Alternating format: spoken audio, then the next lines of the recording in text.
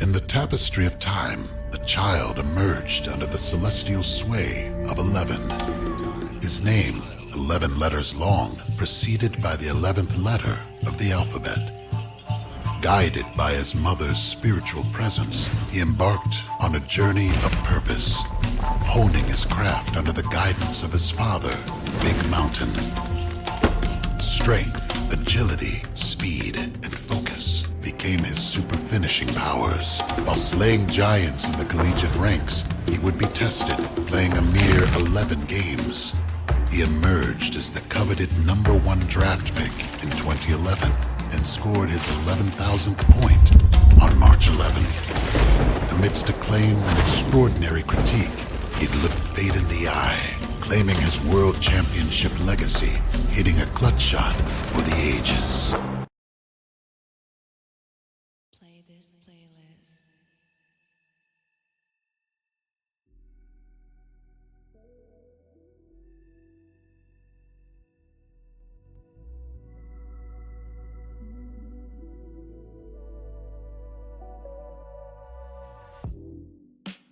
Through drought and famine, natural disasters, my baby has been around for me.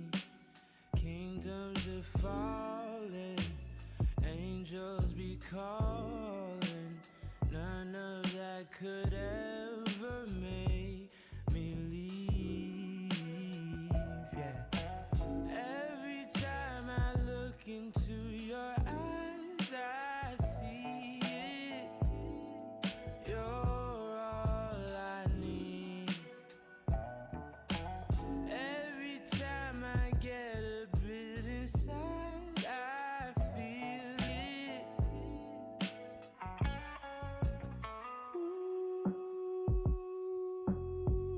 Who would have thought I'd get you?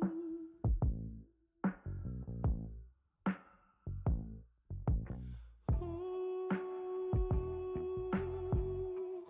would have thought I'd get you?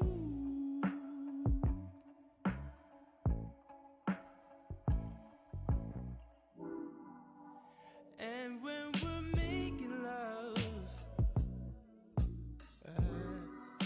your cries that can be heard from far and wide. It's only the two of us. Everything I need between those thighs. Every time I look into your eyes, I see it. You're all I need. Every time I get a bit inside, I feel it.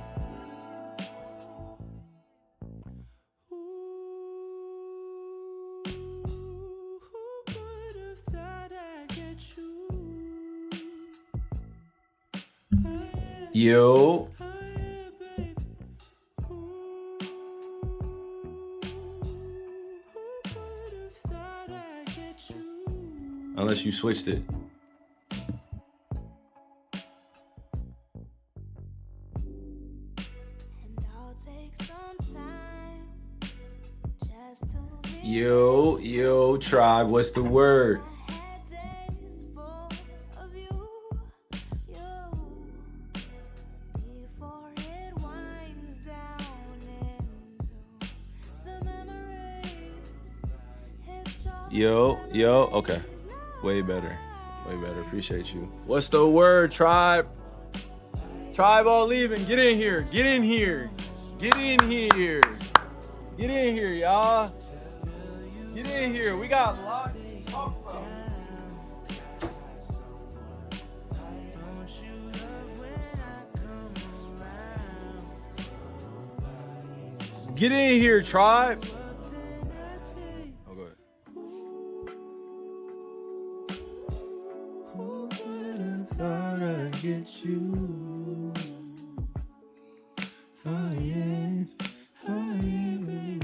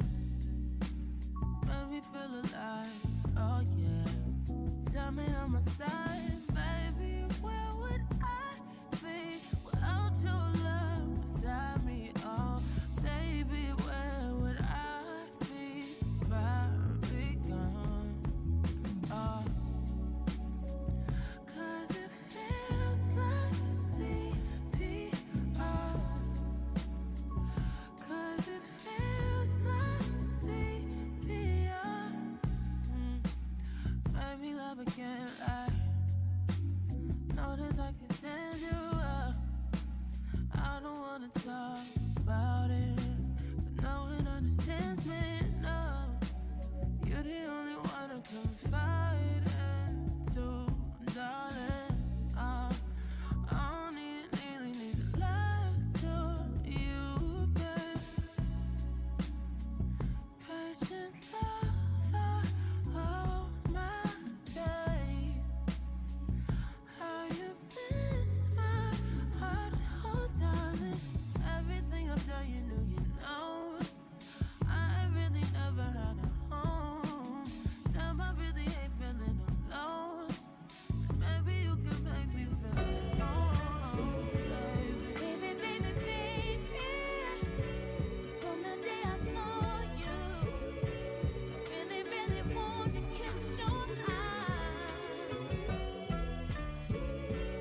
Something special about you, I must really like you. There's not a lot of guys that worth my time. Oh, baby, it's getting kind of crazy. 'Cause you are taking over my mind, and it feels like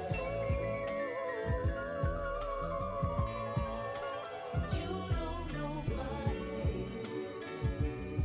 I swear, it feels like you don't know my name. Will you ever know? Baby, I see us on our first date. You're doing everything that makes me smile. When we had our first kiss, it happened on a Thursday. Oh, it set my soul on fire. Oh, baby, I can't wait for the first time. My imagination's running wild. It feels like you don't know my name. And I swear it, baby. It feels like you don't know my name. Will you ever know? Saying he don't even know what he's doing to me.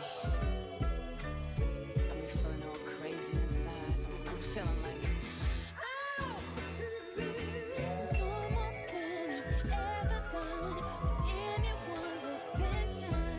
Take notice of what's in front of you, 'cause did I mention you about to miss a good thing?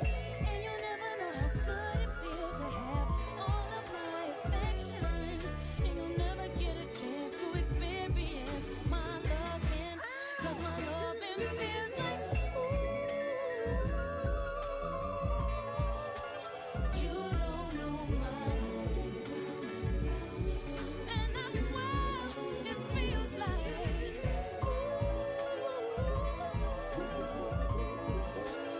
you don't know my name. Will you ever know it?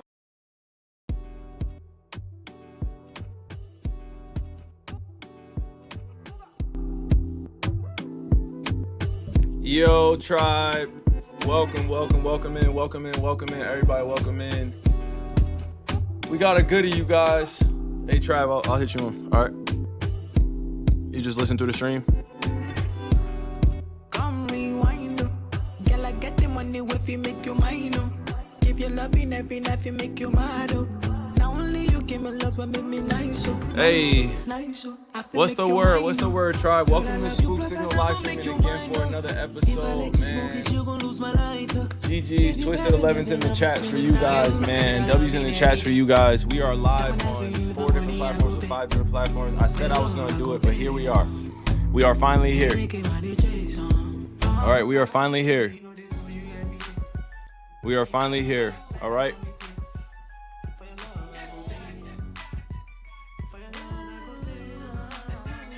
All right. Tribe, welcome everybody to the chat. We got cross platforms here.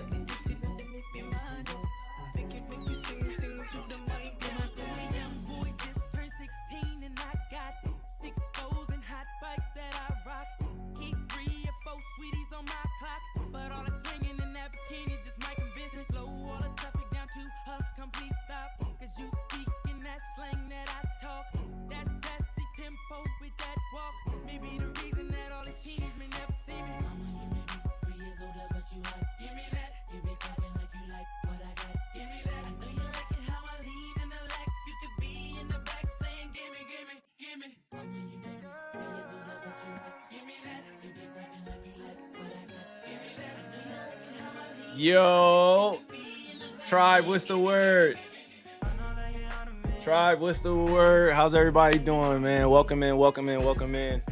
I gotta get used to this whole entire breakdown of, let me actually turn this down for y'all a little bit. I'm gonna get that intro down pat for sure. I'm gonna get that intro down pat, you guys. How's everybody doing? I pray that all you guys are well. Pray that your families are well. I'm praying that you guys are staying strong while everything's going on in the world. I'm praying each one of you guys are putting God first. Let me see. I'm praying that all you guys are doing well. I'm praying that everybody is okay. First things first, I want to make sure your hearts are good, make sure your minds are good. You guys are obviously from different parts of the world. We got all walks of life in the chat. We got all walks of life in this tribe. So I want to make sure that I celebrate you guys and give a shout out to everybody the right way. You know what I mean? I'm doing my best to get these intros down packed because I'm not gonna lie to you guys, I'd be hypercritical over everything that I do. I don't know if some of you guys feel the same way at home, but I definitely be hypercritical of everything I'm doing. So you have to excuse me sometimes when I have an idea in mind and it's not executed the way I would like, and then make adjustments after that. All right, but we got a big stream ahead. As I continue to get better at this, I will let you know that I'm not perfect. I make mistakes during this stream. You may see some things, hear some things that you may agree with or you may not agree with, but this is what makes it for open forum. This is what makes art a great conversation. This is what makes revolution a priority conversation, right? And as we push it forward. But yeah, I just want to take the time to thank everybody that's joining in, whatever platform you're viewing this from. I just want to say thank you. I appreciate you, and I pray that you enjoy the stream. Okay. 812 stream, guys. God first, always. Please make sure you strengthen your relationship with God today. Please make sure you strengthen your relationship with your family members, but more or less your faith. A lot of individuals out here lost astray or trying to find themselves. And, it's our duty as God's soldiers or as God's children to bring them on in. We're building God's kingdom on earth. I serve a higher purpose. Obviously, that's bigger than probably what you're seeing or what you're used to. But yeah, that's about it. I'm here to share my light with you guys, share my insight, share some of my wisdom, and then also be able to have some serious tones to this because the next generation is watching. I want to be responsible. Okay, Trav, do you mind putting up the warning real quick, the label, the disclaimer, please? Just so everybody could see it before we go on. Kyrie Irving and his affiliates are not responsible for any actions taken by viewers based on content discussed. All discussions are for informational purposes only. I got to make sure you guys know that before we continue. Screenshot it, whatever you got to do, just before we get into the nitty gritty of all this, okay? Thank you. That was it. All right. So for today's stream, guys, I have a few topics that I would like to talk to you about, and you let me know your interest. All right. Let me see something. I got to be able to see this because I could barely see it. Can you close all this? I got to be able to see the chat a little bit more. I don't know. It's like kind of separated a little bit. I may have to go into a different way to do it, but yeah. Okay. First things first, guys. 812 stream. God first, always. Topic of the day or topics of the day: family and friendships. I think we can go into detail about what family means and what friendships mean. But for me, I would like to break that down and also talk to you guys about some of the points in my journey where family and friendships were very pivotal for me to be able to become who I am and learn about my family lineage and learn about who I want to become, and ultimately lead me to a better place than where I'm at now. You need good family members, you need good friendships. All relationships are different, but specifically for that, right? Living a truthful life versus a lie. I think that's pretty self-explanatory, but I will explain it in terms of living in your truth, living a truthful life, and living a lie. Not being who you are is living the lie and the ego-driven side of you and wanting to make everybody else happy instead of focusing on yourself. And then the truthful part is making sure that you're being honest with yourself and what you want to accomplish and how you want to go about it. And ultimately doing the right thing even when the right thing isn't popular. Standing up for other people or standing up for what you believe in, even though it may not be the popular choice, right? Living a truthful life, a God-filled life, one that is based on morals, principles, empathy, and caring about the world. You know what I'm saying? And if you don't know what I'm saying, living a truthful life versus a lie, that's something that we all figure out as we get older and who we want to become. And you know, you're not always going to resonate the world. You're not you're not always going to resonate with the world. You're not always going to be the world's cup of tea, but always being yourself that gets you a lot further than living a lie. All right. We got growth and routine and discipline. We got some current events to talk about. We have Anta Deuce brand / impacting the community, how we can bridge that gap more. You know, Anta and Deuce brand have been, you know, great partners for me over the last few years. Deuce brand, I've been knowing them since I was 19 years old. There are a few other brands such as Herkai and I, a Psy Studio as well that I run, that aren't at the forefront of my priority of getting this in front of you guys. I like to talk about my passions and what I like to create. But at the same time, I want to make sure you guys know why I'm doing it, right? And why I'm putting out this art for you guys, because there's always messaging and symbols on these shoes. There's always a deeper storyline to it. There's always a deeper, passionate story of details that I would love to share with you guys, so you guys know why we're connected to that. We're going to talk about the millennial generation, right? This is my generation. If you're a millennial and you're listening to this conversation, that topic is specifically going to be about you. All right. I think it's important that we talk about the millennial generation, because if you were born in this time and age, especially if you were born in my time and age in the 1990s, you know, some people may call it old, or the late 80s, you may be able to join in on this conversation a little bit better than others. But the millennial generation, we were legitimately born in two worlds. We were born in the old non-digital world, right, where everything was pretty much newspaper only, or old, you know, media and how we digest it. And then also we have the new day and age, which is the digital day and age, AI is included in that. And just being in the middle of it, of like two worlds arguing over each other, like you got the, you know, the millennials are right in the middle, right? And I think we should talk more in detail about that, because I know a lot of millennials that look to me for advice, and I look to other millennials for advice, and I'm always looking at what they're doing too, in terms of how they're going about improving the world and improving their lives, and people having kids, people not having kids. I think it's interesting, you know, to get everybody's perspective on what they feel is, you know, going on in the world, how they would like to impact it, and then where I can help, right? Ultimately, like, I got to represent my generation better. You know, we got to set better examples. I got to hold myself accountable to a higher standard. But at the same time, I don't think that you should hold me to a higher standard than you hold yourself. I don't want that to go over a lot of y'all heads, but like, people, like, stop holding other people to standards that you wouldn't hold yourself to, especially if they're in the public sphere or the public sphere.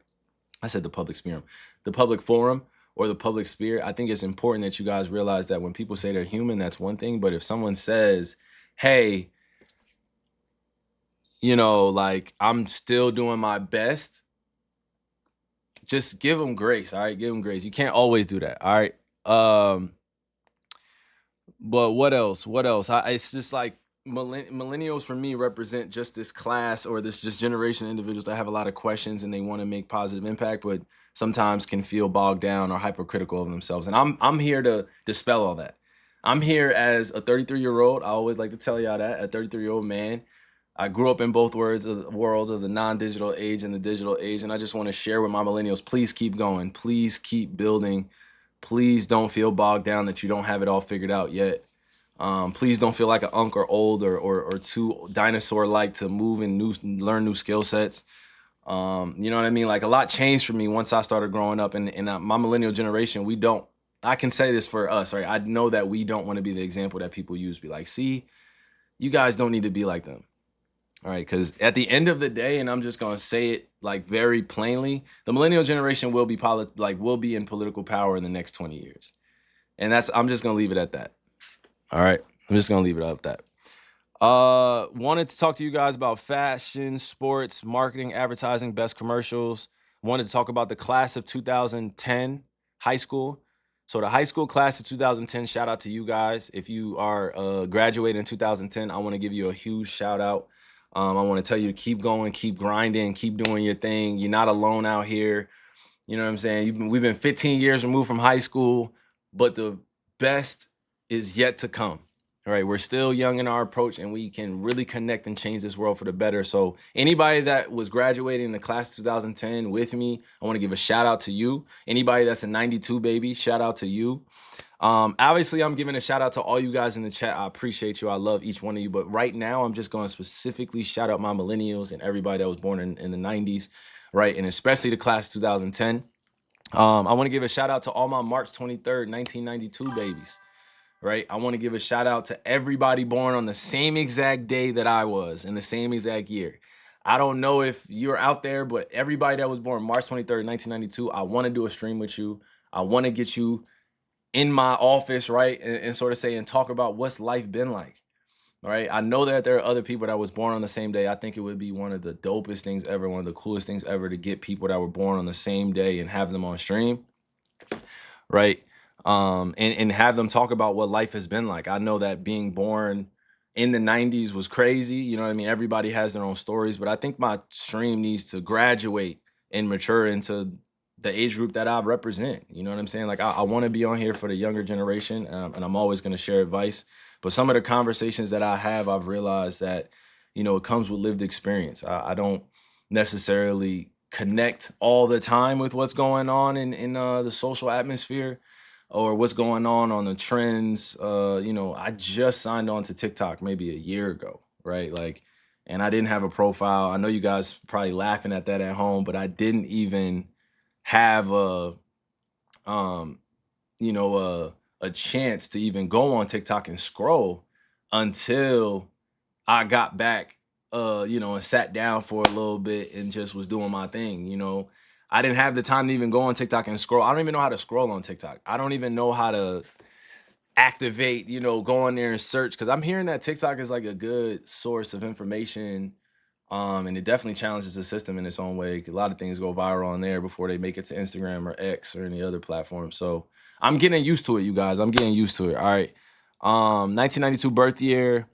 Timeline of 2000 to 2025. And I think people need to understand that I also went through Y2K. So I'm old as fuck when it comes to this. But if you were born in 1999 and you went through Y2K, you know exactly what I'm talking about. We got to talk about all those conspiracies around Y2K and the timeline of the year 2000 to 2025.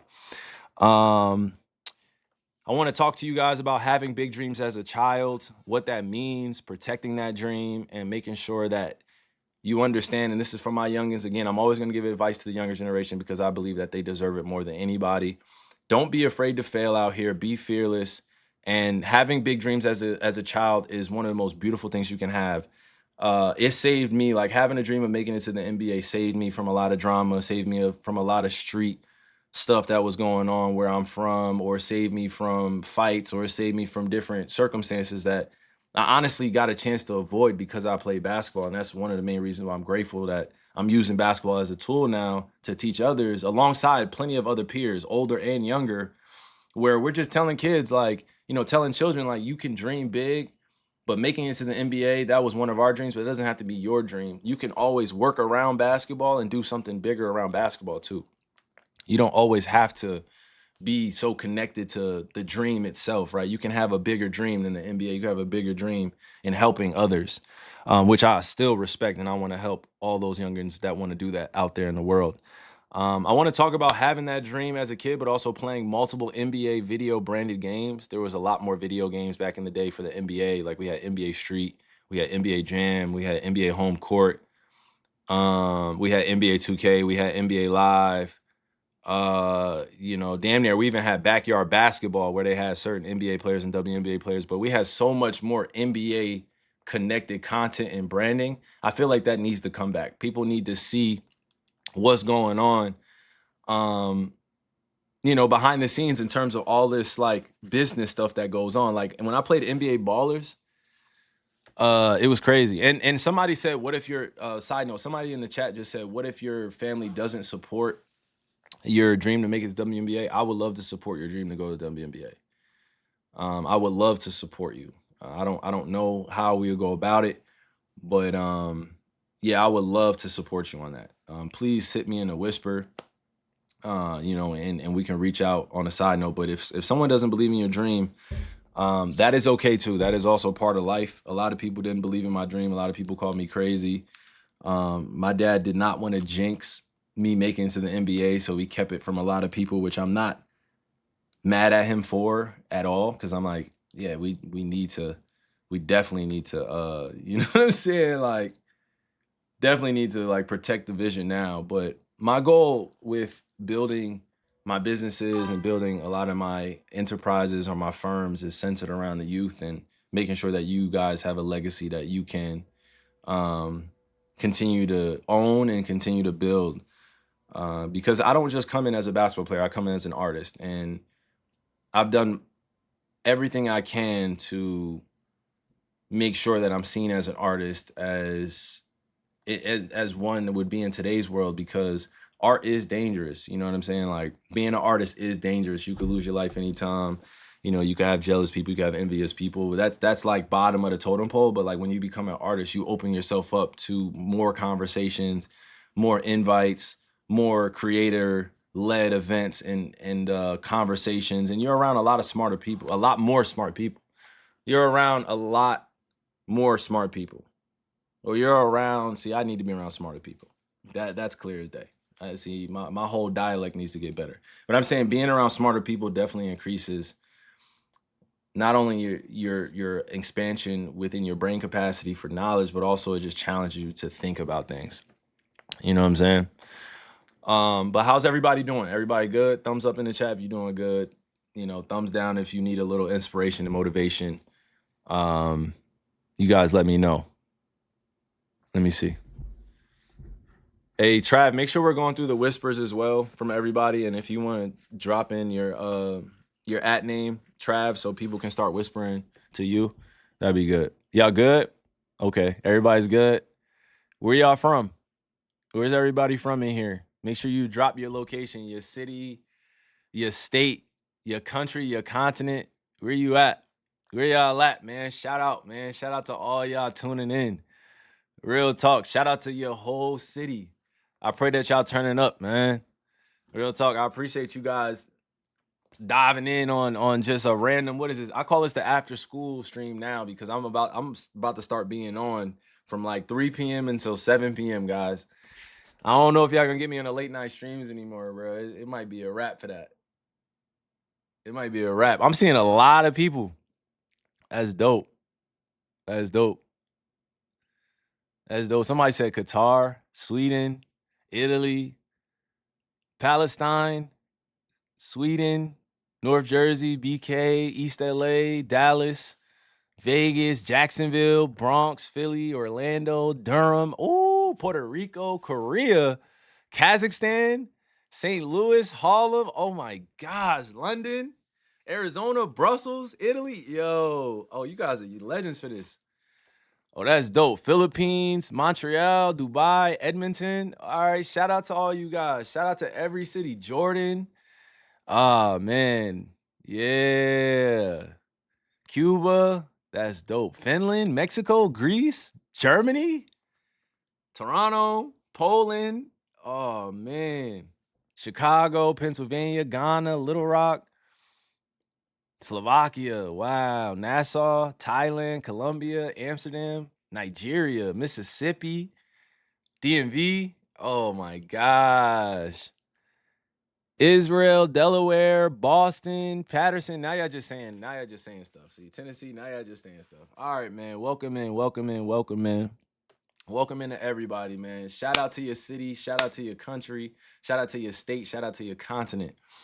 You tuning in, Kyrie Andrew Irving from Melbourne, Australia, 6'2", 197 pounds on a good day, 210 pounds after I go to In-N-Out, Burger King, Wendy's, and all that. No, I'm joking. I'm joking, y'all. I'm joking, man. W's in the chat for you guys, and if you're new to this chat, make sure you put some twisted fingers in the chat. Stands for 11 twisted. You know what I'm saying? If you don't know what this means, I'm going to give you a quick breakdown. When I throw this up like this, when I throw this up to you guys, it just means that this is a twisted 11 together, you know, tighter than the DNA strand. If you look at DNA strands and how the helix connects everything, that's what it means. All right, that's what all even means. That's what my branding stands for. That's what my purpose is to connect all of us to be tighter than DNA strands. All right, that's what it means. Appreciate you guys. Appreciate y'all. To continue on, you guys keep dropping in the chat. You guys make sure you connecting to each other. Make sure you guys are tapping and messaging each other. I want this stream audience, this stream engagement to really be family oriented, be tribe first. I want everybody to connect with each other. If you can help out your fellow brother and sister around the world, if you can share a post by them, or if you can connect with them to let them know when things are going on around the community, or update them on what's going on in London versus Dubai, or what's going on, in Africa versus Australia or Europe. Like, I want all of my brothers and sisters that are in this to really connect. And I don't, I know I'm not saying flood each other's, friend requests, but I'm saying, like, just get to know people around you a little bit more. You never know what you can accomplish, that whether that be on Xbox with some of your friends, whether that be on your streaming component. I do want to collab with a few people while I'm on stream. I know some people be asking me to stream while I'm live.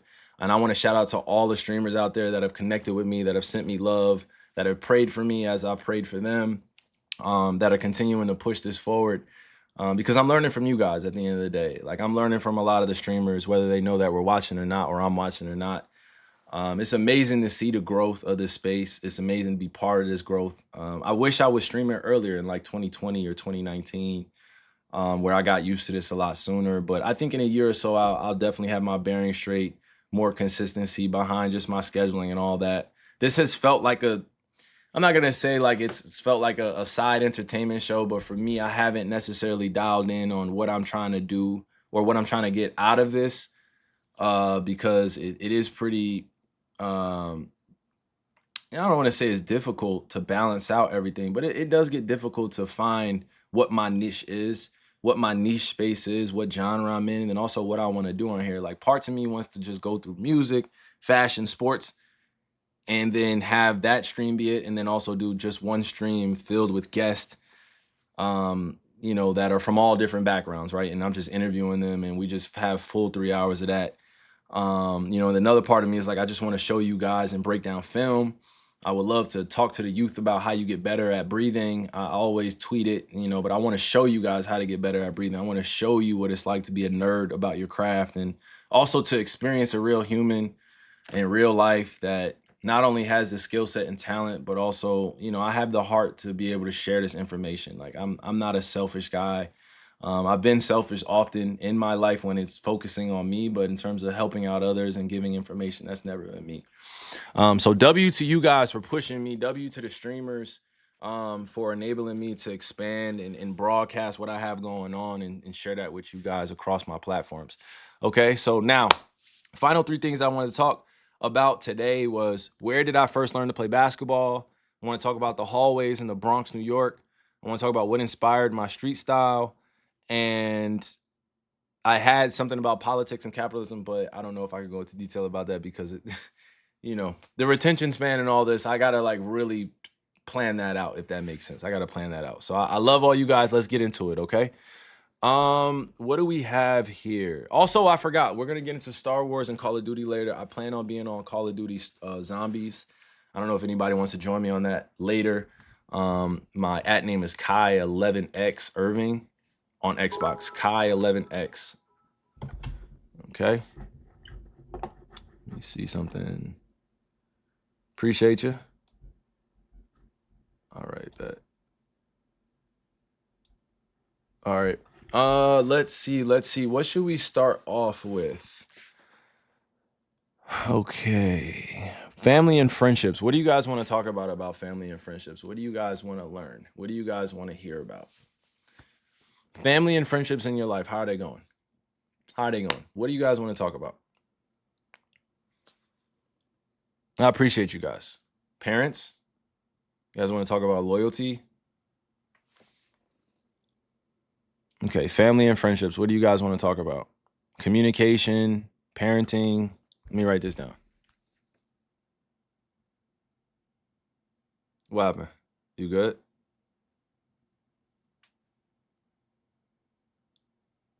Trav, you good?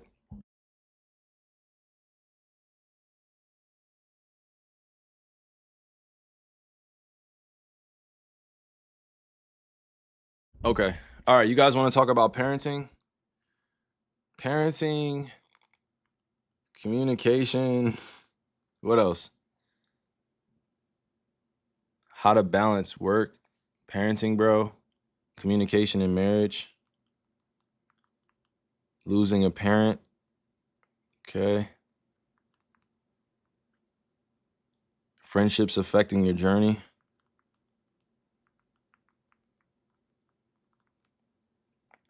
What is it?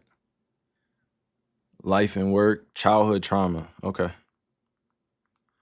Okay, guys. All right. So we have a few things to talk about, all right? We have a few things to talk about here. All right, let's just go through them really quick, okay? You guys, in terms of family and friendships, you guys want to talk about parenting, communication in marriage or relationships, losing a parent, friendships affecting your journey, and childhood trauma. What does that sound like? What do you guys, does that sound okay? Trust? Would trust be the last thing? And trust. And trust. Okay. Childhood trauma and trust. Okay? All right. Let's go through the first one, all right? Let's go through the first one about parenting. I want to let you guys know, now that I'm a parent, I am fully on the parent side. Right? I am a parent now. I am fully invested in being a parent. I don't agree with some of the things that us as kids or us as children, we have going on in our heads about our parents. Right. And I think it's unfair because now that I'm a parent, like, I judge myself at a different level, but also I see how other parenting styles go. And I know how I was raised and how that could shape who you are and what you believe in. Parenting is one of the toughest jobs in the world, if not the toughest job, because you have this being that is on earth that was created, right? And you're legitimately trying to steer this being into the right direction as best you can, even though they have thoughts on their own. And I have 3 children. So, a 9-year-old girl, daughter, and then 2 sons who are 2 and 4, right? And now that I have children, I look at my dad in such a different light because he took the time to invest in me.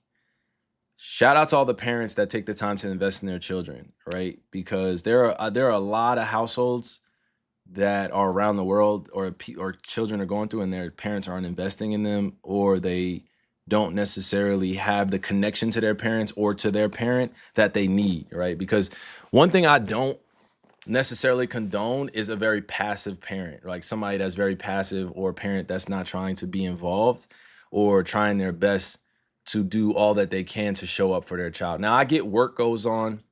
I get, circumstances may come, right? Oh, thank you guys. Rotunda Morgan. Thank you. I appreciate you for tuning in. Thank you. This is definitely a cross-generational platform, by the way. This will be responsible for all ages and all walks of life. All right. I appreciate you. All right. But back to parenting, where I look at it as though active parents, and it's not like the helicopter parents, even though helicopter parents are good too for certain things. It's just because you need somebody looking out for you and watching your step and watching your back. But the parents that don't try to be active in their kid's life and are very passive, that's something that I don't necessarily agree with all the time. It's not that I get mad or disappointed. It's just like, kids need active parents. They need them to show up for the little things, right? And kids' memories, the child's memory is just being shaped every day. And what I've learned is, you're not going to be there for everything, so get used to that. You're not going to be right every time, so get used to that. And you're going to make mistakes along the way, but taking accountability and being there for your child to hear them out and emotionally engage with them and watch them grow, not just from afar, but interrupting some of the moves that they may make that may be detrimental to who they're becoming. Right? I don't know all the answers about being a great parent all the time. All I know is I strive to be a better parent every day.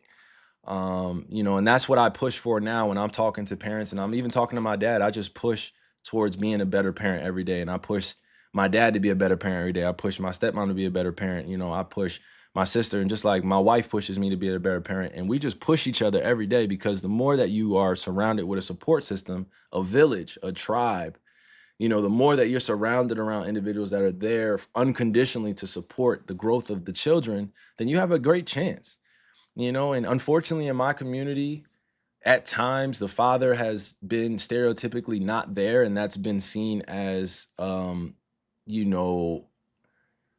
it's been misinterpreted because a lot of people don't know the historical contextualization of that, of why black fathers weren't in the house and why it's a stereotype or it's a joke like, oh, you're black, you don't have a father, or oh, you're black, you don't have this, or you're black, you don't have that. So it does have some racial undertones that are disrespectful. So reasoning with that is like understanding that parents back in the 60s or 50s or even the 40s, there was a no man in the house type of rule, especially when it came to welfare. Right. And my circumstances are totally different. But one thing I could say about parents that grew up in a similar condition or similar circumstance where they only had one parent in the house or no parents or one mom or one dad was they were trying to figure out how to be better parents than what they had. And that's what I had growing up is my dad just wanted to be a better parent than what he had as a father. Right. He wanted to be a better father than his father. So he was there every single time, not only for me, but for my sister. And I just learned that he's trying to piece life together just like I am. Right? He's not going to be perfect. I know our parents are usually our first heroes and we look up to them and we respect them. Sometimes we overly respect them because we're trying to make them happy and we're trying to be an image that they are going to be proud of instead of focusing on just developing and continue to be a better person. Learn from your parents' mistakes, learn from your parents' sins, sort of say, right? And don't inherit those, but ultimately understand as well that you are a part of them no matter what. And I'm sharing this with you guys because as I grow as a parent, I know that I have to expand more in terms of how I receive that support and how I receive it's not even so much the support, right? I want to change that. I want to be responsible for my words. It's never about being, like I said, that perfect parent. Is literally about being that better parent or that parent that takes accountability to do better next time. And you got to give parents a lot of grace, man, because they are literally working hard to provide a roof over your head, right? Most parents are doing this, trying to put you in better financial position or trying to make up for the lost time that they had growing up with their parents or the lack thereof time that they spent with their parents. It's a lot of lost children that become parents and then end up raising children that don't necessarily have the concept down. And that includes me, right? Like when I became a father, I wasn't ready to be a father. Like it wasn't planned out. So I had to figure it out over time. And I didn't want to let go of my young ideology, right, of what it means to be a parent. Cause I thought it was just as simple. You bathe them, you clothe them, you give them food and you love them. And that's all it is. And it's like, heck no, that's not all it is. Right? Heck no, that's not all it is. It's so much more than that. And again, I'm not going to go into too much detail about it because I believe that this conversation is made for more collaboration and you guys shouldn't just be taking it, the advice just from me. I'm just speaking on like parenting, what it means to me and how I've grown with my dad as a son. And then also with, other parental figures in my life where they've helped steer me in the right direction.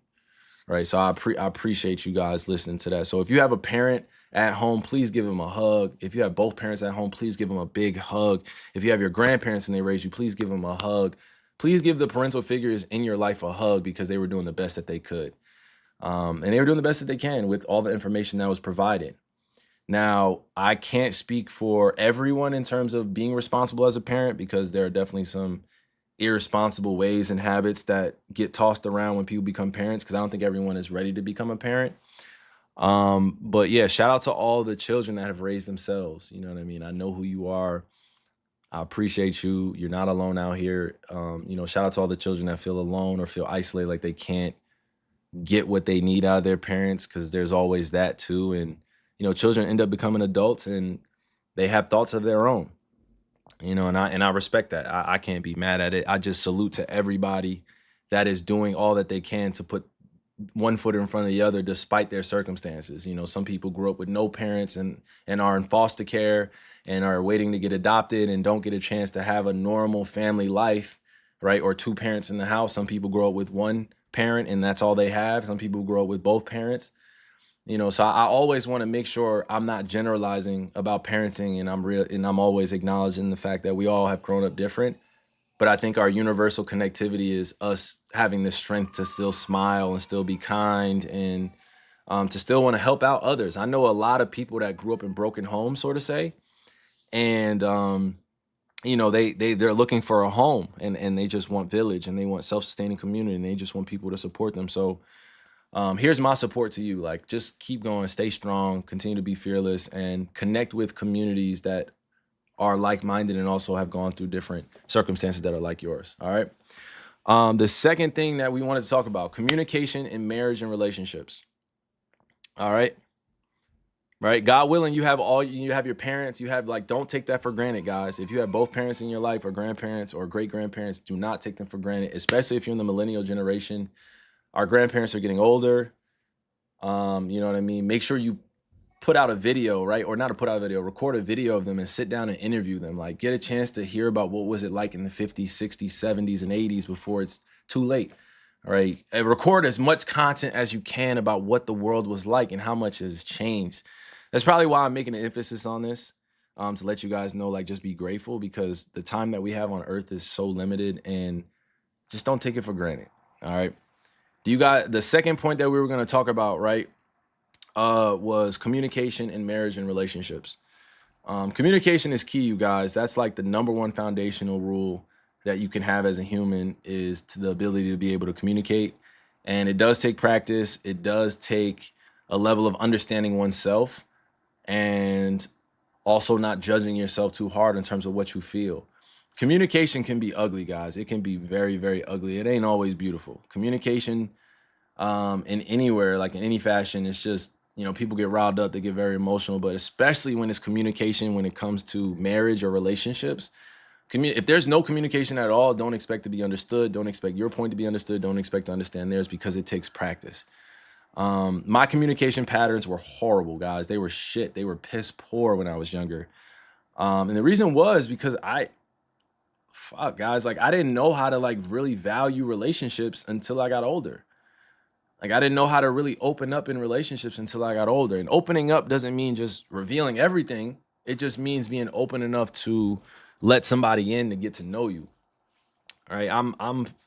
Again, I will always tell you guys, I'm not fucking perfect when it comes to this. So I'm just gonna be honest. Like, I didn't learn how to communicate until I got with my wife on a deeper level. Right. And I was learning from other people in other relationships, but I didn't learn that it's okay to care and be vulnerable and just let it all be shown, and just let your light be shown. Like, people think that they're hiding shadows and darkness when they're hiding parts of themselves, and that's just not true. You're hiding the light. You know what I mean? Like, and it doesn't, I'm not talking about like weirdo behavior and shit like that. I'm just talking about things that you may not think are beautiful about yourself. You should let people see that. You should let people in. Don't, like, the darkness and shadows. What is that? It's no such thing. Just let your light shine. That's what it really is about. Like, you don't need to hide that light. Just show people who you are. And I think I struggle with that with women and men, right? Friendships, relationships, and all that stuff. Like, because I was trying to hide who I was and hold, some of my quirks in, right? Sort of say, like, I'll give you an example. Being comfortable with your body, right? And not being so judgmental about the way you look, or the way you look in the mirror. Like, when you get around somebody that you love or you like, it's natural, if you're self-conscious, to be like, I don't want to do that. I don't want to show them everything about me. I don't want to show them my scar. So I'm willing to hide this about myself until it gets to the point where I have to tell them.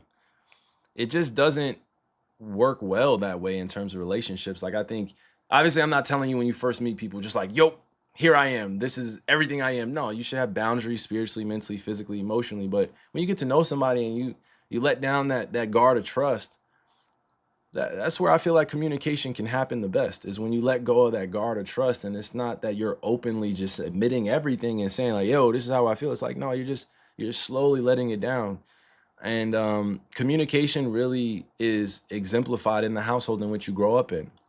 I didn't always have the best communication patterns around me when I was growing up. So I struggled with confrontation and saying how I felt and showing my scars, right? And even getting on here, like, there's still some hypercritical moments that I'm speaking, and I'll like literally try to freeze myself or self-sabotage myself from telling the truth.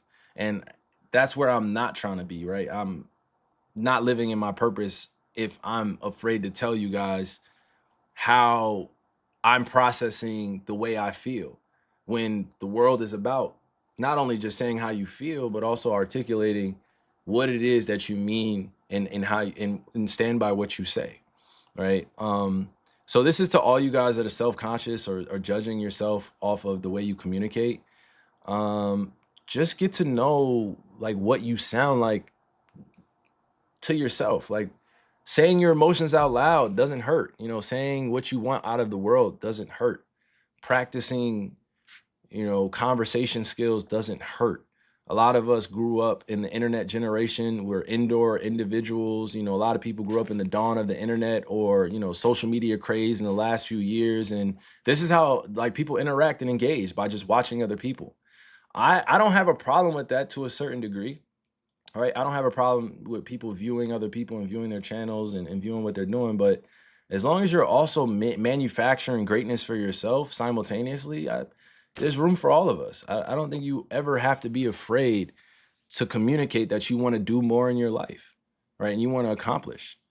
And I think it's not by coincidence that I'm on here talking about this, because I'm at a place in my life where I've been ready, but I'm ready to communicate exactly what it means to me to be a great friend to a lot of people that I love and a lot of people I cherish. I'm ready to put that out there, and not just to friends, but also to family. Like I'm ready to evolve in relationships because I've been known as a certain version of myself for so long. I've been ready to let go of that aspect. Now I'm always going to remember what happened and who I was, but I'm ready to grasp on to this newer version of me where I don't want to go back into those same cyclical patterns that hurt me or put me in a place that I was confused or depressed.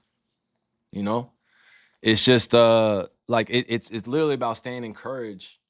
And in order to find that motivation within yourself, you got to be able to communicate that. So that's really what I'm getting at. It's just like the leveling up and consistently,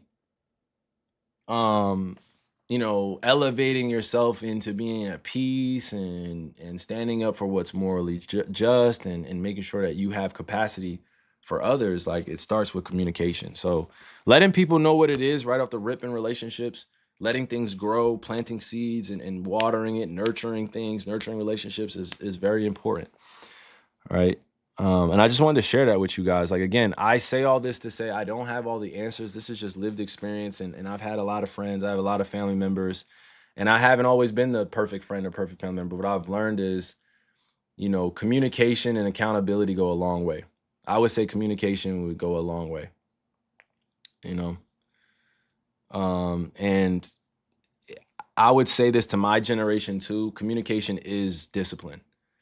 Like you got to discipline yourself to learn how to communicate. So I'm going to say this to my generation. Obviously, the younger generation has some time to grow, but the millennials and people born in the 90s and 92 and on, and like not being afraid to stay structured, organized, and disciplined, that's important.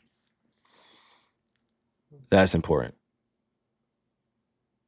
And somebody just asked, like, also part of that communication chain is staying confident in what you're saying.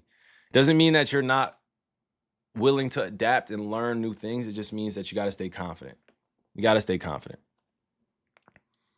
All right. And communication goes a long way. I mean, some of the best communicators in our world are in positions because they communicate well. So I pray that you guys are learning how to communicate, whether it be to your teachers, whether it be to your parents, whether it be to a loved one. I pray that you guys are able to do that. Because you guys deserve it. Like we deserve to know how to talk to each other. We deserve how to learn how to coexist and consistently hear each other out and confront each other. All right. In a positive way. It doesn't always have to be criticism driven. Okay. The other thing was losing a parent. What do you guys want to hear about losing a parent? Okay. Because I've lost my mom when I was very young. Her birthday is tomorrow, or her solar return is tomorrow. So what do you guys want to talk about in terms of losing a parent? Like, what do you guys want to learn about that? Because I would like to make this sweet and short, so no one gets too emotional. But at the end of the day, it's like coping. Like someone said, how do you cope with grief? Like when you lose a parent, you're grieving, you're angry, you're enraged, you're confused, you're okay at the same time, but you're not okay. But like, you know, it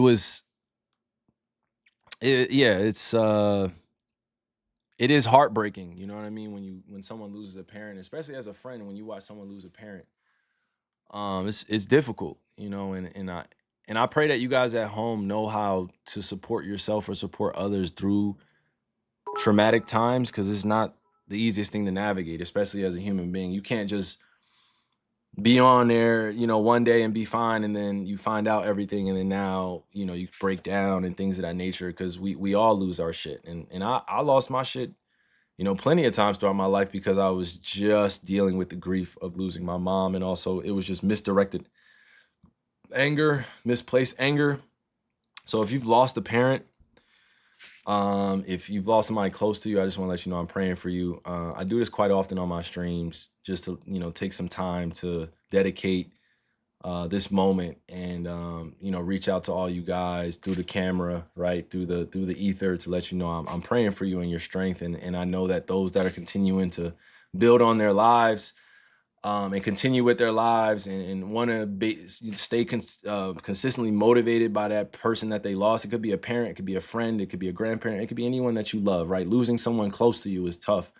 So I try my best to, you know, not run away from the feelings. Don't run away from those feelings. I would say run towards them. That's usually when you get the most clear messaging, and the clear signs from the universe and clear signs from God, that energy never dies, guys. Energy never dies. I don't ever believe that my mom's energy wasn't around me. I just knew that it wasn't just in the unseen realm, right? So to all you young kids, to all the individuals that are my age or a little bit older, and you lost a parent, I just want to say I love you, and I cherish your presence on earth. And I know that you can't take anything for granted. And I pray that you're doing everything you want to do on this earth, and you're, you know, being fearless in your approach. Because I think when death hits, especially when you're young, you just realize that life is precious and it could be taken away from you just as much has been given. You know, I've struggled with these emotions, and I don't always want to reflect on just giving you guys advice and going down my life stories, but I know that there's people on here that need that recognition, you know, and that need somebody to say, I see you. And also have somebody else that is at a success level that they can look at and say, well, I can make it because he or she made it. You know, I can make it because he or she did it. I can do it because he or she did it. You know, and again, I don't know what everybody's story is, but I know losing a parent feels the same for each one of us, where we're like, yo, what the fuck? Why the fuck am I going through this? You know what I'm saying? Why am I dealing with this? Why did this happen to me? And that's when I know that I send these messages out, and I try to get it out as much as possible. But I be hurting too, you know what I'm saying, going through my own stuff. But it's just like I let people know, like, yo, I love you, I cherish you, and I pray that you know you're surrounded with a lot of good people, you know. Because I don't want anybody to go into that hermit shell stage. You know, I don't want anybody to go on that hermit stage where they feel so alone and they feel like they can't get out what they want to say. All right. So if you lost a parent, you lost a loved one, shout out to you guys. And I thank you and I love you. And I want to say thank you for praying for me. I want to say thank you for sending your well wishes to me too, because I'm not perfect and I need help too at those times when I'm dealing with all those emotions. It'd be crazy. It comes in waves. It comes in waves, you know, and I know, you know, again, I know the spiritual answers and the solutions, right? I know the ways to be able to combat some of the depression, but at the end of the day, it's not going to be perfect. It's not a perfect journey. So I'm always putting it in a reality perspective. All right, reality perspective. Okay, we have two more things. Childhood trauma and trust. Oh, wait, friendships affecting your journey, childhood trauma, and trust. Three things. All right, friendships affecting your journey. I want to tell you guys, I know it ain't easy. I know it ain't easy out there, guys. I know it ain't easy, and my words are easier said than done, because when I leave up out of here, I'm gonna have to face the reality that tomorrow is my mom's B-Day, and, you know, she would be, you know, she would be turning 58. Yeah. It's insane, right? Let me see. 1 second, guys. Let me see.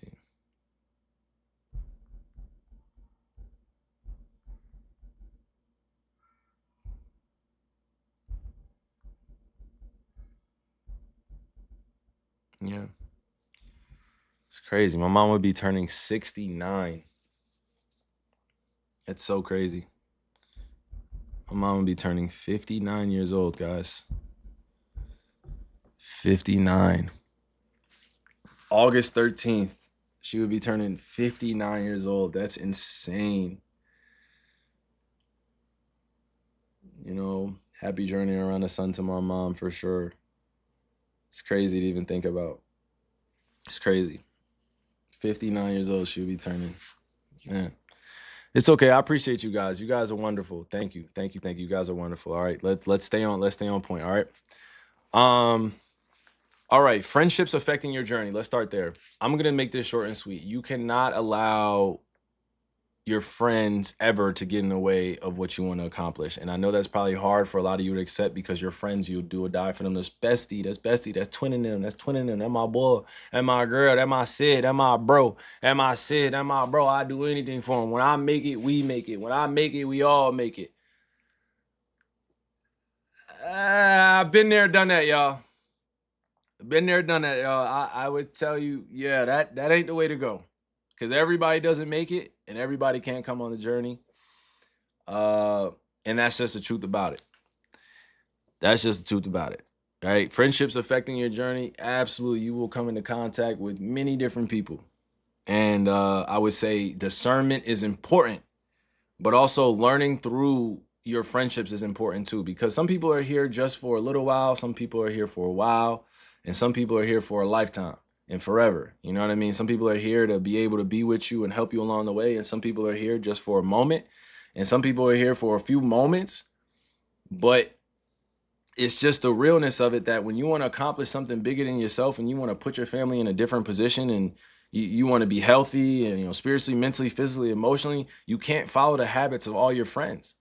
Now, I'm not saying that you don't make room for your friends that are, you know, doing the right things too and you guys motivate each other. I'm just saying that it's very important that you know who you're dealing with, because when you want to accomplish something great, not everybody's going to be on board and not everybody's going to believe in you, and you got to be ready for that.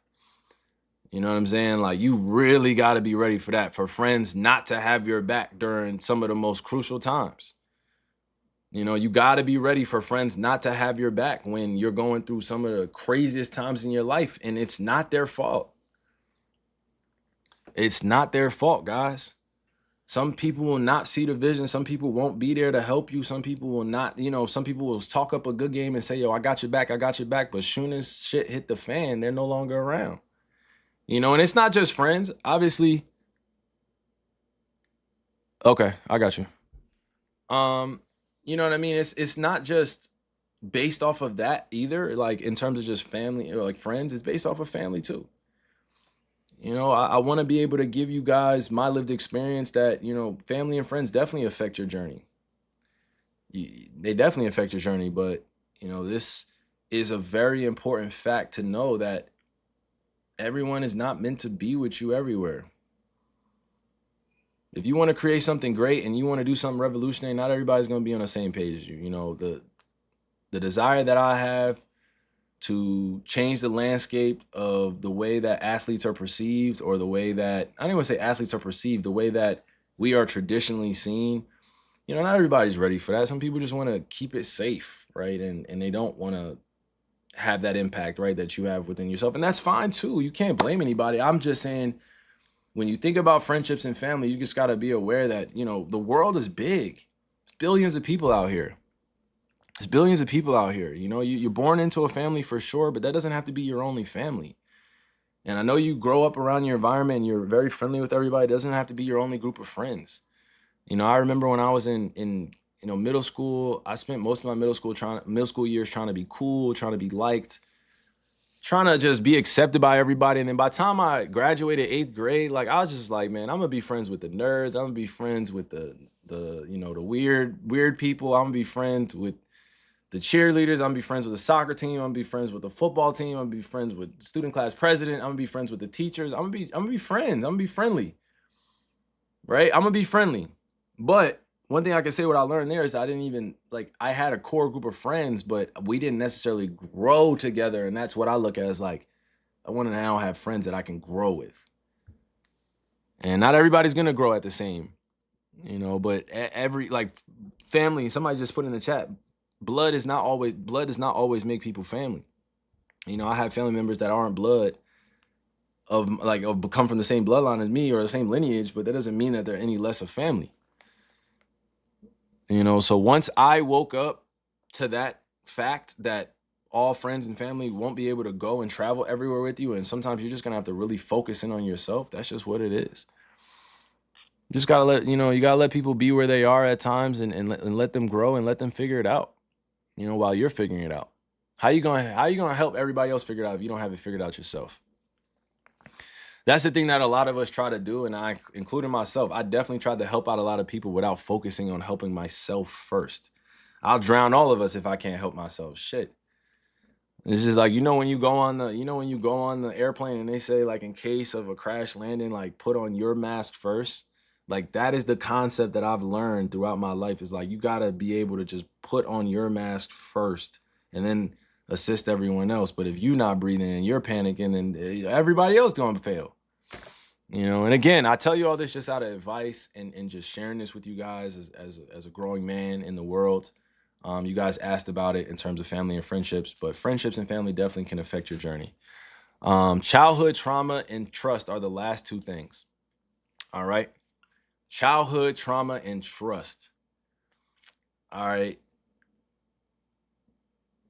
Childhood trauma comes in different forms, many different forms. And I would love to have a professional up here to be able to give you guys some of the solutions to the circumstances that we're all dealing with in certain ways or certain capacity or certain moments throughout the day, right? Because I can tell you what I do, but it's not going to work for everybody, right? But dealing with childhood trauma and having trust issues or building your trust, guys, it is so important that what you see when you're younger, that you don't normalize or you become desensitized to it, right? I've seen so many things that I've like as a kid that I normalized that were not normal. And then I've also been so desensitized to certain things that it doesn't have the same effect on me because I've seen it over and over again, right? And one of those things could be like this. Like when you see, the first time I saw someone that was addicted to drugs that was on the street, it scared the shit out of me, right? But by the time I turned 12 or 13, I got used to seeing people on the street like that. Like growing up in New York, New Jersey, I mean, I got used to seeing that and seeing the struggle and seeing the projects and seeing the trenches. Like I saw all of it. I became desensitized to it. It's like you end up seeing stuff way earlier than you were supposed to. And then like, it's almost like seeing something on a movie and then seeing it in real life is two totally different things. And I want to let y'all know that that's where a lot of the childhood trauma stems from, is like seeing stuff so early that your brain cannot process what the fuck just happened. So how to heal beyond your childhood trauma or some of your generational curses, as they say, or some of the things that you've seen as a kid, is going to get help. Like going to get help, guys. I had to navigate how to get on the alignment with God again, because it's easy to be thrown off that horse because of fear or because you're afraid of telling people what you saw or what you did. I want the younger generation to know that childhood trauma is not normalized anywhere. It stores in your cells, it stores in your body. And eventually, as you get older, all that unchecked baggage of emotions gets brought up. And the reason why I asked for help and professional help was because I couldn't do it alone. And that's one thing, especially being a young Black man, right, growing up in this society, that wasn't necessarily the first thing to do, was to go ask for professional help because, honestly, I didn't want to be seen as soft. I didn't want to be seen as somebody, oh, you got a therapist. And this was like 10, 15 years ago too, or even 20 years ago, where like going through stuff back in the day, people be looking at you, oh, you got a therapist? Nigga, you's a bitch. Like, excuse my language. And I'm not allowed to say that. I excuse my language. I would never say that again. Twitch, don't ban me. But like, and I would never say that again, but in my mind, in my slang, that's how I was saying, like, you's a man, like, what? Like, you know what I'm saying? I was afraid of being called that, like, bro, you was a, like, and I don't want to, again, I just, these are negative self-talk when I was younger of just like, you's a, like, you want therapy? Like, bro, you want therapy? Like, you want to go get therapy? What's wrong with you, bro? What's wrong with you, bro? What's mad at you? You got all this bread. You got, you know what I mean? You got the lifestyle. You got whatever. You got what everybody else wants. And I couldn't enjoy it, And I think you see a lot of quote unquote celebrities or famous people that go through these breakdowns mentally, spiritually, physically, emotionally, because you're living out a life that isn't, progressive, sort of say, or it's not helping you grow. It just stimulates you because you have a level of success. People glaze you all the time, and that's it. Like, you just love being loved, but you don't love yourself, and you don't love God, and I think that's where childhood trauma is. Like, that's where the enemy will get you, is based off your childhood trauma. All the things that human beings feel, right? We try to suppress it. We try to suppress that trauma, and then it ends up coming in and manifesting in different ways. I still have to heal beyond some of those traumatic moments in my life, because I still grieve them. You know what I mean? Like, I didn't have the perfect childhood and all the things of that nature. So I had some things going on in my life that I needed to get professional help for. And I suggest anybody at home that needs professional therapy or professional help, go seek it out. And even with my goal, with my philanthropy arm, like, I would love to send a lot of kids and a lot of youngins, a lot of people, brothers and sisters in the younger generation, alongside some of my peers that are doing the revolutionary work, but put them in therapy, help put kids through therapy, because I believe it does help. You know what I mean? I appreciate you guys. Thank you guys for all the happy, journey around the sun wishes for my mom too. Appreciate you guys. Thank you. But I think it's important because I feel like this is what my mom needed when she was younger, was professional help and therapy where, she can be heard out, and also she can have somebody be receptive to what she's dealing with without judging her. Appreciate you, bro. Bri Freezy, have a good bike day with your kids. Yes, sir. Salute. But yeah, parenting, communication in marriage and relationship, losing a parent, how to deal with that, friendships and family affecting your journey, and childhood trauma and the trust that you build within yourself after that. Don't be afraid to go out and seek out help when you need it. That's the worst thing you could do as a human being, is sit and be stuck in a situation and feel like you don't have any way out. So I appreciate all you guys on here, whether you're part of the older generation, my generation, a little bit younger. I just really love you guys, and I pray that my words hold sentiments in your life, because I want to talk about these things more open, because this is what I'm here for, as part of the healing component, and making sure the next generation sees someone up here actually talking about things that matter too, because there's nothing perfect about being in this world. It doesn't matter if you have $1 billion or no dollars in your bank account. We're all humans.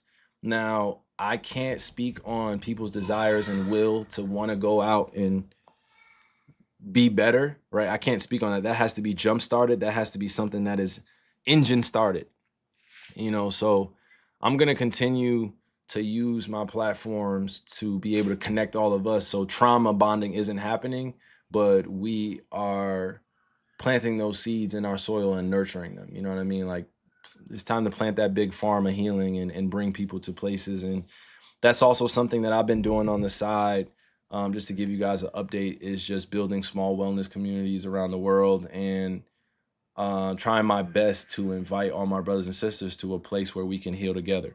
All right. So I appreciate you guys listening to that. Remember, we were talking about for the last 40 minutes, family and relationships, parenting, communication in marriage and relationships, losing a parent, how to move on from that, and how to rationalize that, and then friendships affecting your journey, and childhood trauma and trust. All right. Let's give it up for you guys. Let's give it up for you guys. Let's give it up for you guys. All right. What else? We definitely need community, guys. We definitely need community. And with everything going on in the world right now, and especially what's happening in Palestine and Israel and Sudan and Ethiopia and Haiti, in different African countries, and just even alongside, like across the borders in Canada and Mexico, like we need community. We need to talk about these things, because in order for individuals to heal, they got to go down, the process of elimination. A lot of unhealed people lead the world, unfortunately. And they may feel like they're healed, but a lot of unhealed people are leading our political parties. A lot of unhealed people are leading different movements, and I'd rather be around. And I'm not saying that we have to be like healed, and that means that you're perfect, sort of say. I'm not saying that at all, right? I'm just saying, even for me, like, until I started going through the healing process, it was no way I could get in front of you guys and speak, right? Oh, what's happening in the Philippines, Ukraine? Yes, all of that. All of that, guys, all of that. I lend my support at all times, because when it has to do with innocent people being oppressed or dealing with warfare, I'm gonna stand up and say something. All right, you guys know that. All right, you guys know that. What else? All right, let's go through. Okay, let's talk about this. Living a truthful life versus a lie. Do you guys want me to speak on that? Oh, I forgot. Who's breaking their fast right now? Who's been fasting all day with me? Put your twisted 11s in the chat if you've been fasting. If you've been fasting with me, put your twisted fingers in the chat. If you've been fasting with me, put your fingers in the chat, dog. It's time to order some food. I might have to order some Uber Eats, dog. Not sunset. Okay. Let me see. I can't really see.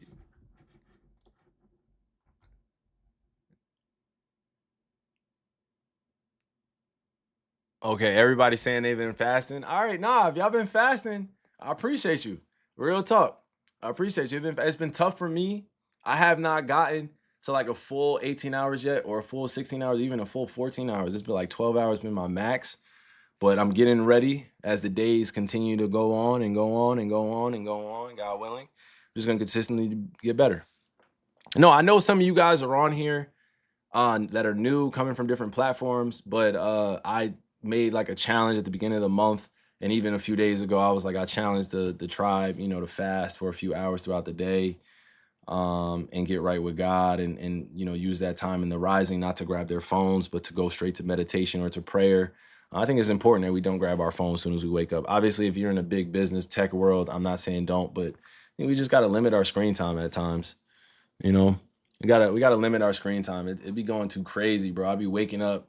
Like, it got to a point where after I got injured, the first thing I would do, because I was in my bed, I would just grab my phone and I'd just be sitting there for hours. And that shit would just be bro. My mind would be getting so much like information that I couldn't keep up. There's no way I can keep up. There's no way I could keep up. Okay. Nah, but even if you aren't fasting right now, it is perfectly fine. All right. It's part of my recovery. It's part of my journey with God. It's part of my journey with some of you guys that are engaged in the chat, and just seeing like a few people. If you want to fast with me from sun up to sundown, it could just be fasting from food. You could obviously give yourself some water, give yourself some juice, take some herbs, take some teas, right? And do it that way, naturally, holistically. I'm fine with that. You know what I mean? I'm never going to put pressure on you guys, but I'm working up into getting more of a consistent fast. And again, it means something to me. Be able to eat raw foods, eat raw vegetables, eat the best things, and clean out my body. It's just, I got to make sure that I'm taking care of myself. So, it starts with your diet, and then also what you're viewing on your cellular devices, right? And that's the thing I think we were talking about, just living a truthful life versus a lie. I think you guys know at this point the truthful life versus a lie, telling yourself that you're going to do one thing, but you don't commit to it. But the growth the growth that can happen in routine and discipline is so beautiful. The amount of growth that could take place when you're routine with what you want to do in your discipline, I mean, it's amazing. And I'm ready for that next step in my life, right? I've been great at routines and great at being consistent, but I could always work on my discipline. I could always work on how I take care of myself and how I rationalize what I'm doing in my life and what makes sense. I could always be more disciplined, always be more disciplined. I feel like there's more fun in discipline, like for freedom and just, doing the things necessary to put yourself in a better position. So growth happens in routine and discipline. I'm gonna give you guys a quick break real quick. quick break. Quick break. Let me see.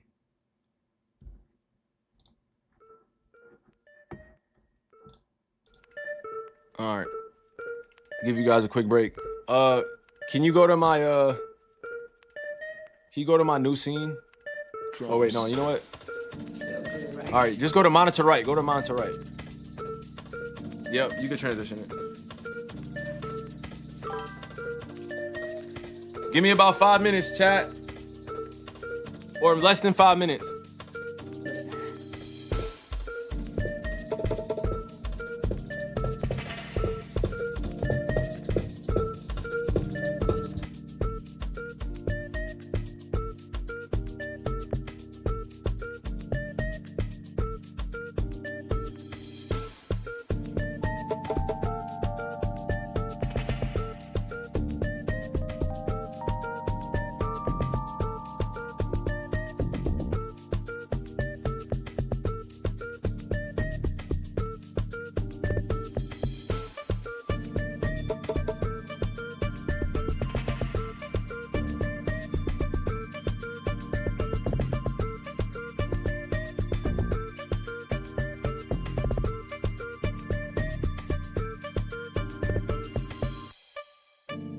Something about you.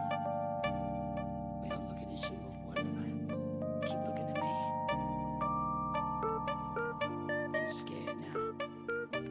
Right? Drums.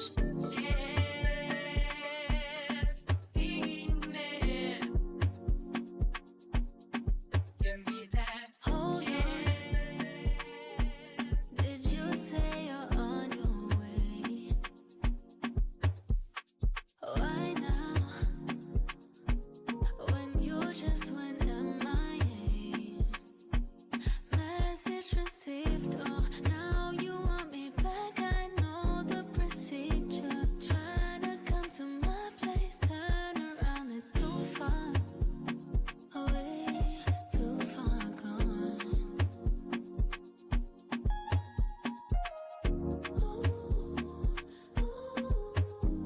Can't handle what I am now. You a fan now, and I'm not what I was. So tell me, are you down now? 'Cause I'm up now. So let's make truth or dare. Dare you to forget that you used to treat me just like anyone. Truth or dare, is it true you care? Now that you can see the love from everyone. Tell me, now you playing. Truth or dare, are you playing? Truth or dare, tell me, now you playing. Truth or dare, are you playing? Truth or would you still want me if I didn't have it all? You could have had it with me, but instead you gave it up. Tell me, when is it gonna get through to you? Everybody needs somebody, but I can't be your boo.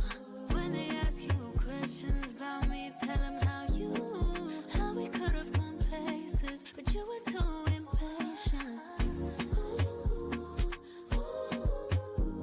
Can't handle what I am now. You a fan now, and I'm not what I was.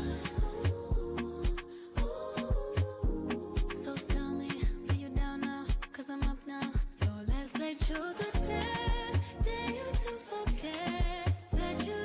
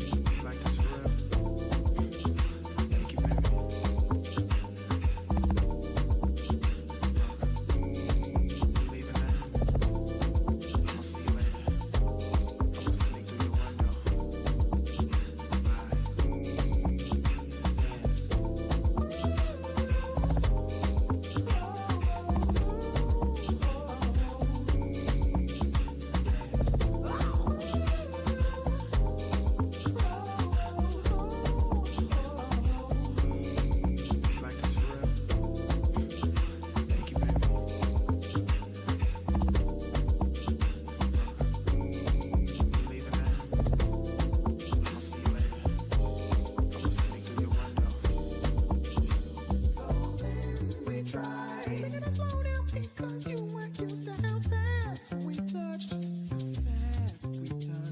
Then we locked eyes. And I knew I wasn't there and I was on tear. Yes, I know that I'm carrying on. Never mind if I'm showing on. I was just frontin'.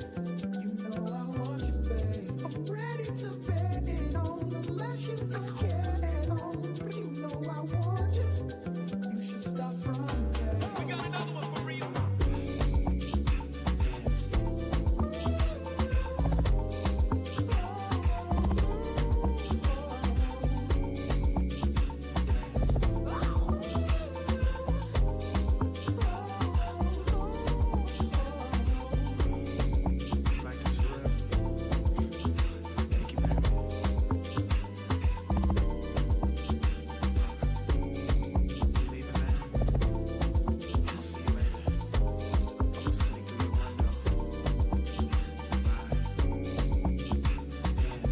Transition me back.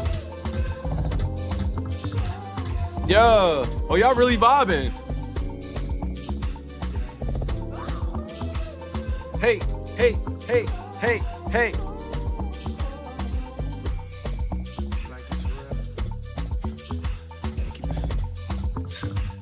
I ain't gonna lie to you, in my 20s. Hey, hey. Hey, hey, hey.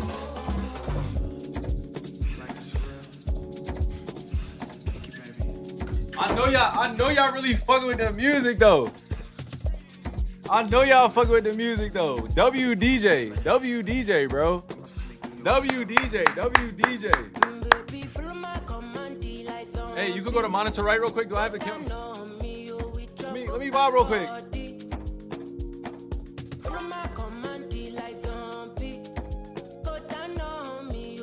Yeah. Hey.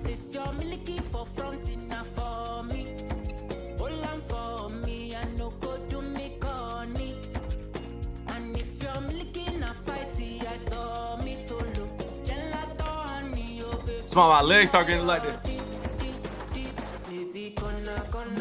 Hey. That's that shoulder set. Hey, hey. Yeah. Hey, hey.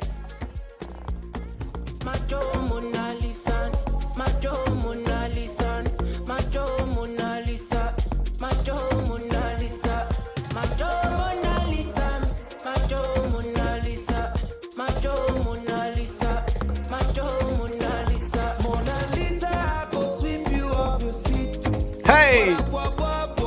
She said, make some time for me, time for me. See for this life, me and you tap like hush for me. Yeah. Please show them your best. Baby, hope you know you light to my day. Girl, you know you're all that I need. Give me your love, you can't run away. I can't deny. One bag of man, them one come try. But my love just takes you high. All them I talk about you and I. Nobody listen to them loud. I get butterflies when I say Hey.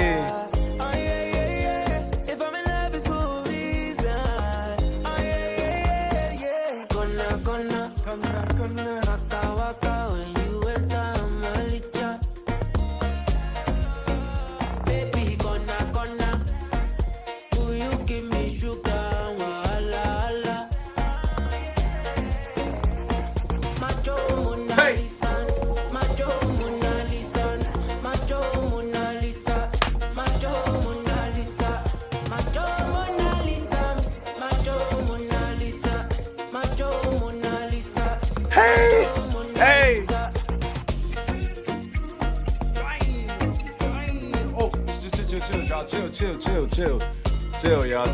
Chill. Almost. Chill. Hold up.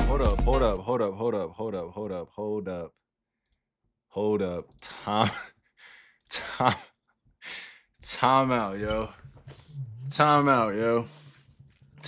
I almost got in my bag. Yo. I'll probably be streaming for like the next hour or so. Oh, okay, man. Well, Around the time I'm gonna end mine too. Okay, you want to play when we done, or you want to play while we on stream? No, man, I thought that's what you were doing right now. No. I'm literally streaming. I honestly dancing right now until I get on with you. So I was waiting until you actually caught me at a bad time. You actually called me while I'm in my groove. But no, I'm just trolling. I'm just trolling. Hey, bro, I done fucked up your groove. No. You ain't never fucking my groove. Never, bro. I have Call of Duty loaded up. 6 p.m. Send me the invite. Okay, man, send it. Okay. All right, guys. Gaff. W Gaff in the chat, y'all. We be playing with Gaff in probably 10 minutes on Call of Duty. We're gonna play zombies. All right. Before I continue, that was crazy. By the way, that was crazy. W Gaff. All right. For the future streams, right? I wanted to make sure you guys knew this and you heard this. This is the last time I'm gonna say this. Okay. Here are my streaming days. Most weeks it would be Tuesday and Thursday, okay?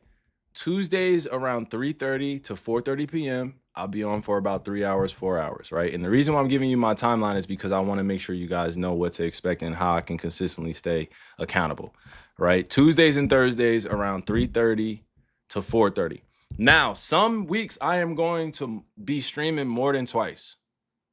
I'm not gonna lie to you. Some days I want to go Tuesday, Wednesday, Thursday. Some days I want to go Monday, Tuesday, Thursday, Friday, right? And I think that my thoughts be coming, but at the same time, I got to make sure I'm organizing all these streams so they're purposefully driven and you guys ultimately grow with me over time.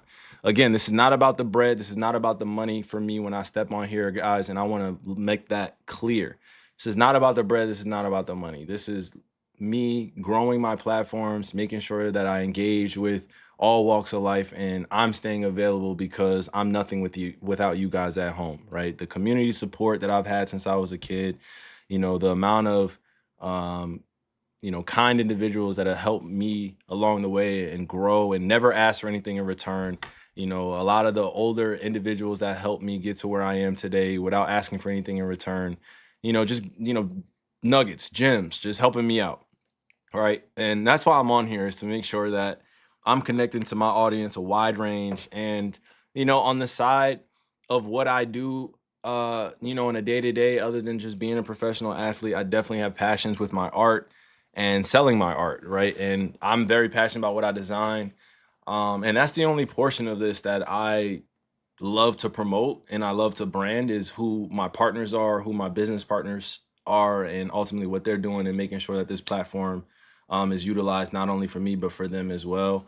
I have a lot of good friends that are doing amazing things, and I would love to have them come up here. So on Tuesdays and Thursdays will be dedicated towards like my personal stream, making sure I have guests on. But Tuesday will literally be streams like this where it's one-on-one, and then Thursday streams will be on Zoom, or will be with a collaboration with one of the other streamers, or just having more of the 4 hours or 3 hours be sent on interviews and current events and talking about what's going on, and the advertising conversations and the marketing conversation and the building conversations happen on Thursday. But on Tuesday, this is just more of a refresher.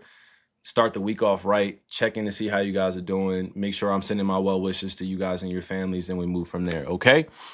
First things first, the millennial generation, class of 2010 high school, or the high school class of 2010 and March 23rd, 1992 babies, or the 1992 birth year babies. So this is for my millennial generation. This is for my high school class of 2010. This is for my March 23rd, 1992 baby, and my 92 babies, and ultimately my 90s babies in general, and 80s, right there. Millennial generation, older, a little bit younger. We're gonna have to get our shit together, okay? That's fine, you guys. All you youngins, this is probably not for you. That's fine. When you get to my age, you're definitely going to be reaching out to a lot of your peers to see how they're doing and see how you can build. I'm reaching out to all my peers that are my age, a little bit older, or in the generation, the millennial generation. Let's connect. Let's unite. Let's do something constructive for our communities. Let's do something constructive for the world. Let's change this world for the better. I'm going to make sure that I send you guys y'all flowers as you've always sent me mine. Thank you for all that you do. Thank you for putting your best foot forward. Thank you for attempting to do something better in your life. And if you haven't figured out what that purpose is, I pray that you're able to figure it out. But specifically for my millennial generation, my 1992 babies, class of 2010 high school, right? If you graduated in 2010, I'm talking to you. We need to get our stuff together because we are the future of this world, right? We are getting older. We will be 40 at some point, right? And we won't be able to keep up with everything that's going on around the world. But I think now is our portion of the world in the timeline to really question how everything is working and how we can positively change it. You know what I mean? This is like, again, my generation is on here. I can't keep trying to fit in with anybody that was born after 2000. Like, I'm be honest with you. I know we fuck with each other heavy. Like, it's all love and respect. But if you were born after 2000, it's like some of the things that I went through, I'm like, some of the things that we bring up and we can talk about are like, they're very comfortable. But the other part is like, you just weren't around for that just yet. And that's fine. I'm not judging anybody for it. Never judge anybody for their youth or being young. Hell no, I'm not that old head. I ain't no bitter old head, you know what I'm saying? Or bitter unk or OG, whatever it is, YOG, whatever it is. No, I'm just saying that for my generation, we got to get our stuff together. So you guys, when you guys get to your 30s and the younger generation's looking at you and be like, damn, y'all old. I can't wait for some of these 22-year-olds, 23-year-olds, 24-year-olds, 25-year-olds to be 32, 33. Like, I'm going to be looking at y'all and I'm going to be 42, 43. And I'll be like, I told your ass, you thought shit was a joke. Now look. Now look, you thought shit was a joke. Now look, now you're in adulting. Now you done making fun of me. Now you want to be friends with me and you want to hang out with me and shit because I'm in my 40s and you in your late 30s. See, that's the shit that happens. And that's what I'm learning about what happens. Nah, see, some of y'all youngest keep thinking like, yo, nah, I'm gonna be that. I'm like, and I respect the youth, bro. Shout out to you, man. Youth is the most beautiful thing ever, right? But when you get to be a certain age, people are not gonna treat you like that little kid anymore. And that's why I'm screaming out to my generation so we can get our stuff together, because we have a lot of individuals that want to change the world. And we have a lot of individuals that are old enough to be able to think for themselves, do for themselves, and have a message and want to share it. So this is a shout out to you guys. And I'm promoting this energy up to make sure that we all come together the right way. All right. The millennial generation, class of 2010, high school, graduating class. March 23rd, 1992 babies. All you guys that were born March 23rd, 1992, shout out to you, right? 1992 birth year and the timeline of 2000, 2025. All right, we got to have more conversations about it, okay? Let's get to it, millennials. Let's get to it. They said our generation was cooked, but they know that our generation is the one that's promoting all the, you know what I'm saying? We really out here. We are really out here pushing shit forward. All right, we're out here challenging the system, especially me being born at the time that I was. It was a very different moment. Like, it was definitely a different timeline in 1992. So me being born and all my 90s babies and all my 80s babies, everybody that's in the millennial generation, look up your age now. Our era is here. And then on top of that, we have a lot of youngins that feel like they grew older during COVID that we got to make room for. All right. There's a lot of youngins that have like mature souls, right? And are mature for their age. And we got to make room for them. But at the same time, experience is everything in this world. Experience is everything, right? It's like the best teacher ever. All right. Okay. What else did I have? It's about to be 6 o'clock. So I got to get ready to get on with Gaff. But before I get off in these last 4 minutes, I like, as we're talking about all these things and the millennial generation and what we're in, it's just, I'm putting this message out for the millennial generation because we've seen a lot. We've been through a lot. We've experienced a lot. And it's not easy trying to normalize any of the actions or what's going on in our world. So, you know, growing up in 92 or like growing up in the millennial generation, we've seen a lot. We've seen financial collapses. We've seen political corruption. We've seen warfare. We've seen famine. We've seen starvation. We've seen, you know, we've seen a lot. Like, we've seen multiple presidents. We've seen multiple collapses going on. Like, we went through so much, and we're still going through so much. And there's so much knowledge out there from different cultures and different walks of life that I think we just need to connect to. Like, growing up the millennial generation, I didn't learn hate. You know what I'm saying? I didn't, that was like something that was shown to me first. Like, it was like hatred for like just the race you are, the skin tone. That shit was weird. But the millennial generation, we all made it cool to be skaters, basketball players, podcasters, entertainers, lawyers, teachers, attorneys. I know real live teachers, real live attorneys that are my age that still play GTA like they're little kids. You know what I'm saying? I know for a fact, like, I still get on 2K like it's nothing. right? I still get on 2K like it's nothing, but I'm so used to it being my go-to, like as a child, that I grew up in that digital age where also our parents would be like, "What, you think you're gonna go pro in gaming?" And it's like, well, you actually can go pro in gaming. It's like, but when I was growing up, it was like you can't go pro in gaming. It's like, well, my generation now, you actually can make money gaming. Like you actually can content create. You actually can do these things. So the opportunities are open. So if you guys are just joining the stream and you're just joining it now, I just want to say thank you. I love you guys. Thank you for tuning in. This won't be a too much of a longer stream because I got to go eat. I got to go, tuck in my kids. I got to get ready for tomorrow and things of that nature. But, until the end, guys, make sure you're standing on the right things out here. Make sure that you guys are paying attention to what's happening around you. And if you can make an impactful change, or you can donate to a foundation that's doing the right things, or you can, get to know somebody out there in your community that's doing the right things and wants to promote healing in the community and wants to do right by others and wants to help out the young kids and, ultimately just be a good person where they have a lasting legacy that will live on, when they're no longer here, so W's to all you guys out there doing the little things for your community to be safe and to take the initiative to be better as a human being. It's shout out to you guys. All right.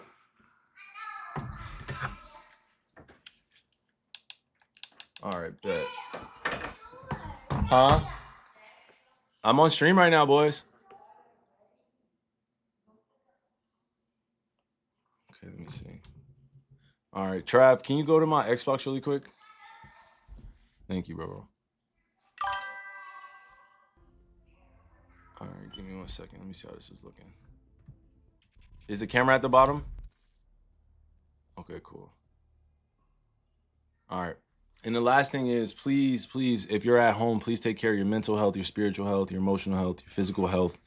Please do better for the next generation and people older than you. And if you're an older individual in this chat, please set a better example for the younger generation. You know what I mean? A healthy life is the best life. I know being healthy is expensive nowadays and inflation and things of that nature, but that's why I'm building towards becoming one of the biggest farmers ever. Like, I'm just gonna put it out there. One of the biggest farmers ever. I want to be able to supply food and groceries to the world in the best way I can and create small holistic wellness villages and where people can retire, people can give birth. Women could give birth safely and don't have to worry about all the taxing on their body and all the stress. Families can, grow and build. And, I'm more into agriculture than I am to other things too, and I'm just trying to find that audience and community that will help me. I'm trying to find farmers in Jersey, trying to find farmers in LA, trying to find farmers in Texas, trying to find a lot of agricultural specialists and experts so I can learn how to grow food. I'd rather know how to grow food than put a basketball in a hoop, and that's the only thing I know how to do. You know what I'm saying? I'd much rather learn how to tend to a garden and be fruitful off the land, and that's the real wealth. That's the real wealth there. So for me, that's always what I'm thinking about, is that concept of, how do I, continue to grow, and how do I continue to build on this, bigger effort to bring solutions to our society. I want to be part of that. I want to create a self-sustaining community and have people come up and have a farmers markets on Saturdays and Sundays. I want to get in touch with farmers around the world, guys. There's an international community here. It's an international community. Don't hesitate to reach out. Don't hesitate to fulfill it. And I want to say thank you to all you guys that are supporting me. Again, in all the group chats and all the things. I have taken a break from replying to everybody, so I want to, I've taken a break. I've taken a break from replying to everybody. It got overwhelming. And I had to really focus on what was important to me and be able to deliver. I don't just want to deliver with my words. I want to deliver with my actions. So I had to take a little bit of a break, and I pray that you guys understand that. So take the time that you guys need to figure out how we're going to do this together. If you guys have family members, that You guys are asking why is this book called Racism? Okay. I have 3 books over here. You guys are all in my damn camera. A short history about racism, right? If you guys want to take a picture of that book, I don't know if you can, right? James Baldwin, A Cross of Redemption, right? And then I also have right here the Grand Chessboard. All right, that's what I have here for you guys. You guys want to be interested in reading with me or do anything like that? All right. All right, let's get to it. Let's get to it. You said I'm trying to get clipped? What does that mean? Nah, bro. Nobody's trying to get clipped, bro. It's a book. There's plenty of information in it, bro. Don't be afraid. Don't be afraid of a little knowledge. East Orange in the spot. What up, though? What up? Everybody drop their city again. Everybody drop their city again. Everybody drop their city again. What's good? What's good? What's good? What's good? Salute to you. Salute. Salute. Knowledge truly is power. All right, let's go to it. Let's go, Trav. Whenever you're ready.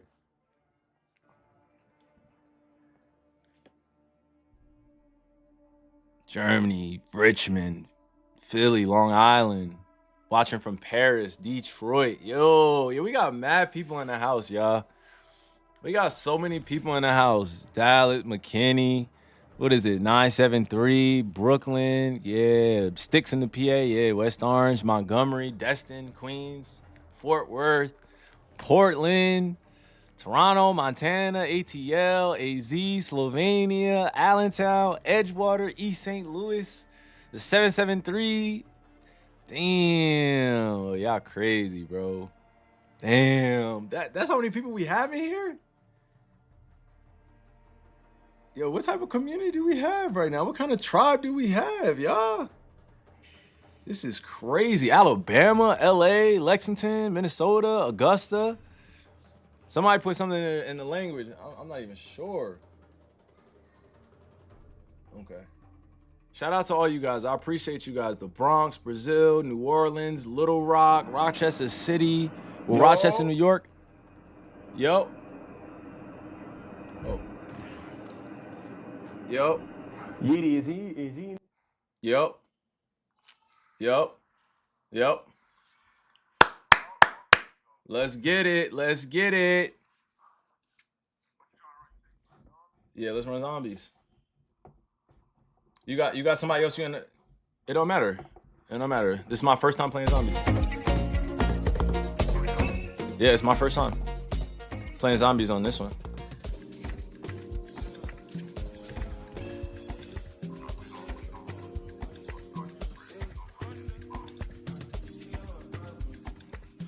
All right, bet. Let me go to my loadout. Okay, hold on.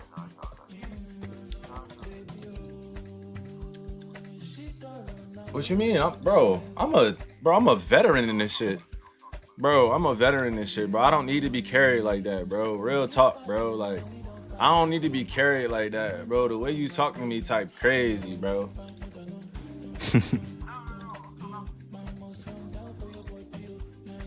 I hear you. All right, what's the first map, though?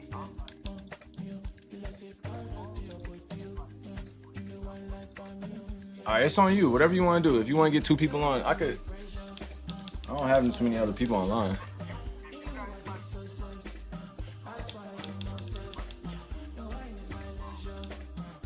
All right, I invited Ty. Let me see. Let me see if Ty wants to win. Oh, you just like that? All right.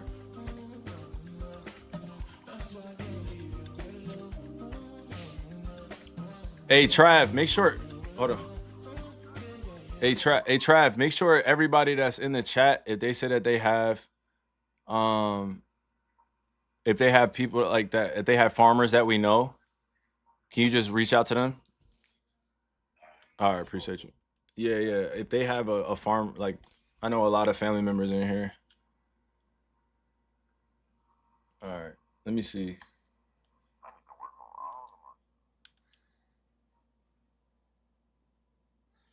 Let me see. What, your classes and stuff? Let me see, okay. Yo.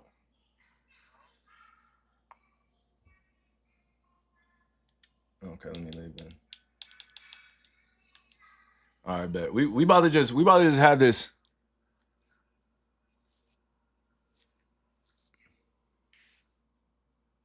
Yo, Trav, make sure you drop my Discord in the chat. Can somebody drop my Discord in the chat, please? I'm ready whenever you are. We can just go Dolly. I'm that nice. I'm that nice. I'm that nice.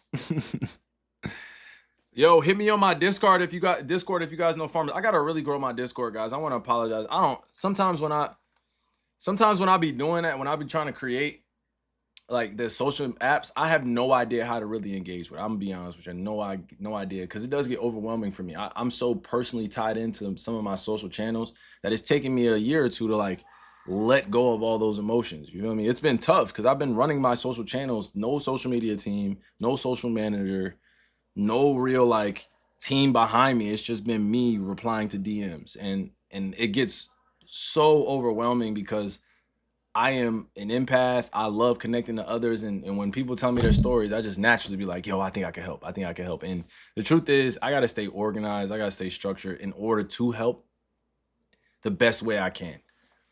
It just be crazy, bro. Like a lot of people be messaging me. I have thousands of messages, guys, and I don't say that like I'm ungrateful, because there are a lot of potential connections in there. It's just, you know, it gets overwhelming when I be sitting there trying to go through all the messages and reply and be like, damn, bro, how am I gonna get back to them? Like it just, you know, but at this point right now, behind the scenes, I'm definitely working a lot more collaboratively, and you know, it just it's taking time. Like it hasn't been perfect at all. It hasn't been perfect at all. So I'll take my accountability, guys.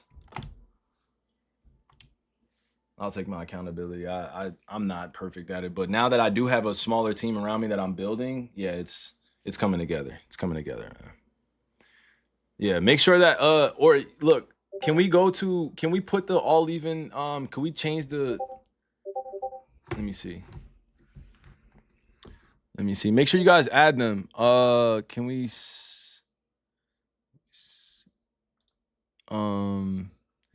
hey Trav, how do we can we put the Discord name in the chat, please, for everybody to see? Or we can tweet it or tweet it out and things, or put it out that way. Yeah, got you. Yeah. And you guys asked if I've tried Battlefield. I have not tried it yet. I plan on trying it in the next few days. That way during my gaming hours. What is this? Wait, what is this? Gav, what is this? Gav, can you hear me? Yeah, hold on. How do I go into third person though? Like, nah, but how do I go into third person though? There's no third person, or is it just? Oh.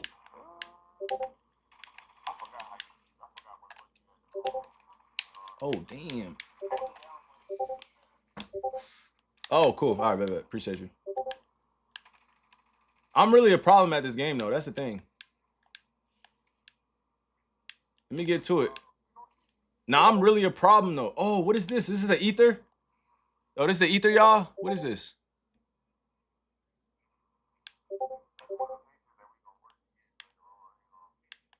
Okay. And what is this? Hey, yo, your name is crazy. I ain't gonna lie to you, bro. That you right. I'm not. You're right. That's just crazy.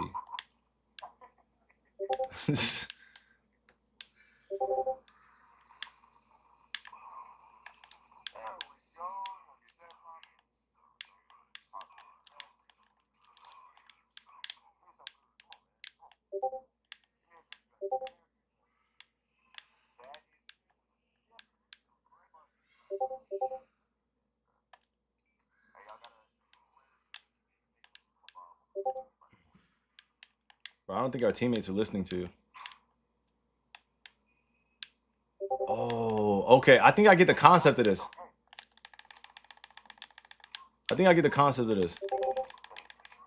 me that shit. Yeah. Fuck out of here.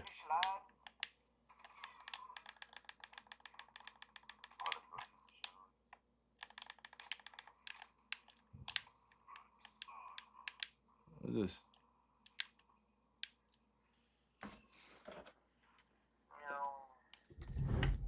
Hey, Trav, they're trying to hear the game audio.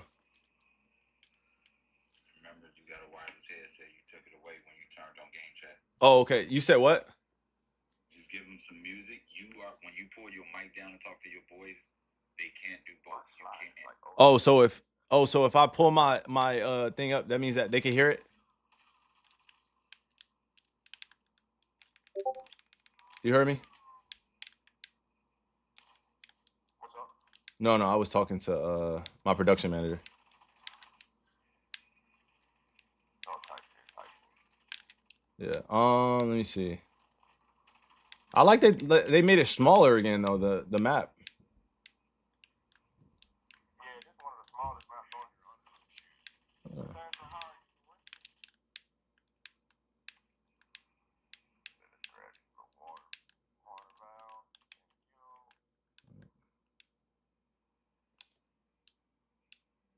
Okay, I don't know what this. Let me see. You said I gotta try, but you said I gotta put it up. So if you have your mic, like,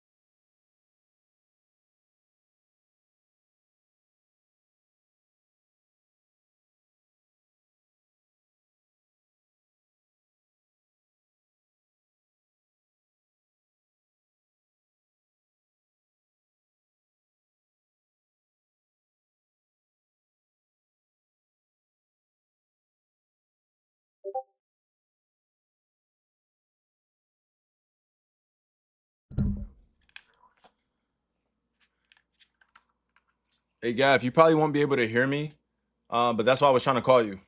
Let me call you from your other number. Yeah, no, you good. You good. Yeah, just stay on here, just stay on here if you can. On FaceTime? Yeah, I mean, I'm trying to think. Hold on. Hey, Trav, will I be able to hear Dan though? no. I won't be able to hear Dan. Okay, yeah, we gotta stay I on. would play the game and give them some music, and then we can get you a wired headset. Okay. All right, so I should play some music then, or Yeah, just give them some music and tell them next chat we'll get you a wired headset. all right.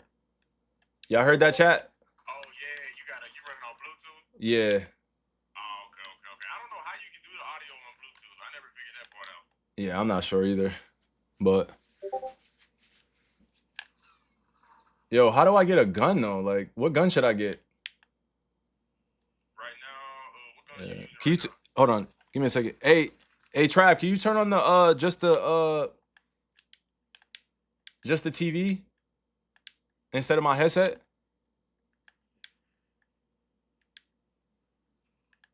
Like, have your Xbox come out of the TV? Yeah.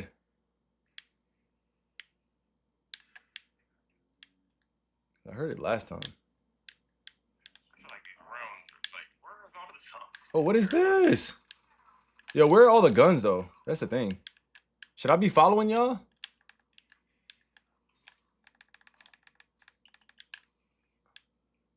I feel like I should be following you, Gav. I'm all the way up top right now by the church. That's one of the places that we gotta go to. Wait, what? But right now, I'm just trying to get my bread up. Okay, so object is still the same. Get your bread up. I gotta see. Did he even fucking spawn? Damn. Oh, is this the box that everybody been hitting? I ain't no guns. I'm gonna show you how to really grind. Hold on. Fuck is that? I'll show you how to really grind. Hold on. What is that?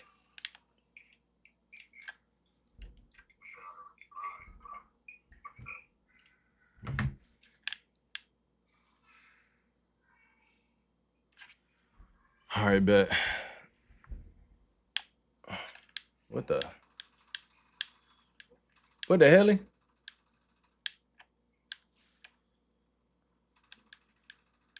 Yo, how these headshots now? Oh, I got no guns. Oh, out of here. What are you talking about? Out of here. What's this?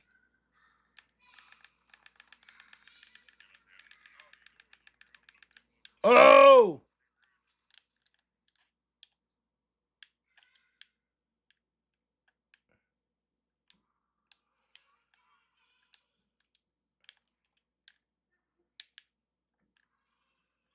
Oh.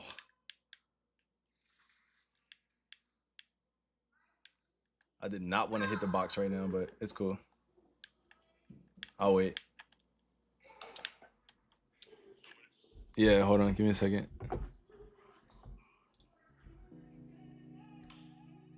All right, bet.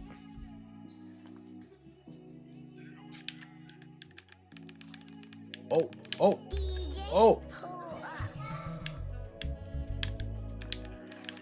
Get out of here, pussy. What you doing?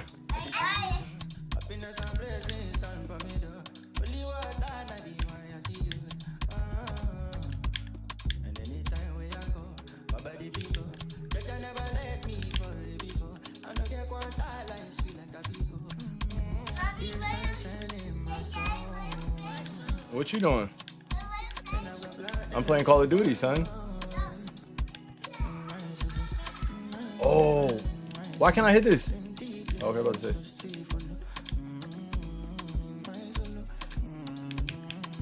I'll take it. What are you talking about?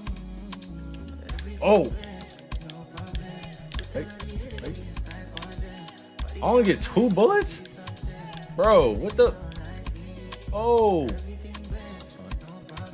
Bro, these bullets. Bro, load my shit up. Oh my gosh. Where am I at? Headshot. Yeah, nice. Nice, y'all, nice. Oh, that's the arm cache, okay. That makes sense.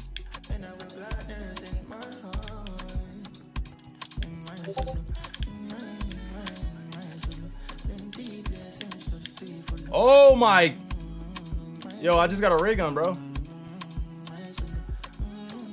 You heard me? I just got a ray gun. Yeah.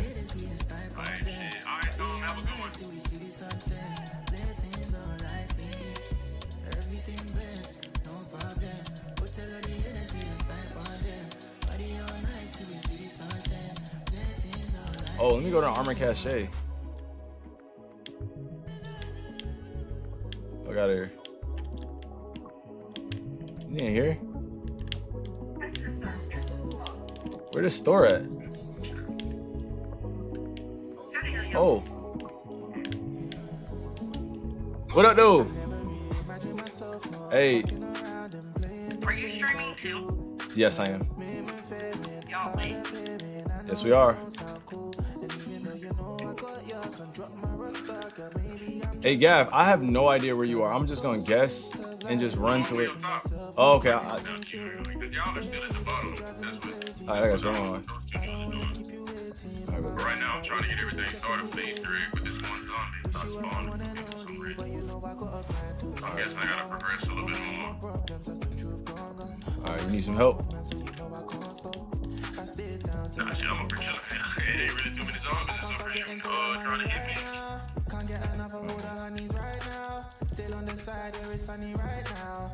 My block's hot, but I cool it right down. Oh, he's doing the part right now for one of the parts of the Easter egg. He's doing the little jack gun. So okay. You can go over there and help him. I'm pretty sure he's going to need help, but I doubt it. Okay. I have to figure out why the fuck this zombie is spawn. Where is this at? What we eating? It's called pho. Blizzy, what's good, man?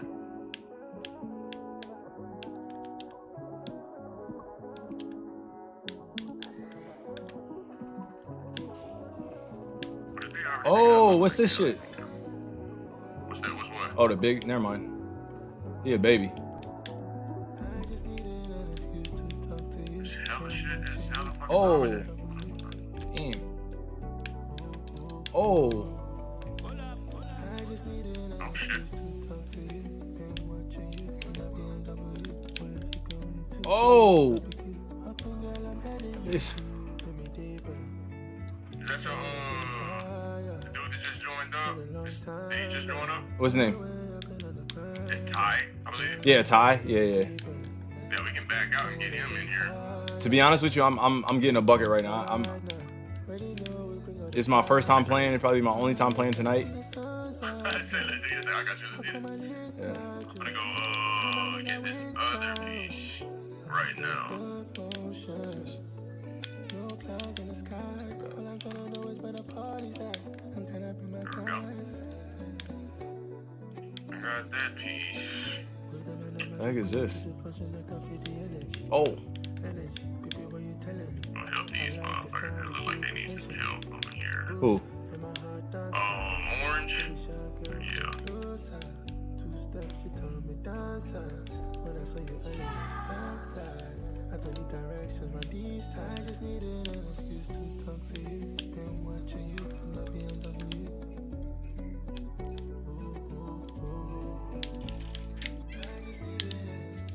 What's up, baby? Chat. Chat, the goats gotta eat. The chat, you guys gotta let him eat. Y'all let me eat?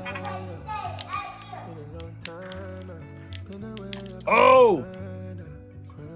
I'm fucking stunned myself.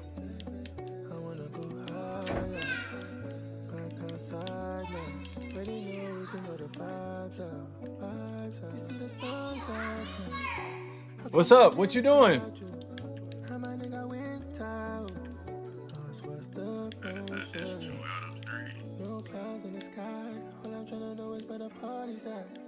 Man, I'm chilling. Gonna share that? Nah, I don't plan on it. I'm stuck. I'm stuck. What the fuck?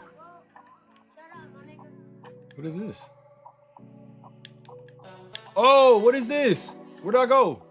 I just went in the ether. Here I go. I'm right beside you inside the church. Yeah. Oh, this. Okay, never mind. You good. I'm good. What is this? Oh, Pack a Punch is 5,000. Okay. Okay, son. Give me 1 second. Okay. Alright, you was over fighting a mangler. Motherfucker pulled up on your ass. Hold on, son. Do you want me to go grab the other people or no? I got it. Shit, I had this damn gobble thumb that I could use and pick some up. All right. Oh, he's up.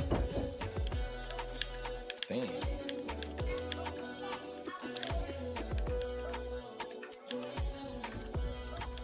Still missing that one piece. Oh.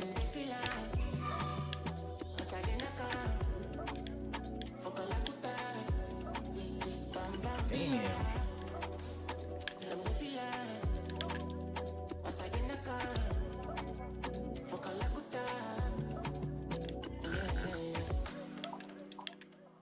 I forgot to keep going down.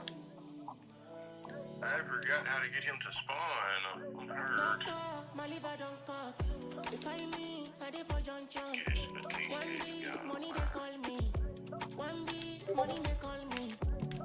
least this guy. Oh shit, damn. Damn, that was only 4? Nah, we on 14. We're on. What do you mean we're on 14? What you mean? Yeah, we're on round 14. Already? Nah, bro. Nah, we can't be on level 14. I don't fuck around. Level 14, we can't be, bro. No way. Damn, I need some ammo. Need some damn ammo. I have yet to figure this part out. What? Trying to get this one zombie to spawn. He drops a key to get inside of a door to get the last piece of the wonder weapon. But Dang. Oh, yeah, that's a great nuke. I don't know who just did that, but that was a great nuke.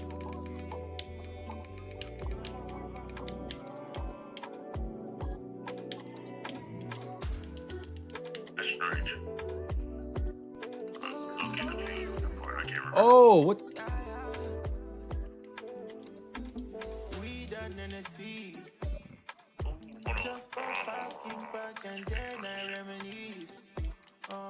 That shit real. We finna play bowling. We finna go bowling. Oh, you X-Field? No. Oh, what is this? We finna go bowling, gang. Bro, what? We going bowling? Yeah. Oh, how do I? That's what's up. This is my ball for sure. How do I? Yeah, you pick up the ball with square, and you charge it with the right trigger. Oh man, I don't know what the heck is going on. Hold on. The heck? Let me see. How is this? Yeah, your lane should be like the furthest one down. Oh, okay, I see it. Oh, nice.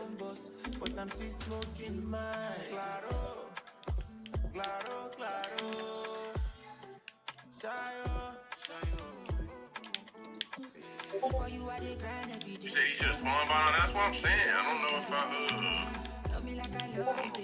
fucked that all the way up. I don't know if I went too fast or I just missed him. What do you gotta do to get him to spawn, Ethan?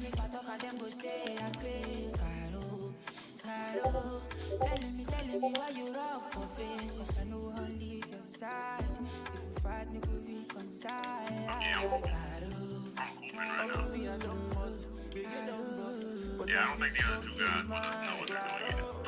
I ain't gonna lie to you. I missed.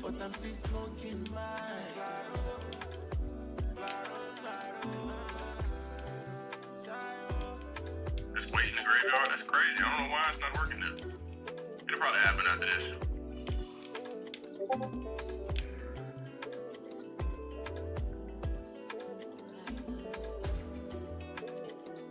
I got you, bro. Kai said they don't let, it's not 2K's not letting him get back on, so. I could try again. What happened? Did you get banned? I don't know, bro.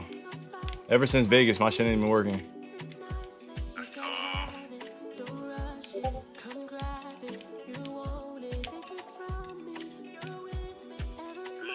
Too lit. Oh my god, you beat me by 10 points. But that was you that had 190. I was the only one that was. Oh.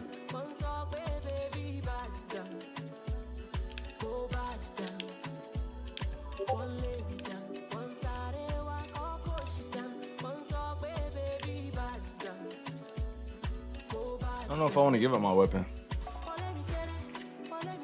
Usually you don't have to pick him up if you don't want to. Now we can go back in there. Again if you want. Oh, what the? What was that? I know you.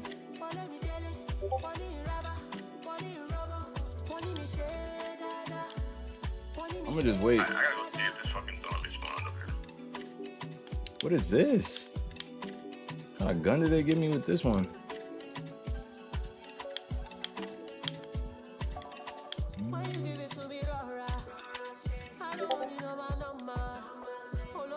I love y'all too.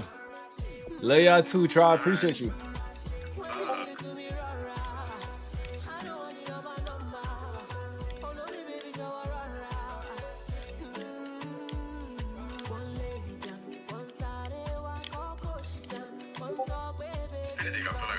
Oh my gosh. You need 15,000 points to pack a bunch of second time? Yeah, I'm definitely gonna get back on later, like to play this like for hours, cause this seems like my type of game right here. This seems like my type of game right here, bro. I've been trying to finish one of these goddamn maps for the longest. I think it's the next to the last one.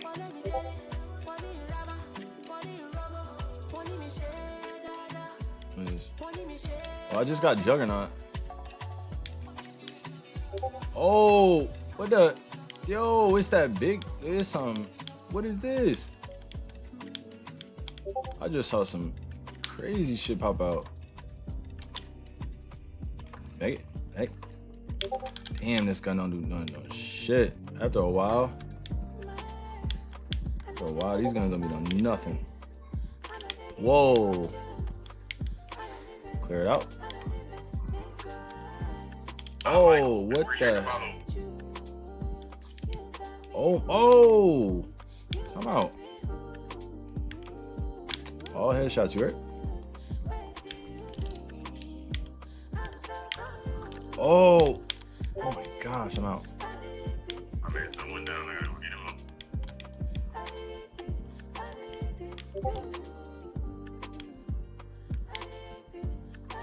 Oh my gosh. Oh, hit fire. I could have been doing that. Yeah, facts. Oh.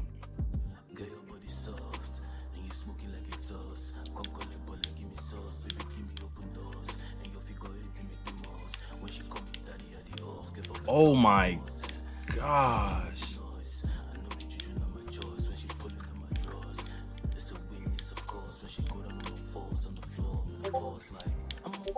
Oh yeah.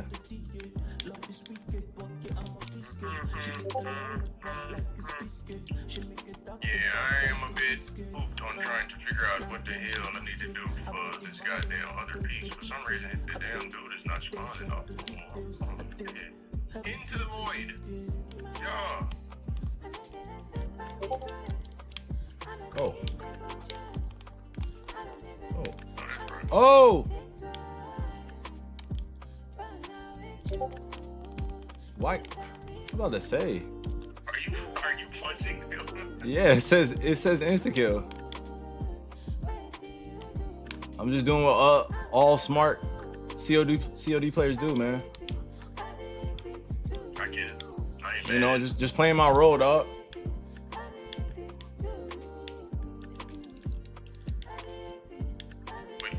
Just playing my role, dog.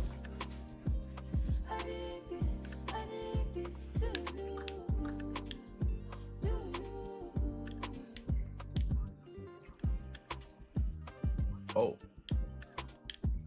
Isn't that the zombie we gotta kill? What? Oh. I gotta get that. Oh!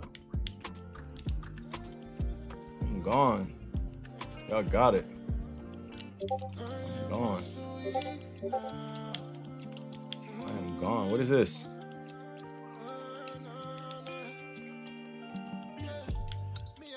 Oh my. Bro, just leave me be, bro. Let me oh. Oh, hold on. Time out. I got 200 bodies for y'all. Come on. Wait a minute. Y'all get your hands up off me. Y'all get your hands up off me. Don't touch me now. Bye. I just gotta be efficient. That's all, y'all. I just gotta be efficient with this shit, y'all.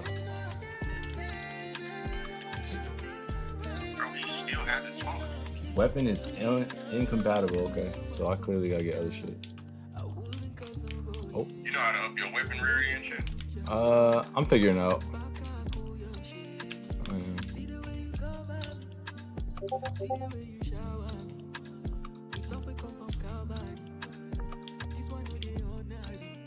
There's nowhere on the ground here. That's ash.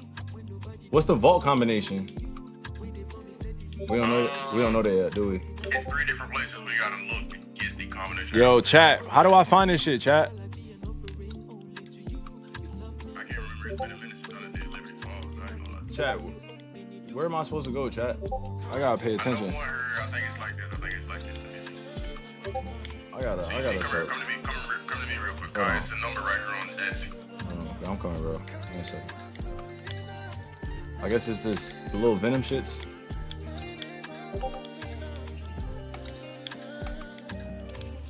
Oh, I have that equipped. Okay. Where you? Come this way. Where? See me? Oh, I see you. Yeah, I'm fine. Yeah. I'm gonna show you the numbers to get into the bank vault. There's one number right here on this little post-it note right here. Okay. You can see that? Yeah. Oh, I see it. Oh, 45? Yeah, and then come back over here this way to where you just were. Oh, damn, hold up. You can jump out of spiders? Nah, you good. I'm chill.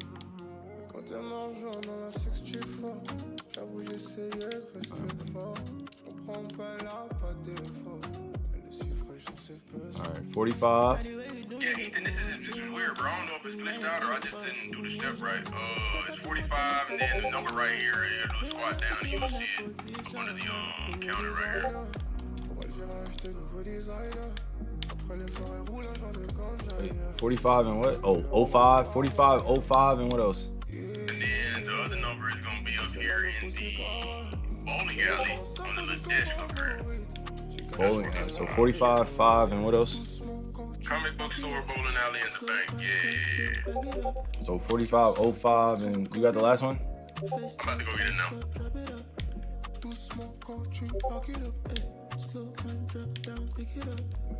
45, 05, and the last number is 18. Okay. All right. I'll wait until we We honestly just open it because it ain't gonna do nothing but like whenever we pick up those certain keys off the ground, it's gonna be like a blue key, green key, orange key. It'll give us like different tiers of blue and shit.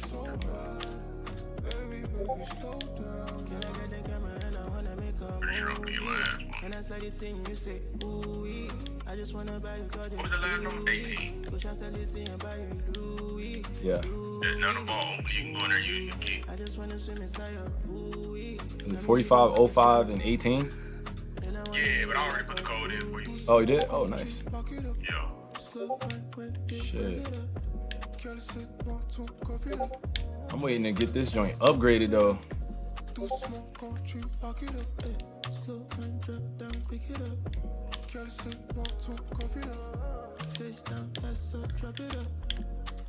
Gotta wait.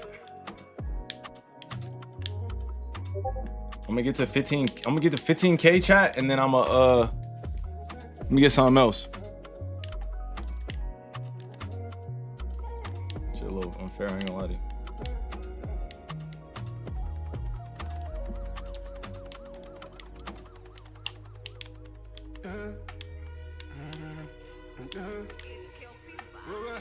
Bet. Slap them face with the song after song, bully season, no apology. Where she the wine, this a body bang bang, black black clip. Ah, here it fucking goes. Jesus Christ, I know I killed this motherfucker. Have him go get the gun.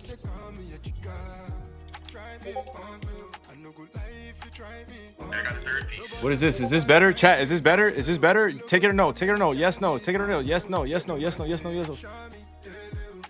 I'm taking it. What is this? Oh my gosh.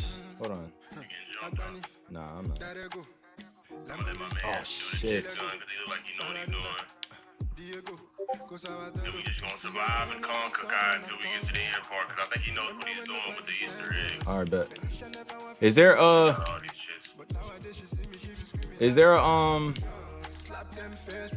what is it? What's that thing called? Man, I gotta figure out this shit. What do you usually play though? You don't play Liberty? I done went through all of them to beat them. I done played Liberty like the most out of all of them. Okay. Yeah. This help raise your guns and stuff? You raise your guns easy on here? Yeah, pretty much all you gotta do is form these motherfuckers and have them run around in one area. Usually they pile up like a lot if everybody's in one area and they go after each other. Okay. Right now, what I'm hoping he put that damn jet gun together. And once he puts that together, that gets us started on just like the next part of the Easter egg. But I doubt he did. It don't look like he did. Let's see.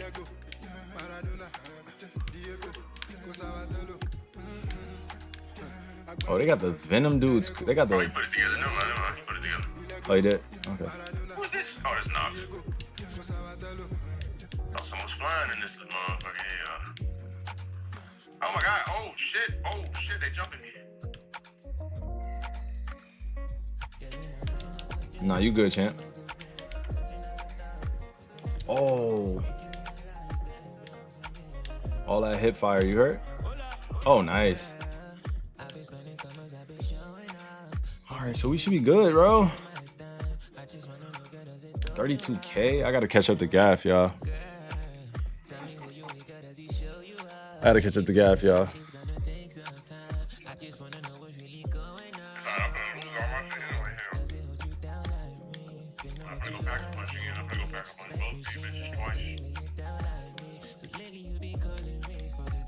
So you about to go pack a punch shit? Yeah. Alright, I'm gonna wait. Oh!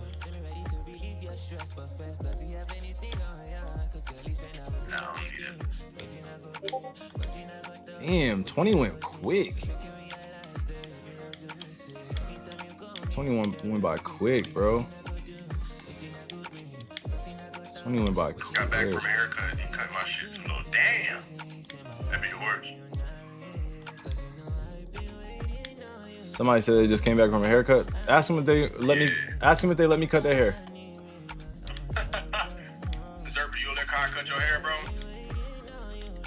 I promise you, I'll shape your shit up. Oh. Nah, hold up.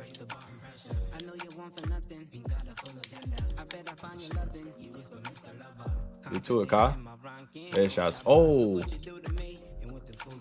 Yo, Brody with the jet gun, come up here and pull the hat into the jet gun. That starts the Easter egg. Oh. Only got 29 bullets. Like, hold up. Time out. Let me get up out of here. Yeah, Kyrie Irving Twitch.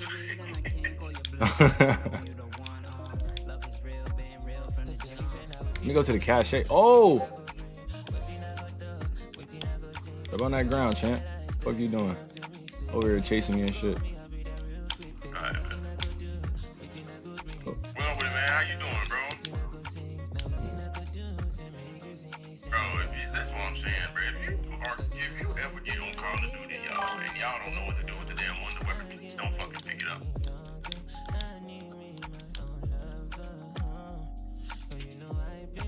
Whoa, yo. Bro. I'm out.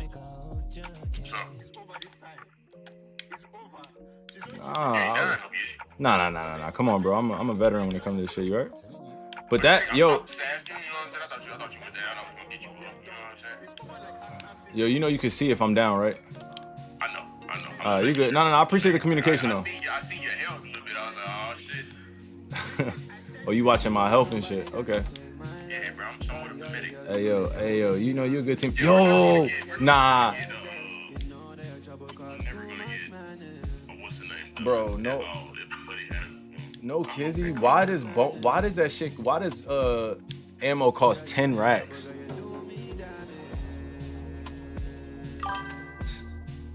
Yo, they asking me like, how do I keep playing? Look, y'all asking me, my screen is right here. My screen is right here, chat. I'm literally looking at it. I'm not putting it, I can't put it on here. I didn't like, I can't look down. I'm like over here looking.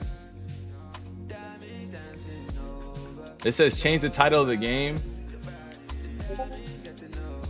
Yeah, we're not getting anything done. Hey Trav, you heard that? They said change it on Twitch to Call of Duty. In terms of,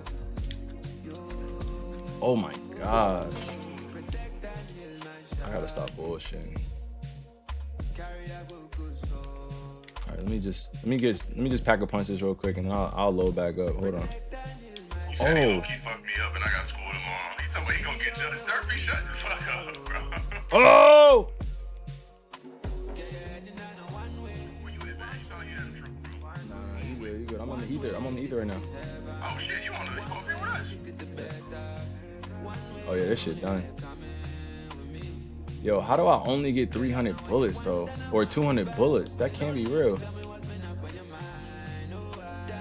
That can't be real, bro. This is a lineup too. We really solid. We just need him to come start this shit. What's he doing? Oh.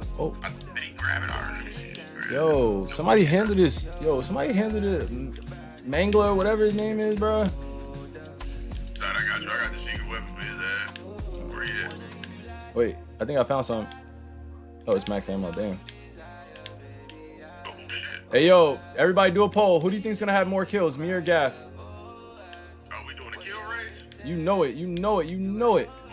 Oh, oh, Now oh. I really gotta sweat, Kai. Now you done What you jealous, mean? Kai. Oh, shit. What you mean, bro? I got a good gun too. I gotta sweat out here, Kai. You know what I'm saying? I'm telling you, hey. Damn, that's a clip. Empty the clip. Hold on, what's the kill rate? What's the kill rate right now? Hold on, y'all. What's the score? What's the score, y'all? I got 651. You at 440. Oh my, yo, come on, bro. See, that's OD. Come on, bro. See, bro. All right, see, now I'm about to spam. Now I'm about to spam. Hold on. Bro, if he come on, we can get this shit started.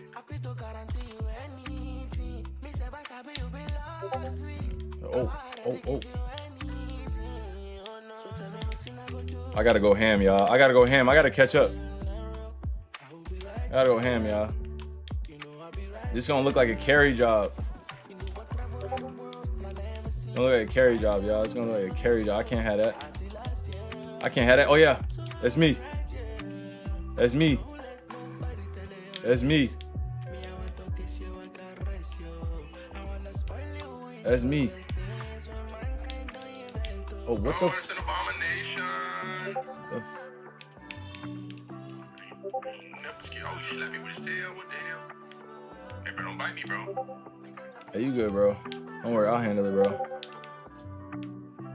Oh my, yo, oh, I'm down. I got you. Don't even worry about it. See what I had to do to him, bro. I ain't want to have to do it to him, but I had to do it. Yo, bro, come get me out. Damn, you got me losing shit. That's cool. I'm not tripping. Oh. I ain't gonna lie to you, whatever they made in this shit spicy as hell. Oh. This one should get crazy, y'all. Sometimes you just gotta empty the clip. Sometimes that's what you gotta do. You just gotta empty the clip just to let the zombies know that you insane, like clinically insane. Get off. Oh, slide. Oh. Matter of fact, let me go and throw this in here one more time. Let me pack a punch. What's the last pack punch? How much is the last pack punch? 30K. Damn. 30K? Yo, D4, come in here and grab the hat so we can start the Easter egg, Brody. You got the jet gun. You know the one that can grab this right here. I don't think D4 can hear me, bro. All right. What you want to do? And if anything, we can back out and then get 2 actual people in here that can help us out. All right. You want to exfil? We can do that too. Because I'll keep all my points. Oh, you just leave? I think you can keep all your points still if you leave. I'm not sure, champ. I think. If not, I've been losing hella points because I just be leaving. Oh, wait. I found a loot key. Wait. I just saw something. Take that loot key down to the vault that we opened in the bank. Okay. And then you should be able to go to like one of the deposit boxes in there. Oh. And you can get like a little kill streak or something, depending on what color the key is.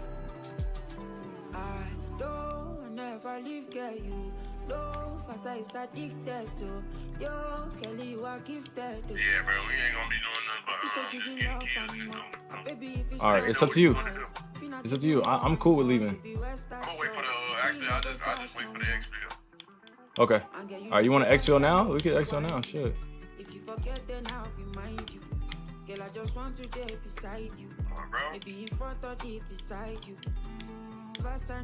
Hey, yo, bro, you can stop running by me though. Like, you can handle your business. Appreciate you. I didn't run by you and shoot anything. Okay. I was trying to help you out, bro. I was just trying to keep you safe, bro. Nah, I hear you in that. I hear you. My bad.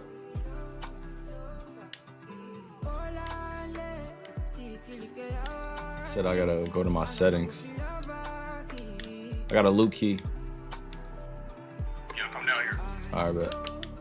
Then you can go into the vault because I gotta go. Yeah. All right, where you at? down at the bank. All right, man.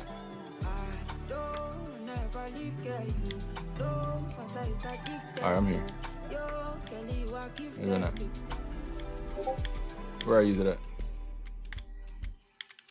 Right. The vault.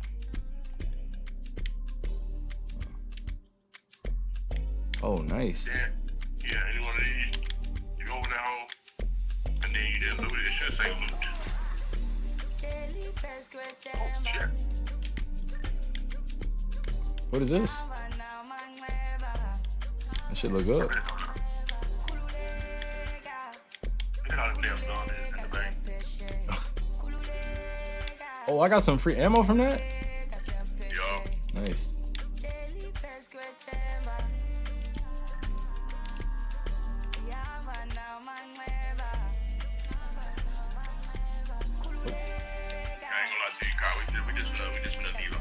All right, let's do it. Come on.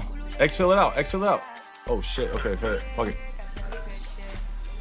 I hate playing with randoms that'll grab the damn gun and not know what the fuck to do with it. All right, no, but I'm glad I got a good feel of this. Hold on. Before we start, and we actually start, let me close down the stream real quick. I'm about to do All right, let me close down stream, and then we'll be back. No. I could hear you. I could hear you through my mic. I was saying I couldn't hear you live on when I was on stream. Like the stream wants to hear us, but I couldn't hear us. All right, I'll hit you right back. All right. Hey yo, WGAF in the chat, y'all. WGAF in the chat, y'all.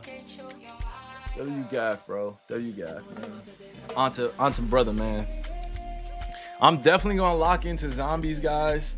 But before I get off, I want to say thank you to all you guys that have been tuning in. This is really going to be probably the time allotment that I have between like 2 hours and 44 minutes to like 3 hours and 30. You know, I have some things going on that I got to stay focused on.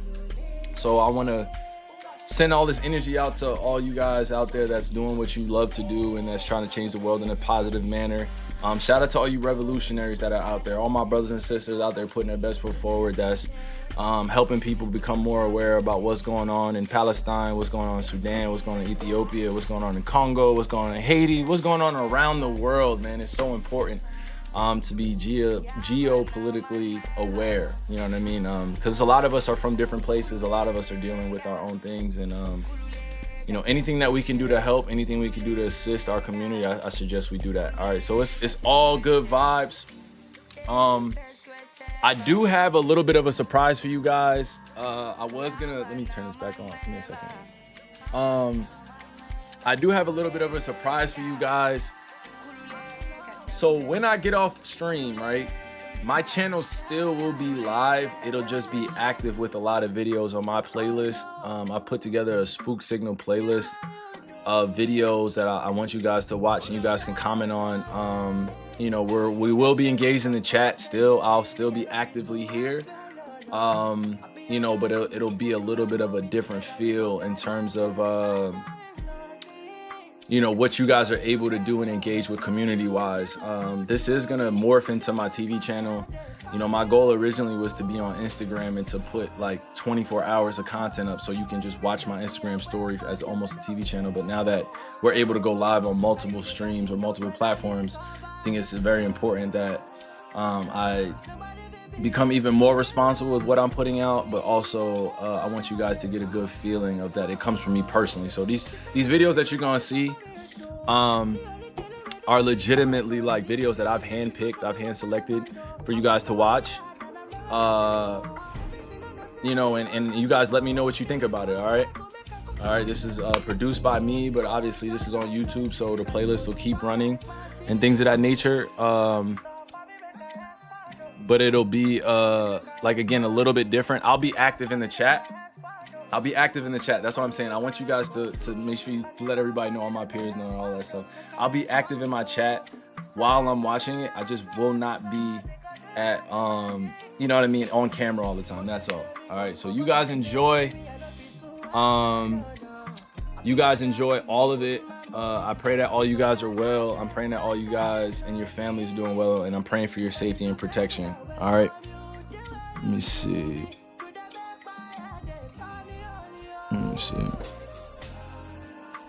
All right, bet. Okay.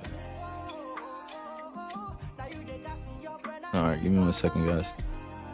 All right, but with a lot of love, I'm gonna be tuning in. Make sure you guys are whispering. Make sure you guys are adding me on Instagram, adding me on X, adding me on wherever. All right, I'm gonna be active on my DMs. Make sure you get back to me right now, okay? All right, Trav, we can turn off the camera as well. Make sure the webcam is turned off on the transition screen. Just want to make sure that is off before we continue. All right, appreciate you. Make sure you guys are tapping in. You know what I mean? Make sure you get to know somebody that you didn't know before today. Obviously, don't just freaking get strangers involved in everything that you're doing, but stay active, okay, guys? All right.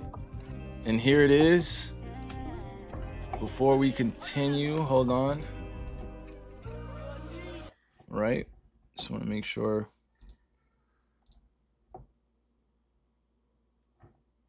Okay. Love you guys very much. Oh, you asking what earrings is that? This is an earring that I designed, guys, that I'll be putting out for sale pretty soon. I just got to take my time. All right, just got to take my time.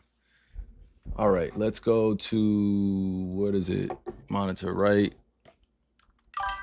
Okay. All right, guys, you ready? I appreciate you. Much love. I'll be active in the chat. You guys enjoy the videos. Let me know what you think of it. Send some videos to the chat. Send some videos to the Discord. Again, if your family are farmers and you guys are agriculturally friendly, please don't hesitate to reach out. I'm looking to improve my farm and looking to improve just my overall life skills and survival skills, all right? So I want to thank you guys again. Salam to all my brothers and sisters from the Muslim community. Peace be upon all you guys from all of the denominations, all of the religions we have in here. Peace to all you guys' families. Love to all you guys' families. Whatever creed you are, whatever race you are, skin tone, religion, walk of life. I pray that you're putting God first. I pray that you're doing everything that you can to put your best foot forward in this world, because this is what we deserve. All right. And it's okay to be kind. All right. And don't go in for any bullshit. All right. Appreciate you guys. You can transition, Trav.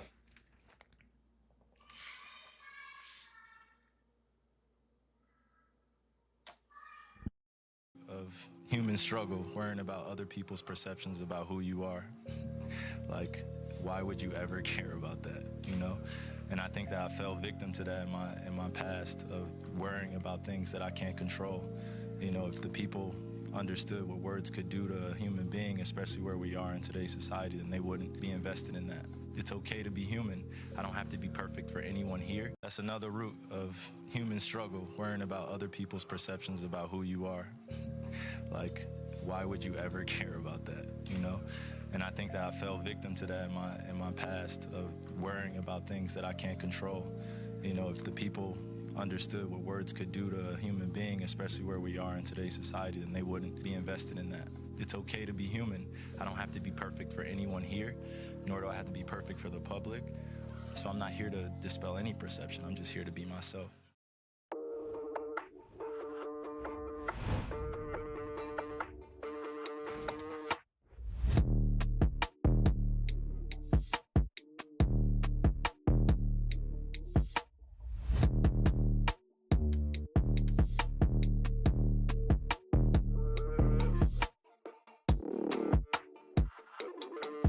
What's up, y'all? My name is Seneca Knight. I'm here at the Anti-Suite right now in Las Vegas, and I love the product. I've been hooping in them this whole season.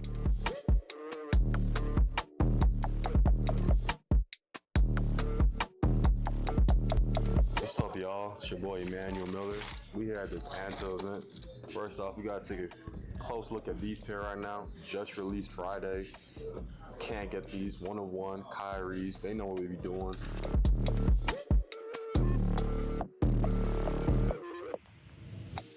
This is a celebration, all the teamwork, making sure this came true. I'm grateful. Shout out to all my partners. This is amazing. You know, I don't take these moments for granted.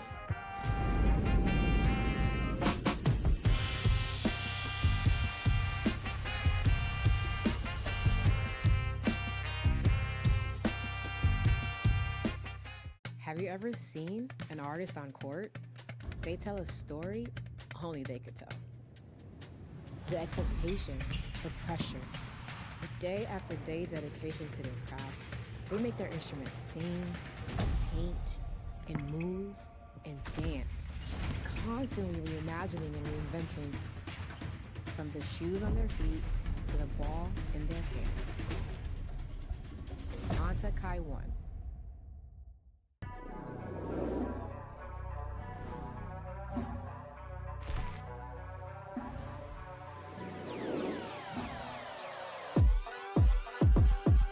So appreciate you guys being here for me.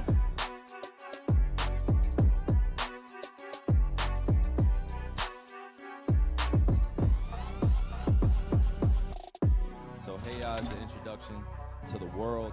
Get used to this right here. Get used to these moments.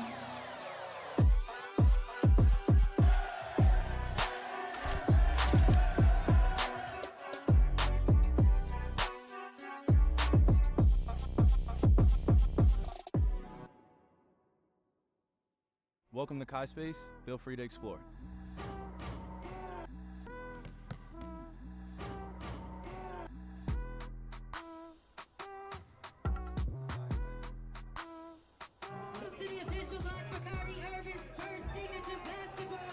Sale of the Onto Kai 1 is officially done. This is not just about a shoe launch for me. This has always been about fulfilling my purpose. The Kai 1's the big ant event, really nice event. Congratulations. Thank you, brother. I appreciate that, man. Shout out for all the love, man. Real talk, that's love. We at Extra Butter, getting the Kyries. Kyrie is, of course, a transcendent artist and a transcendent basketball player. She's a perfect marriage. New York, Fabio Foreign. Congratulations, Kyrie.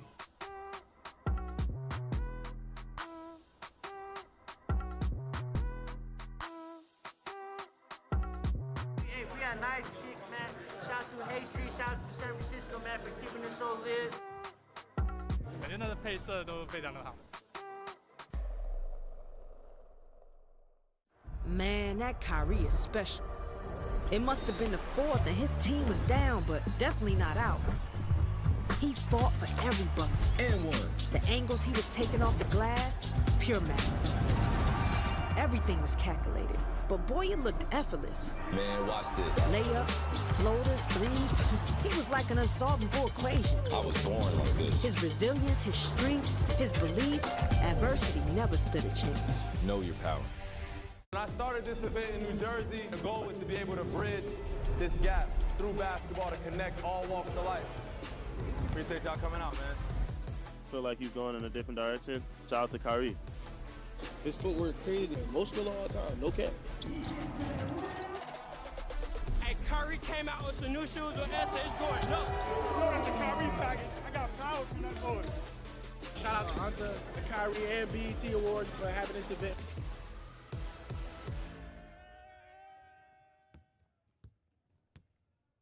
Man, I'm just taking over the world.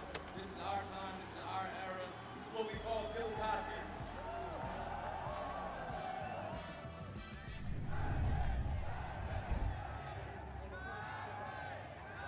Products that Anthony's been able to produce is world class. We in China, Anta. We're just looking for that new that no one has yet. You know what I mean? You know what I'm saying?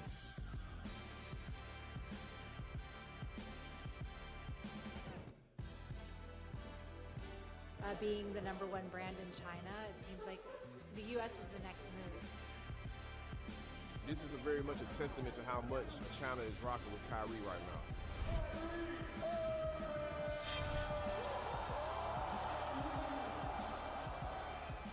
We're here at the first annual Anta Kai 1 Speed Media Run. Hey, y'all hooping up. The main thing about this is that athletes aren't doing it like this. It's real, true fashion art and family. That was an out-of-body experience. I'll say that. Because this is legendary not only for me, but for everybody that's included in this.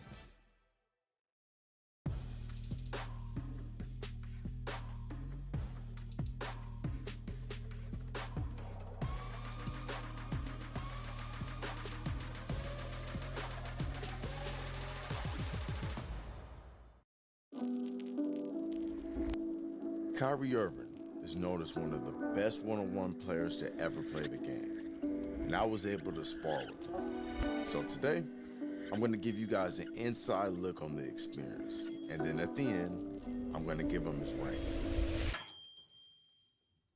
So first of all, Kyrie came to work out but he was still injured from his incident with Giannis during his time with Brooklyn. He was also underweight and trying to get back in shape. With that being said, let's start with his offense. You may think Kyrie was going to come in and doing a bunch of crossovers, shifting this left to right. Nah, he was just getting to his spots. Even when I thought I was playing good defense, he was rising up and hitting shots, which leads me to tough shot making. He was so good at fading, fully under control, right leg up to impede you from getting to the ball. Also, the ball was so far back that if you got through his leg, you probably end up fouling him on his elbow.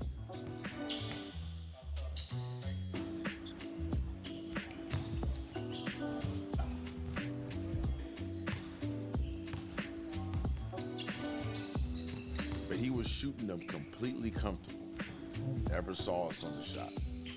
So tough shot making is a 10 out of 10.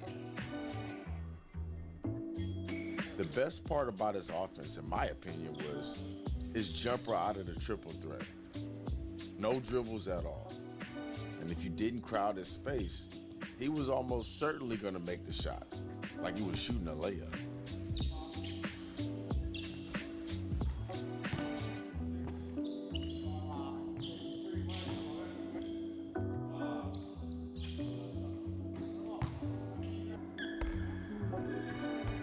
Toughness is a big part of the one-on-one experience, and he checks all the boxes, mentally and physically. If you give him contact, he has no problem accepting it and going through it. As a matter of fact, he was looking for more and more contact. We all sensed it. Then no matter if we missed a shot, he was never rattled, never complained, just moved on to the next play. So his toughness, absolutely a 10 out of 10. His finishing.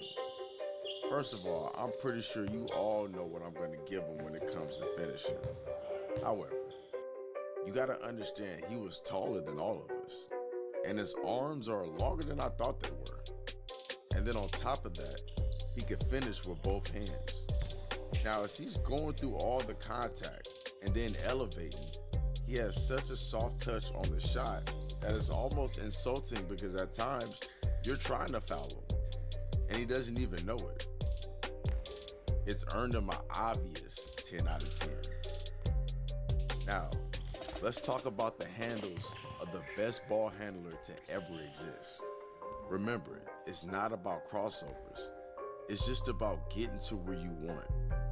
While his shiftiness didn't feel like a 10 out of 10 because of his current condition, and you even saw Hezzy poke the ball away from him one time, it was more he just does whatever that he wants, and you just have to make him uncomfortable as you possibly can and live with the results.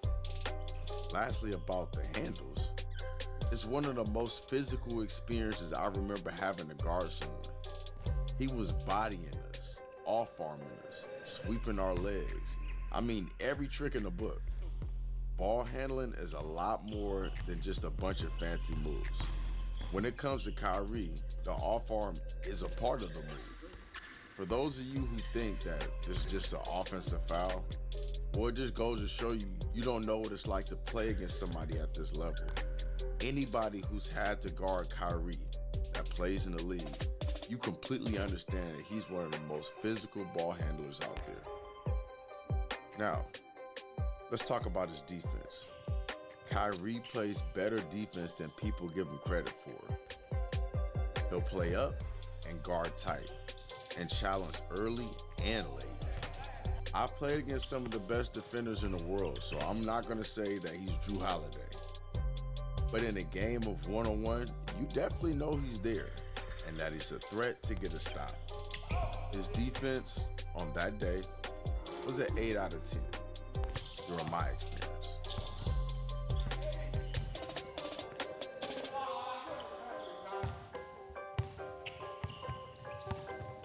That's what the love of money does. Now, with all that said, it's time for a rank. And just so you know, There are 4 classes, S being the highest, A, B, and C being the lowest. And in between those are the stars, 3 stars to be exact. So you can be an S class 3-star, for example. Kyrie is the best that it gets. He's an S class 3-star. The knock that I may have given him on his defense doesn't trump anything on offense. As a matter of fact, he makes you work so hard on offense that it almost feels like he's playing defense on you. Now, if you agree or disagree, comment below. And also, let me know who you want me to rank next. Keep in mind, I'll only rank players who I play against or somebody from my committee plays against. And who better to trust than me, who's kind of known for playing one-on-ones on YouTube.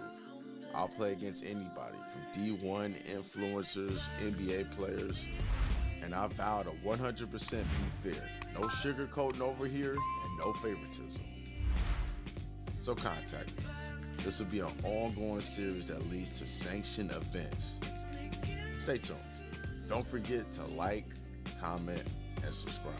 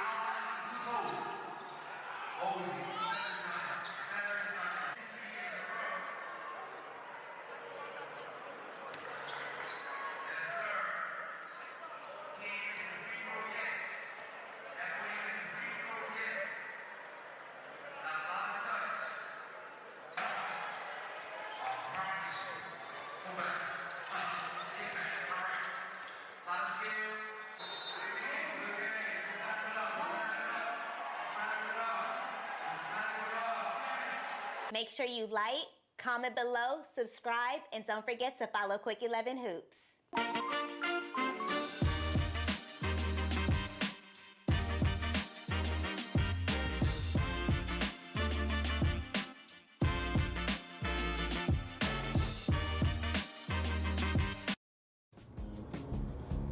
I'm a real baller.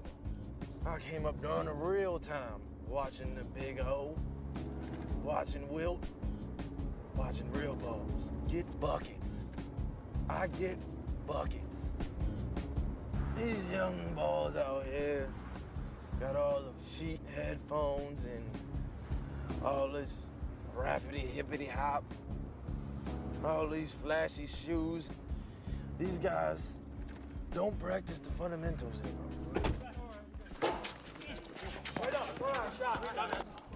It's good that they come out here and play some basketball. And this cold weather. Oh my gosh. Come in. Don't play around with these kids, man. For real. Got you, Uncle Drew. You could be good if you took the game serious. Oh, yeah. Oh! You okay? Yo, we need another player. Yo, I think my Uncle Drew can play. I'm not playing. Uncle Drew, you can play? Better stop playing around. Come on, Uncle Drew. We need you, man. Come on. All right, man. What do you want me to take? Man, just get the smallest person on the court. He's really slow. I got him. Got your help? Oh, shit. We here. Oh. Screen me. You okay? Yeah, I'm good. Show him something, man. Yeah. Backboard. Uncle Drew. Hey. Yo, what the? Head's not in the game. I don't know where it is. Come on. Got your help out there. Oh, good still. Push it. Push it, old man. There you go. Play in position. I got you all right.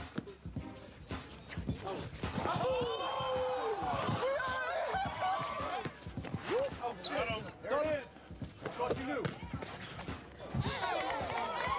Uncle Drew still got skills. Knock it down, Uncle Drew. Hey. Uh-oh. Hey, oh.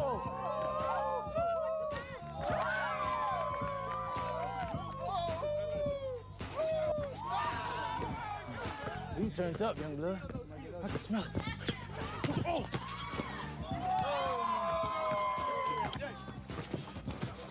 It's amazing. I'm dropping a bit. Good block. Watch your back.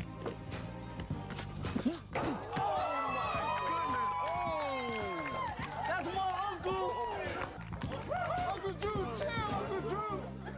I know I'm old, young blood, but you want to switch sneakers? You sure you don't want to switch? Hey. Does he got a brace on? He got hospital shoes on. Oh, man. Don't reach, young blood. Don't reach. Don't reach, young blood.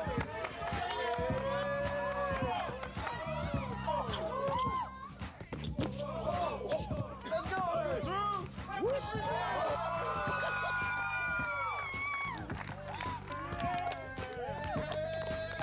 You got to know you. Oh, woo. Oh, man. Oh.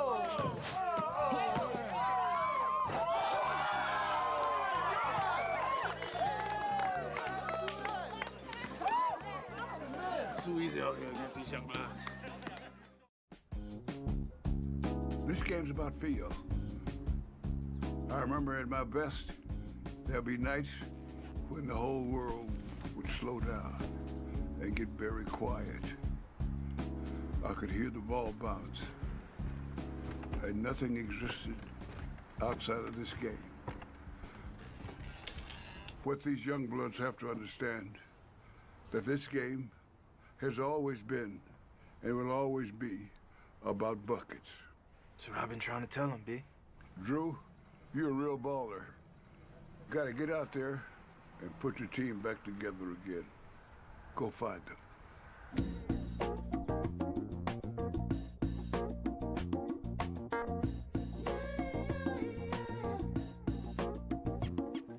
These young bloods ain't got no idea what's coming.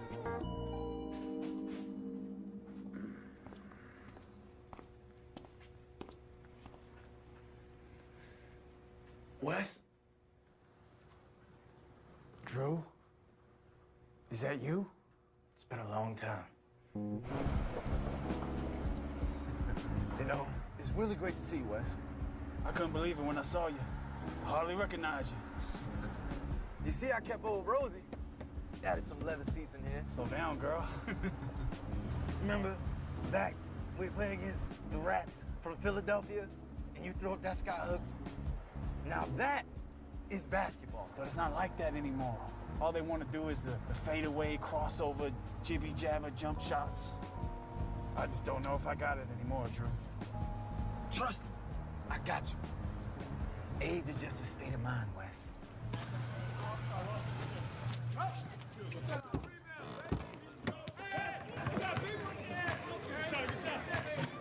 I'm gonna need a few minutes to warm up now. Don't worry. Who's got next? We got next. Wes, how you doing? I don't know about this. It's cool. We got it. Come on. I got old man. Come on. Just like old time. I'll give him that. Knock it down, Wes. Oh, get back. It's cool. Ain't warmed up yet. I got him. Knock down. Backboard next time. Oh, what?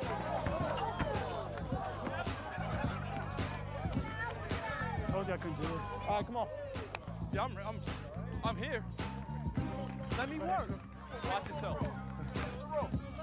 Show him that move. Show him that move you used to show him. Oh.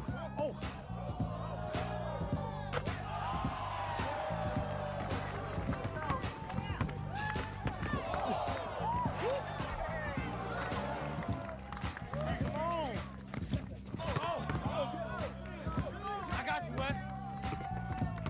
Just like old time. Wes.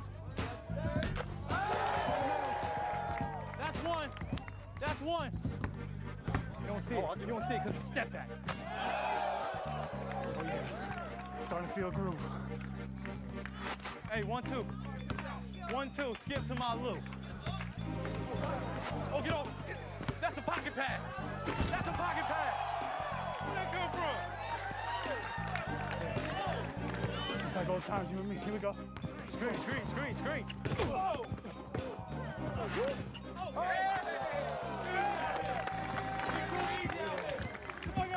Don't Tom.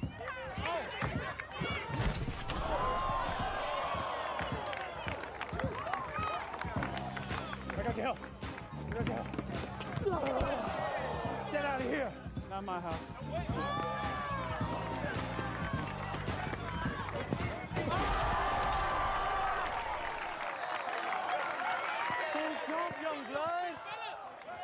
Don't jump, young blood.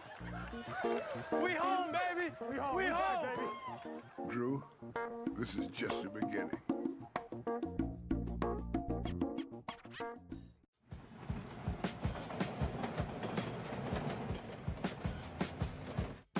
Basketball isn't a game. It's an art form. You master the fundamentals so you can forget them. So you can improvise and just concentrate on what really matters. Getting buckets.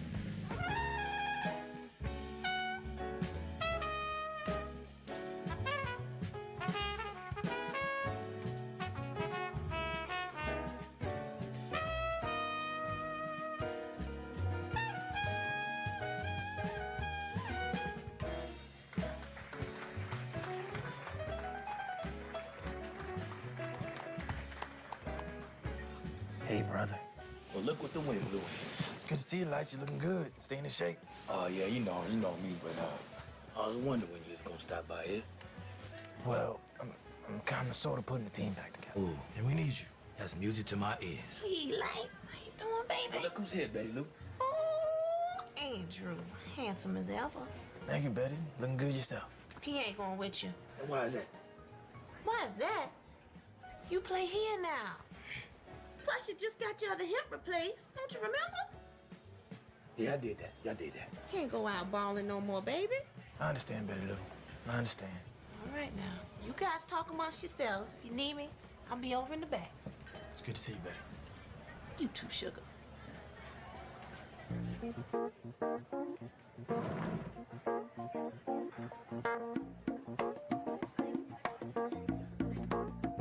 The soul of music, the soul of basketball. It's one and the same, Lights. You know that. Yo, Drew, I'm not too sure about this. The magic will come back, Lights. I don't know if I still got it. You just gotta believe. I gotta go park the car. I want you to go out there and just get your rhythm back. All right, I'll see you in a second. All right.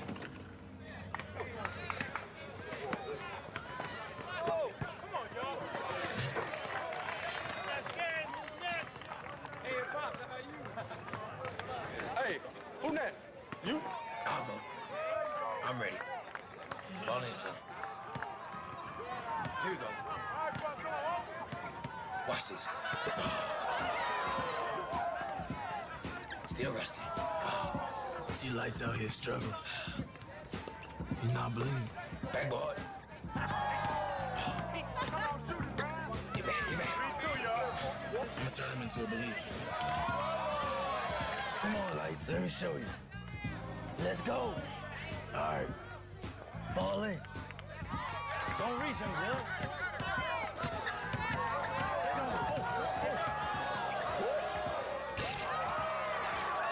Show these young bloods what you got. Okay, okay. Come on, Lights, play that music. That's good.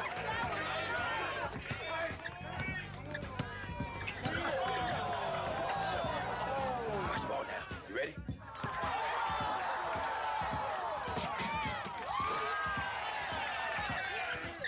Knockdown. Outlet. Outlet. Are you left, Drew? Are you left? Dunk down. Come on. Come on. Been a while since I've been up that high. I'm just getting started, baby.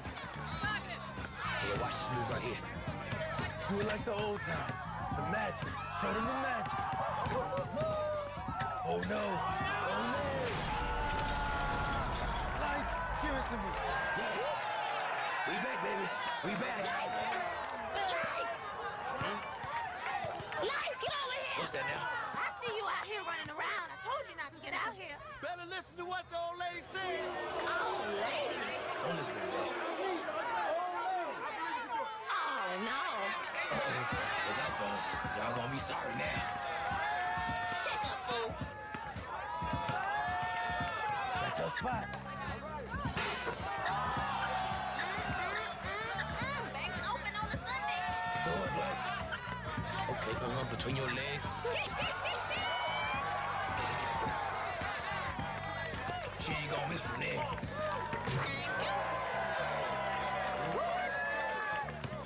Do it, Drew. Oh, my goodness. See me, see me.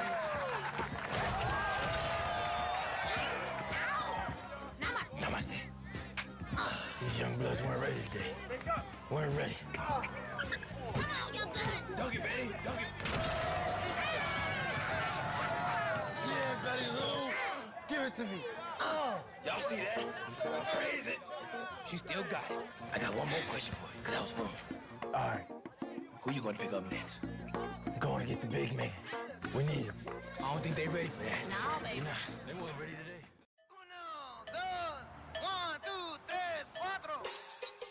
See, basketball is a physical game.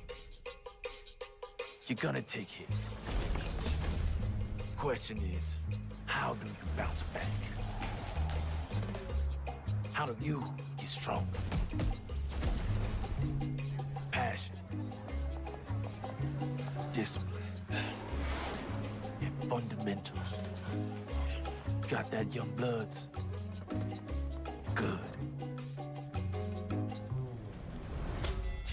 Now let's go to work.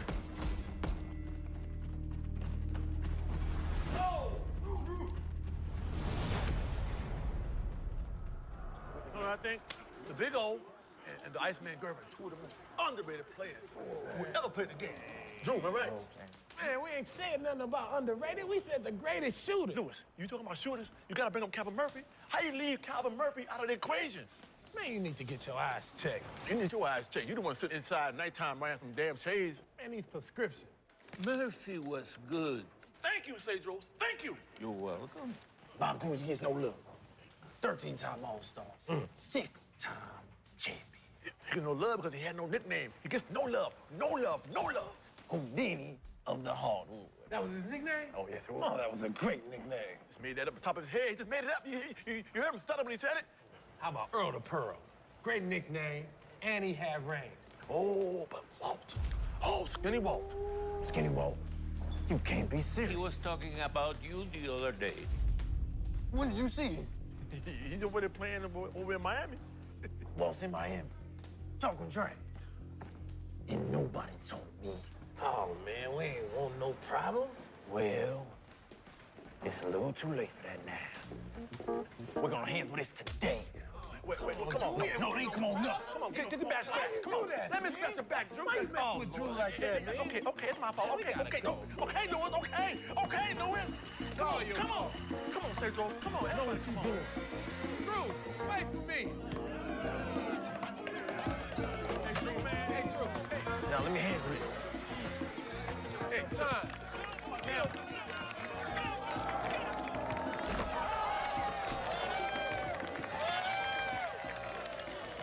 Leave him alone. You got him into this problem in the first place. But opening your big mouth. Oh, hey, hold on. Hey, Skinny Walt. Look who showed up, man. Skinny Walt. Wanna run? Nah. You can shoot, can't you? Play some horse. You know how to spell horse? I ain't never made it past H. I'm pretty good, Drew.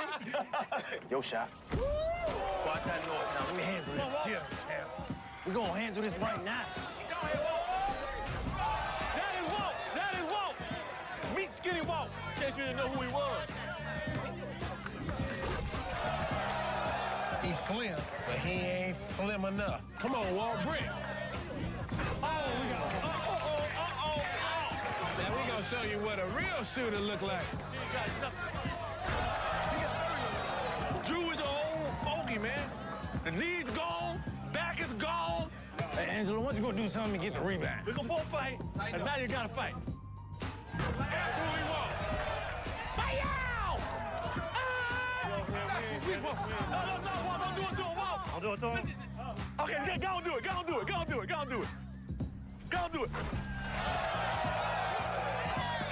It is good. Go, Walt. Another loser.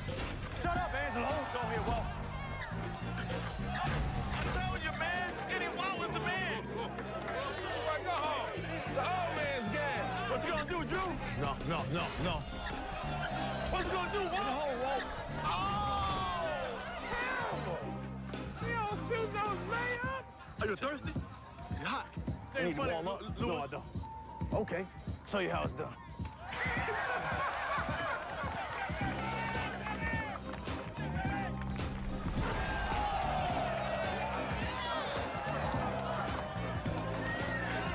Hit the glass, and that's gonna be your... There ain't gonna be no cash.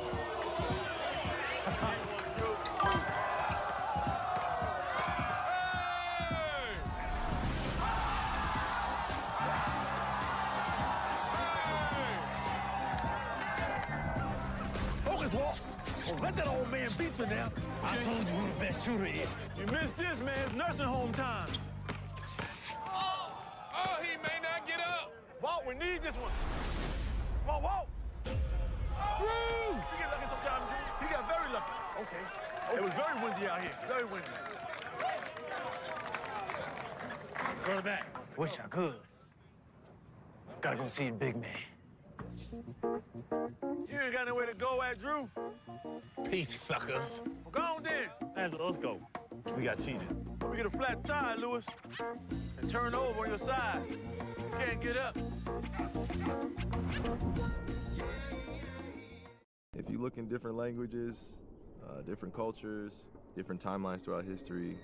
You'll see my name. And yes, now one of the biggest names in sports. I think Kyrie Irving should retire. I think he should announce his retirement. My mom gave me my name Kyrie for a reason. Like, it's a special responsibility to carry the name Kyrie. You feel like the way Kyrie Irving has been labeled is a little bit misjudged? Because he's an egomaniac. Your reaction, Kyrie. Is this the best move for Kyrie? It's a special responsibility. It's a unique responsibility because when you start digging deep into all of it, it can be a lot, you know? It can be a lot, so.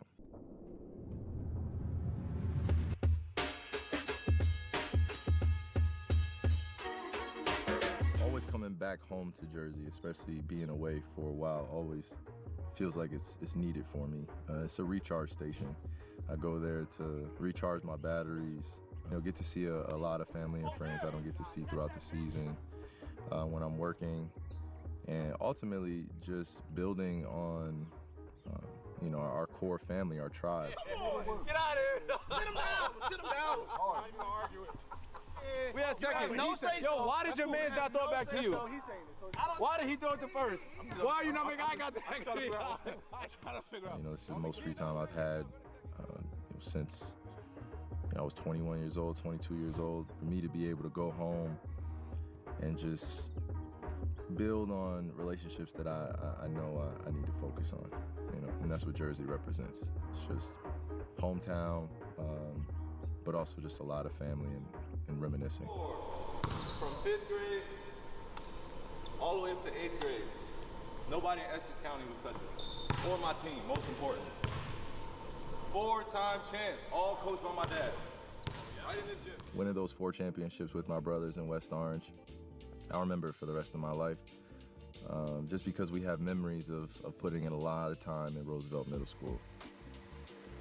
My dad has set a standard with the travel basketball team in West Orange, New Jersey, and we all follow his lead. I was the coach's son, still am a coach's son. If you know what that means. My dad was extremely tough on me, just to kind of break me down to build me up at times, I would say. It's all about keeping my right elbow tucked in, balance, stay square, simplify it, okay?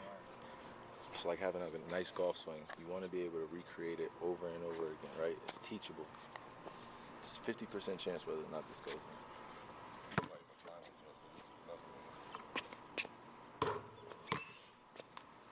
50% chance, but first things first, you gotta shoot it. I've pretty much grown up around the art of basketball since I can remember. My dad tells me stories of me being in hospitals or me being out on courts at different pro-ams and, people cheering me on to continue to dribble. I'm about 18 months at that point. So if you could just imagine an 18-month-year-old just dribbling around with right hand and left hand, and my dad had put the ball in my crib, and then I think, kind of Mother Earth took it from there. So it's a love relationship that I have with basketball because of how much it's afforded me, but I never can forget where I came from. Happy Father's Day, Daddy. We made this video for you.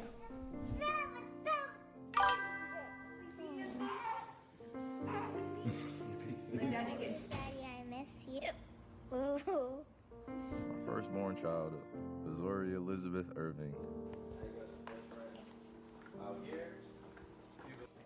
Me, my dad, Kaka. She is the one. I have my wife. I am in love with her, but it's nothing like seeing my daughter just light up a room, light me up, and overall just help me grow as a man, as a husband, as a father, most importantly.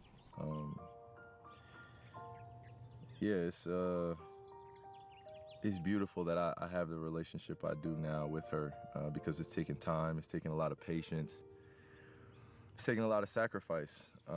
I spend more time with my teammates and the staff of the team than I do with my family throughout the year. I'm grateful Marlene travels on the road at times and she'll bring the family to me, or my daughter will come on the road and meet me, and it'll be for 2-3 days, and just even that day or two, it's much needed. It's necessary. That's when basketball doesn't become the most important thing, is when family is the priority. That's the sacrifice where people have to figure out whether or not that's worth it.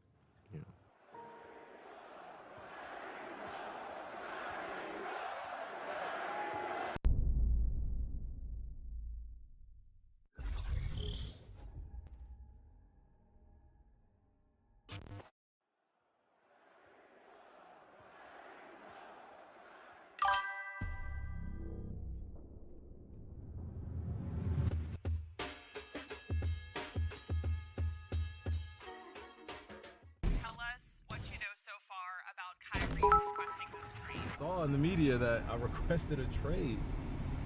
What are the odds of that? Kyrie has requested a trade. Kyrie Irving told the Nets that they want a trade. Are you surprised that Kyrie's demanding a trade? I just think it's something that could go many different ways.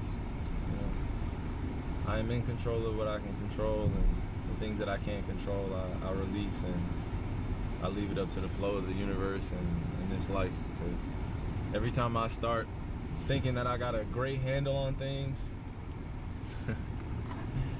oh goodness, I think we all can say we get humbled. Breaking news right here. The Brooklyn Nets are trading Kyrie Irving. It is official. Kyrie is a Maverick. Tell me about Luka. Man, well, and just teaming up. Yeah, what can I say about Luka Doncic? Luka's the best white boy I've seen since Larry Bird. This brother is something special. It's the most explosive backcourt in all of basketball. I believe that the finals is their ceiling. First off, I was already a supporter and a fan from him from afar. Ultra talented, ultra competitive, and he has that it factor. Whatever all the stars of the world have, he has that it factor. Playing with Kai is so easy. It's unbelievable the things he does on the court. I think if I would have to play to watch somebody, it would be him for sure, because those movements and shots is incredible. I'm excited to see him grow over time. I'm excited to grow with him over the next few years, and I don't want to waste this opportunity to be able to teach one of the best young prospects, young superstars in the world, how to be greater than what he is now.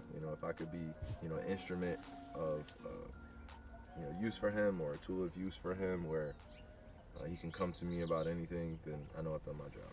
And then, the other thing about Kai is it's not always about basketball. I think he truly is happy here. I think he wants to be here. We hope that we've done everything to make him comfortable and want to be a Mav for life.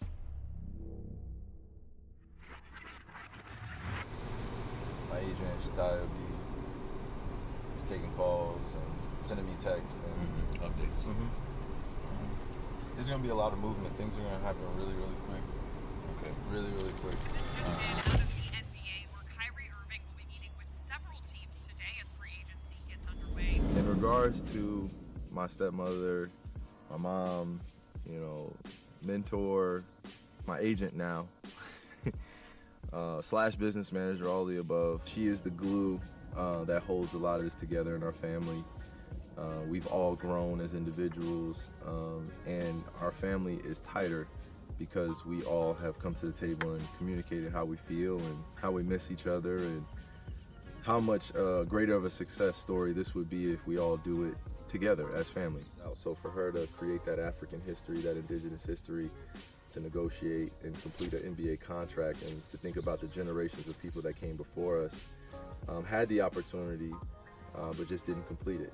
So for her to pass the agent's exam, come into a season where we deal with so much, at once, for her first year being with me in the industry, I could say that we came out on top.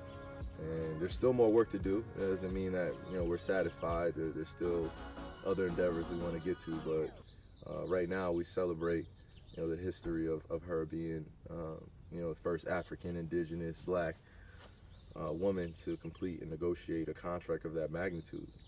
I could sit here and say, my mom did that. We feel that getting him is going to help put us in a position to win a championship. My job, again, as I've always said, is to help.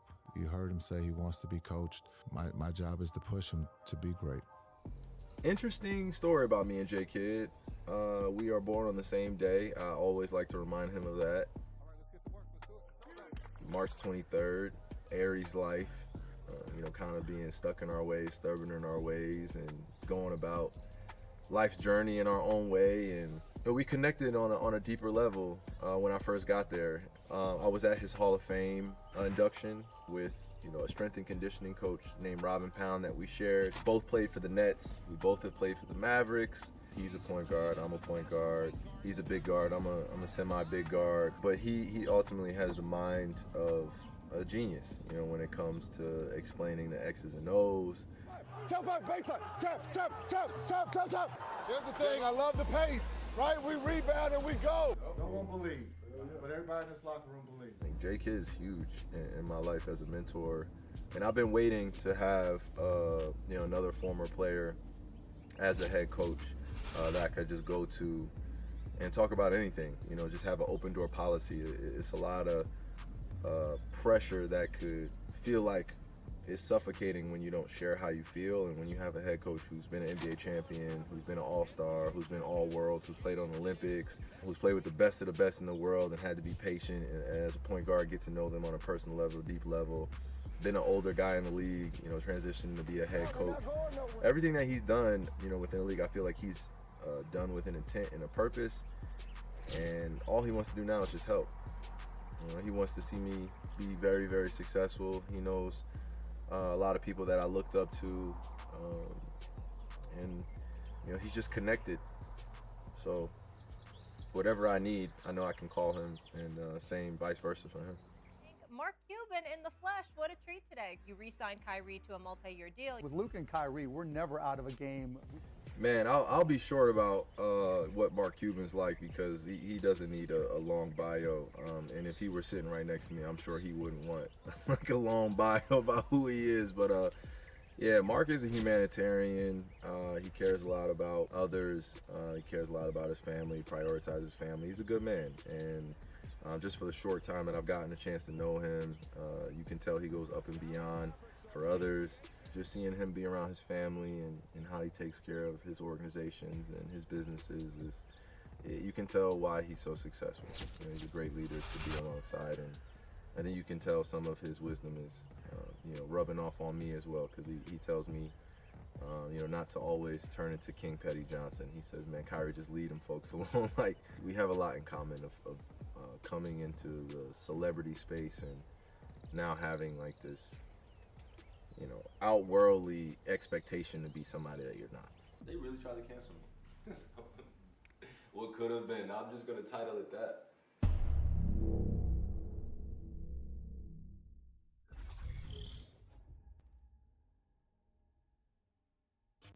They really tried to cancel me. What could have been? I'm just gonna title it that.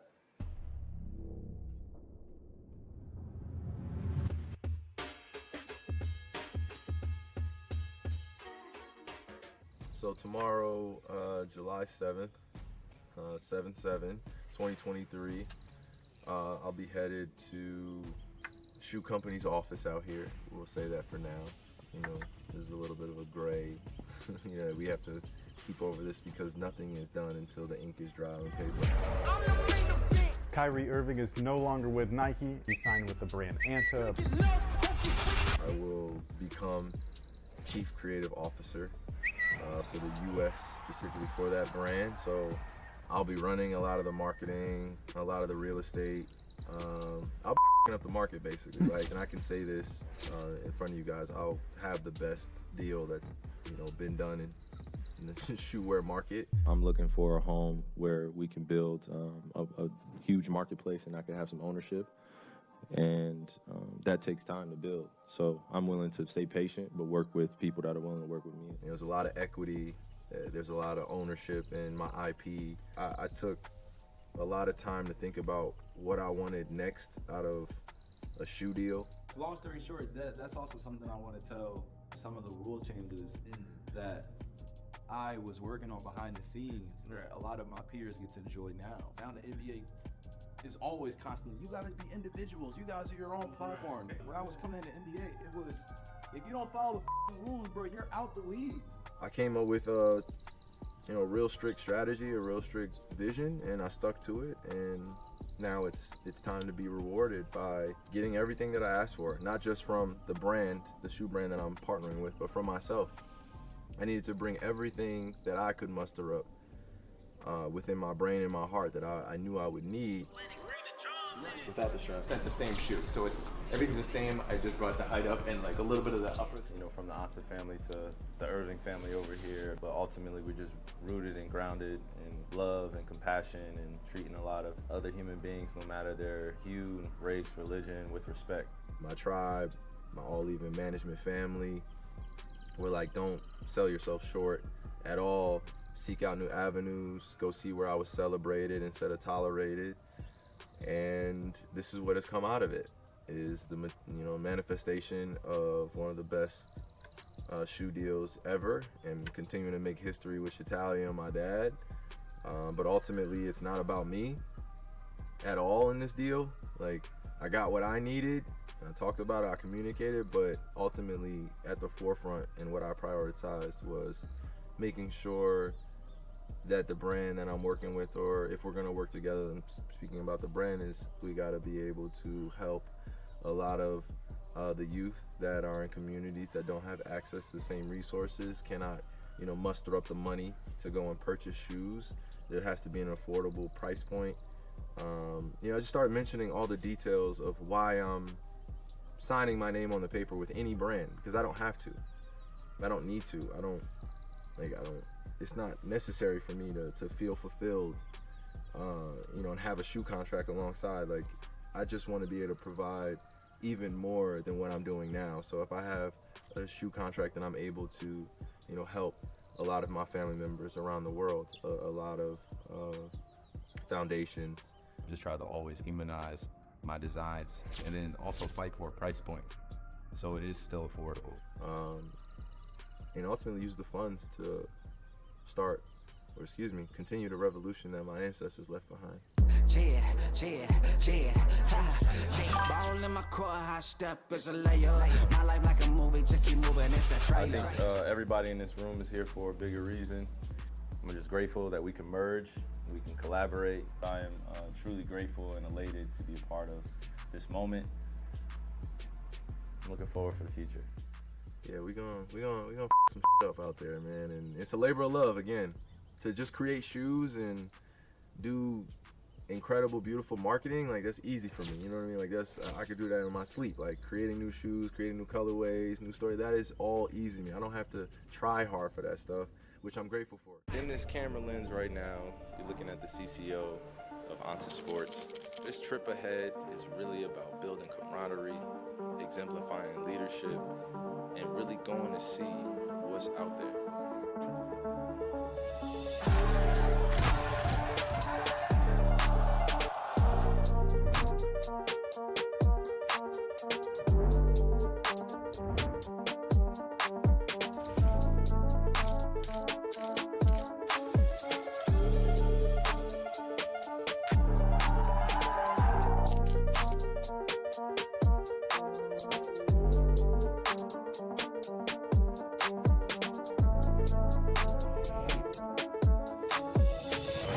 Something I wrote down a few years ago, that I definitely wanted to be chief creative officer of my own brand, and I wanted to do it with some special people. So I'm here. The journey is the reward. The journey is truly the reward. I might stay here all day. I might sleep here for the night, man.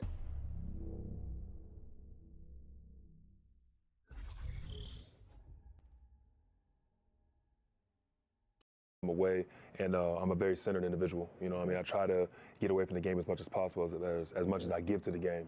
So that's what Hawaii was for me. It was real peaceful. It was real peace of mind. I spent time in Kauai, Lanai, Maui. I just island hopped a little bit with my lady. You were island hopping? Yeah. Oh, yeah. I was wow. out there. Were you staying on the water, or were you just hotel? No, actually, I stayed in the Kauai for about 5 days, and then to get to Lanai, we flew, then took a ferry to get there. So it was amazing, bro, to say the least. Good experience. But yeah, for people who haven't been through it before, free agency is crazy because you view yourself one way and then you hope that others view you that way as well across the league. But then you might value yourself a certain way and demand a certain amount of number or a certain number. And then the rest of the league, might be cap space or, there's only a mid-level exception. We can only offer you this. So, it's tough world of emotion, to say the least. And then, of course, coming off the finals, you're disappointed there. And then then you gotta have to process everything. How many days did it take? How many days before you actually started moving your body again, like out of bed or just not watching TV or off social or just, how did you, what was the next 48 hours after that? Because you did an incredible job, by the way. I want to say that because, I've played in a lot of finals, won, lost. So it's, for me, I see it as when we've lost, I've only won one championship. I don't want to say that that's like not anything, special, but I'm just saying the process itself, the journey, bro. How was the 48 hours after?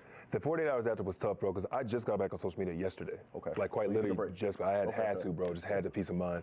But people don't realize, like, they think about how physically strenuous it is. They don't think about the emotional toll it takes. They don't think about the sleepless nights. They don't think about just like, noise and having to, deal with family and having to deal with the ones around you because they all want the best for you, right? But there's an opinion everywhere. So you just have to find a way to center yourself somehow, some way. So, the last 40 hours, or the 40 hours after was tough. I'm not watching TV. I don't want to see the other team, celebrating championship and all that type of stuff. So you get away from it, but then it just gives you motivation to get back, bro. It just, I went to Eastern Conference Finals 2 years ago, got to the Game 7 Finals this year, and it's like, damn, but you got so close, but it gives you that incentive motivation to keep going. Because, it's the industry gets to a job at some point. You know how it is, and basketball just doesn't become just that fun child's game that it was, but it gives you more motivation to keep going.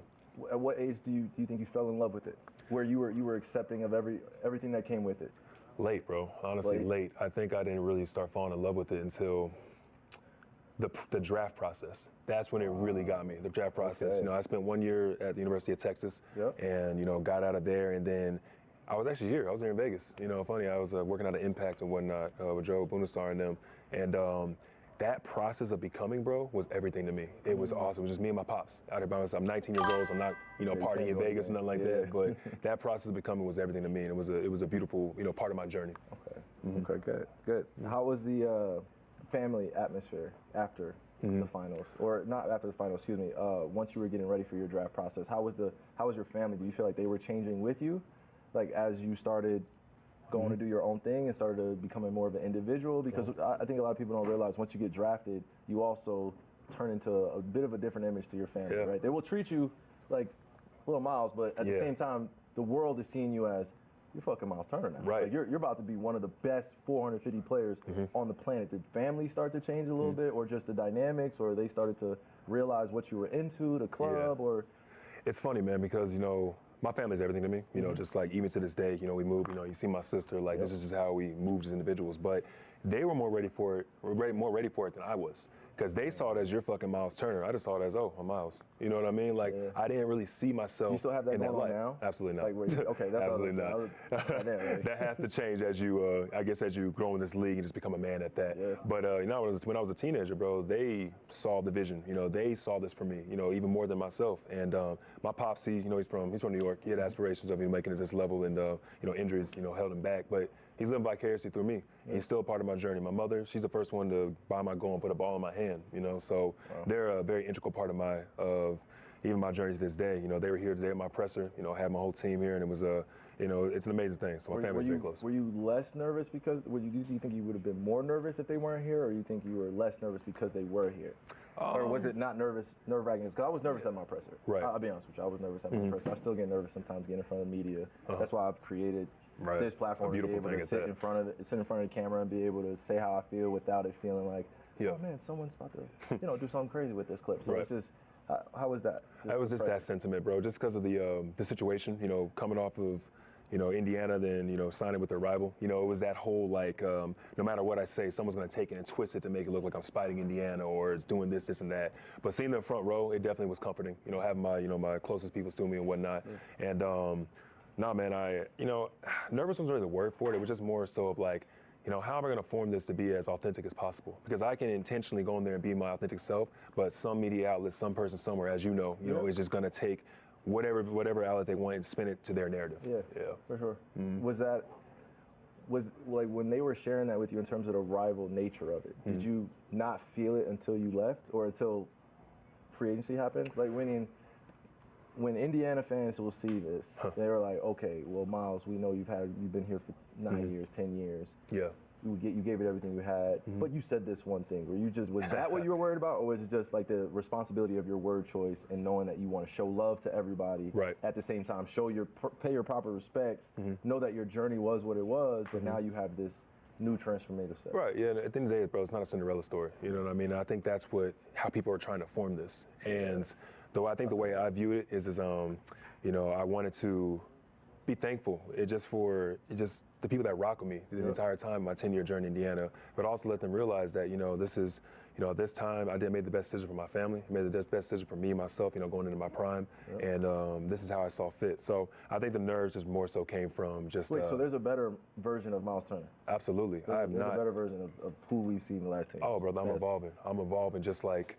We're all on the same path, bro, the same journey in this league, and some people get it early, some people get it late, and I was blessed and fortunate enough to, you know, get it a couple years ago that this is not, you know, my best form. You know, I think you said something in your presser about, like, you know, my 30-year-old body is different than my 20-year-old body. You know, I'm 29 years old, you know, moving into my 30s, and I take care of myself a different way. I take care of my mental a different way. You know, I'm very into, you know, meditation and yoga and taking care of all the little things in your body and grounding yourself. So I've definitely changed as an individual, and I know I'm evolving towards my better self.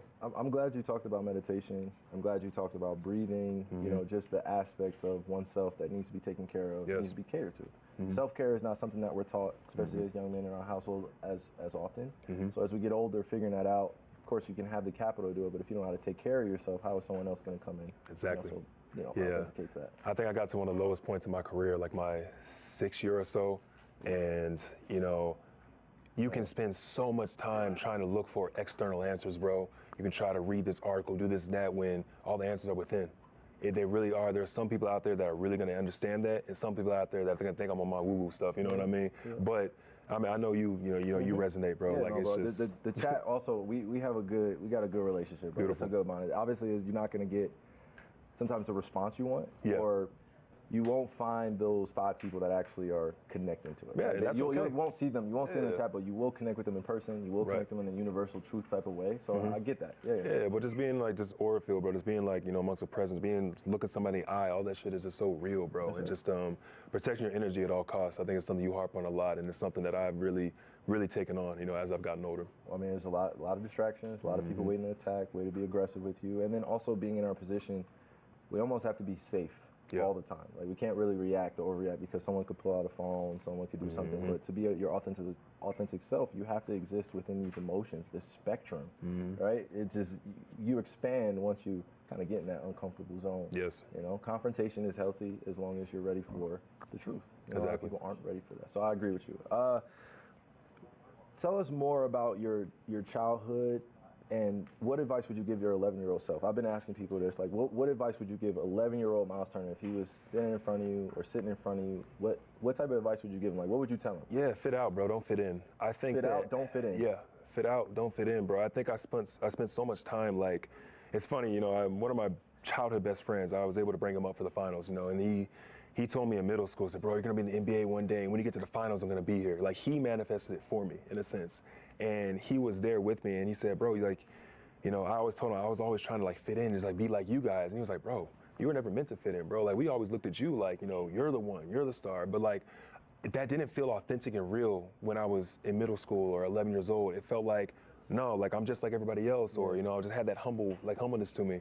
And then as you get older, it's like, wait a second, I am the shit. Like, hold on. I do move a little bit different than everybody else in this room. Like, people do view me as that, and I got to carry that. And I started feeling that confidence, you know, like, you know, later into my career, and I carry it now, and it's changed my game. Honestly, it changed the way I just view life at that. So, yeah, fit out, don't fit in. Okay. To add on to that, what are some of your outside or off the court, not interests, but your passions? What if you were not playing basketball for 2 months? You had no practice, nothing going on. You had 2 months to work on a specific skill or something you're passionate about. What is that? I think everybody knows it for the Legos. But, you know, I think that it goes beyond the Lego. I enjoy building, bro. I enjoy, like, bringing like brick by brick, putting something together, because nobody can do it for you. Like, I did that. Whenever you get done with a big-ass building, you put it on the shelf, it's like, damn, I did that. Okay, what's next?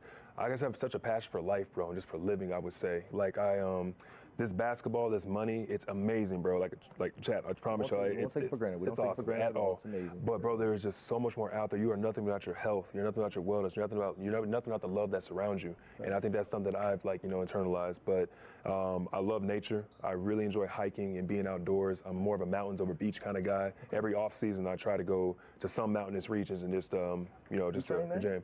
I have before. You kind of just go visit, go to different mountain peaks. Yeah, I'll go to different mountain peaks, hike it, but I have trained the mountains before. I did a couple. I guess I did a couple months out in Denver, but I took it out to the peak as well, just to test elevation, stuff like that. Okay. Really I love animals, love cats, more specifically. Cats are on a different wave, bro. I'm a cat dad, bro. Yeah, real shit. How many dads you got? Chill, y'all. Yo, cat, chill. It's got nothing to do with y'all. It's just two cat dads just talking about what's going on. All right, no judgment.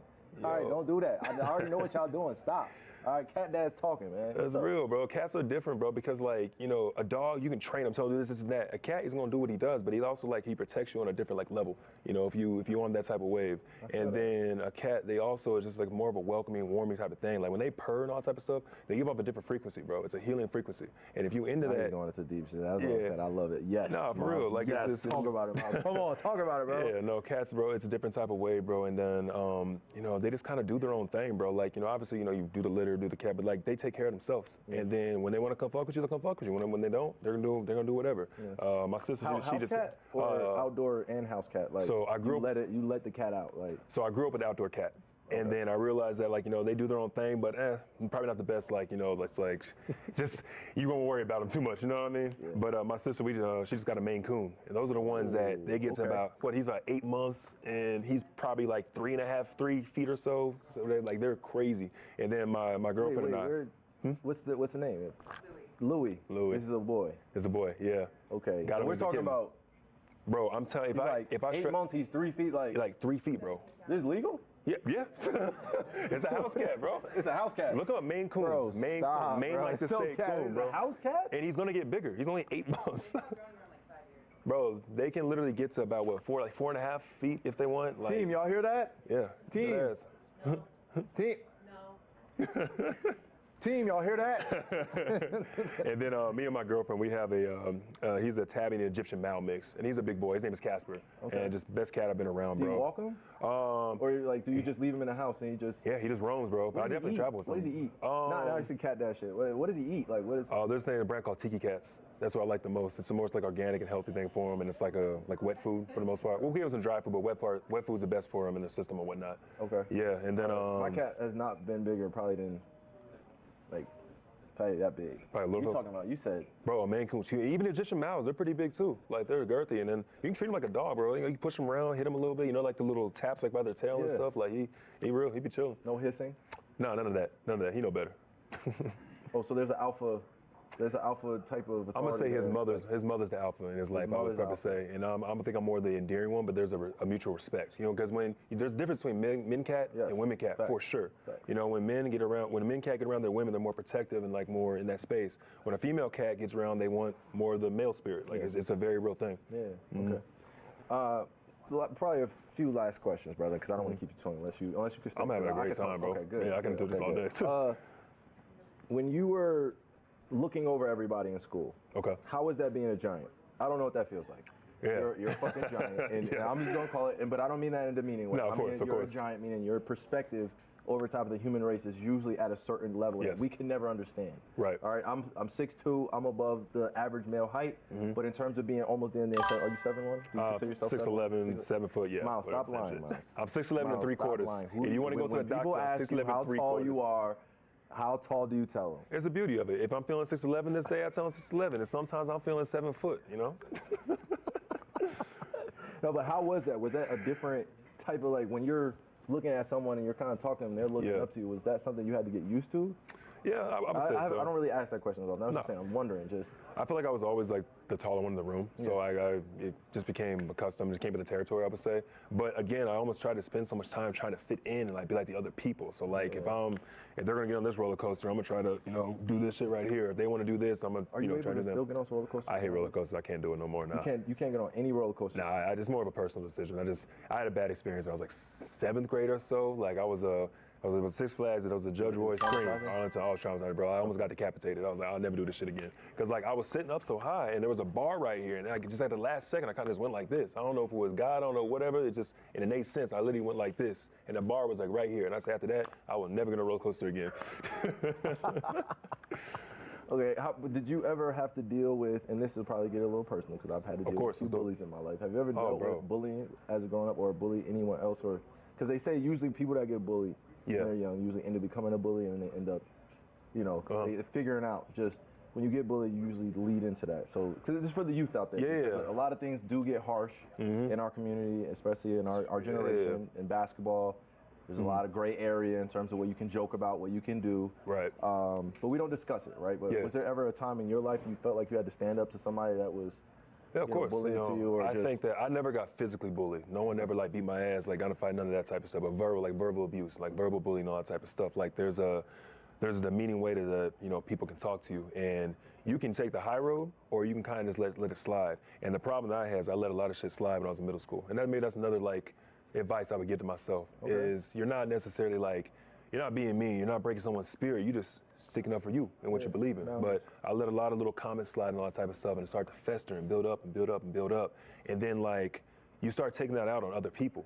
And I didn't necessarily like bully anybody else, but like being the bigger guy in the room and like, joking on this person. You can joke on this person a little bit. Like I didn't have the right people around me to deal with that. But my parents, they really helped me deal with it. Like for real. Like they just, I told you my parents saw the vision, bro. They always said you're gonna be somebody. I remember when Facebook was first like really, really popping, like, someone that said some cyberbullying shit, and I said some shit back. And then my mom said, delete that shit right now. Delete that shit. Them folks gonna look at this 10 years from now, and then they're gonna, you might not get drafted here, this is that. And I always thought she was tripping. I was like, man, it's just internet. And you see that everywhere nowadays. Some guy, some person, some influencer, some athlete said something 12 years ago, and it's come back to haunt on this day. They're losing deals, sponsorships, views, everything. You're doing that research, man. Yeah. People care about the research. They really do. You can type in on Twitter just like one key word and it'll pop up on your shit. Like, I was very thankful for my parents to, kind of give me that wave. So yeah, bro, just don't let too much slide, bro. There's something you believe in, bro. You got to speak on that. You have to. Facts. Yeah. Facts. Let's talk about your shirt. Let's do it. Oh yeah.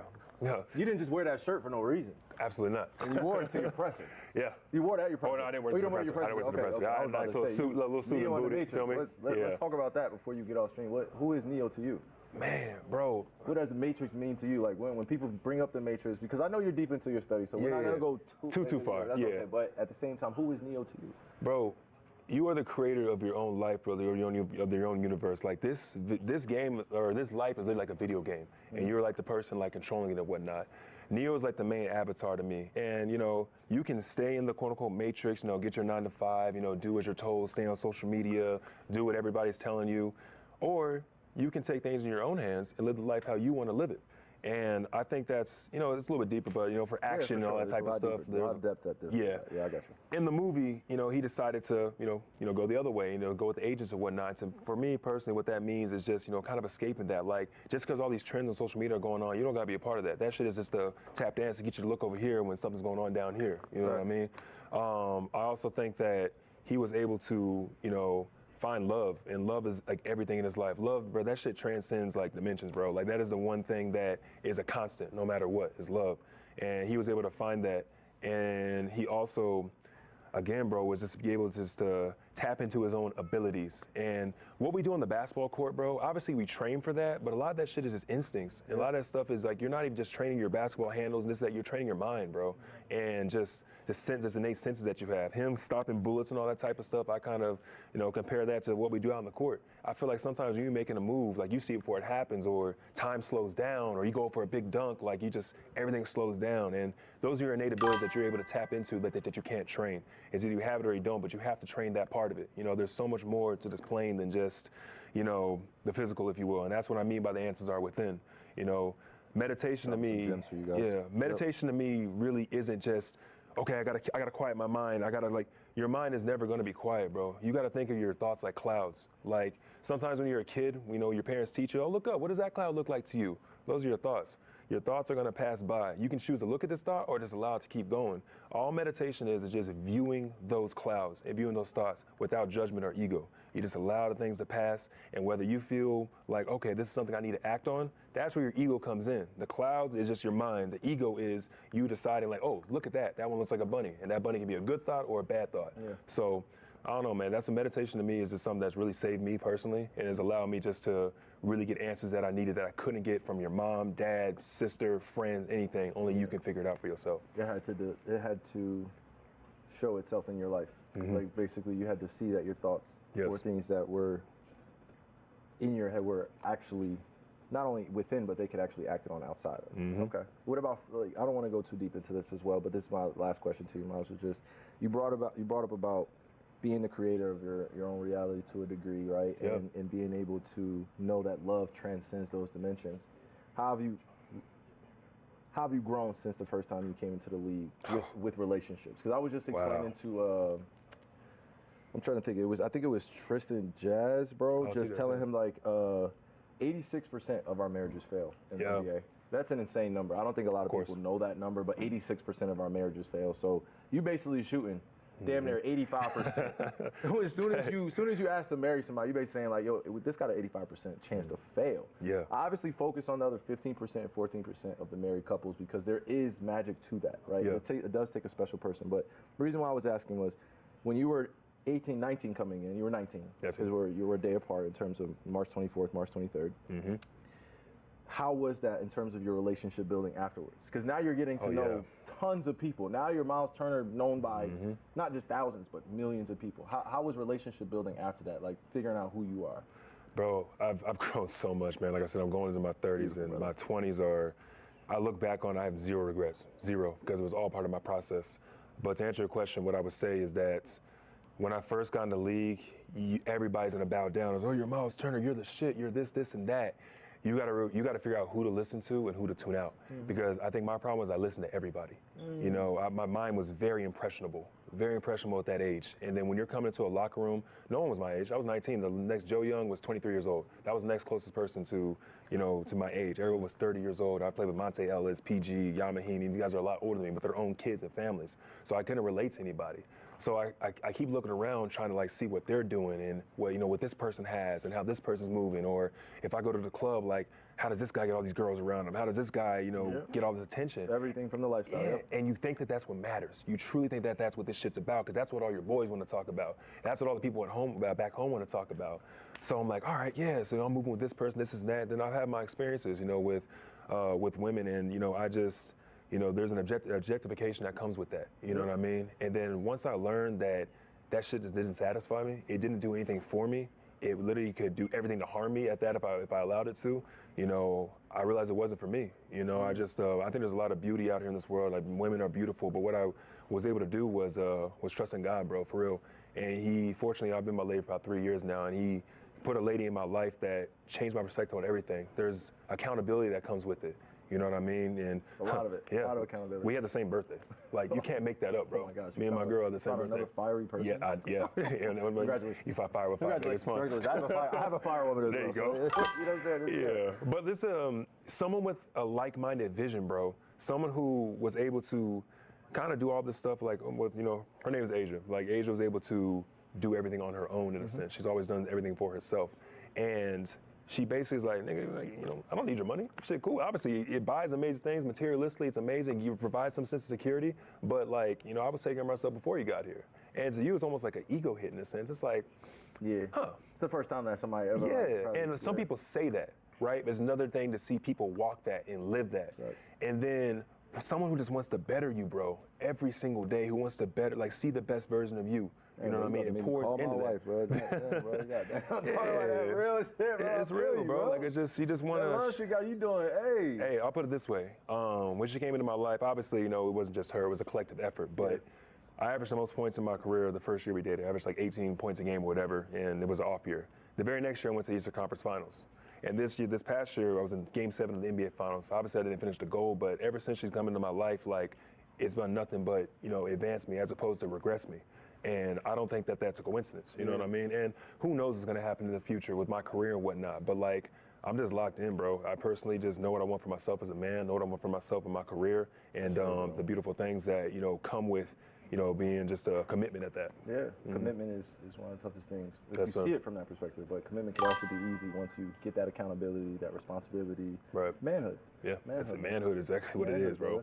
When we came into this at 19 years old, I try my best to explain to people, like, when I humanize my story, to allow them to see me as that version of myself that was doing the very best that I could at 22, 23. I was doing the best that I could with all the information I was gathering. Now, would I have liked to be more engaged with the environment around me and stay curious and be around the right people? Absolutely. I think anybody wants that, right? Because a lot of decisions could have been segued into something better. But the way I look at myself now is this version that I'm very proud of, because I'm able to not only just authenticate what happened, but also advocate and utilize a vocabulary so I know exactly what I mean and how I feel. I just didn't know the words to put to my feelings when I was younger. Yeah, there's no way to, the English language sometimes can have its way of tricking you out of your position, right? Especially when you're learning from other people. We only had 1 year of college, so education was not being just readily available. Here, go read this book. Here, go read that. So it's a unique perspective, and I'm grateful that you stepped in, bro, because we are a lot similar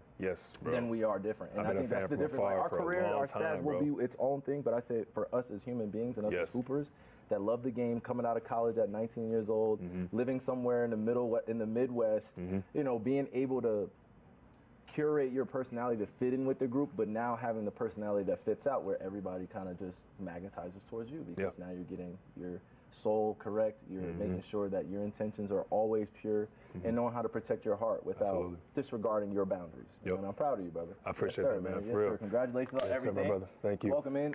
You're welcome to stay and see the rest of the suite, or if you guys want to chill, I'm going to be in here interacting with the chat. I'll be in here probably for like the next hour or so, or we have a sightseeing bus going on at 5:30. Got it going on in this trip. All right. Yeah, we got 2 hours on the sightseeing bus. We're inviting a lot of family and friends on it. We got 47 seats on the top, 20 seats on the bottom.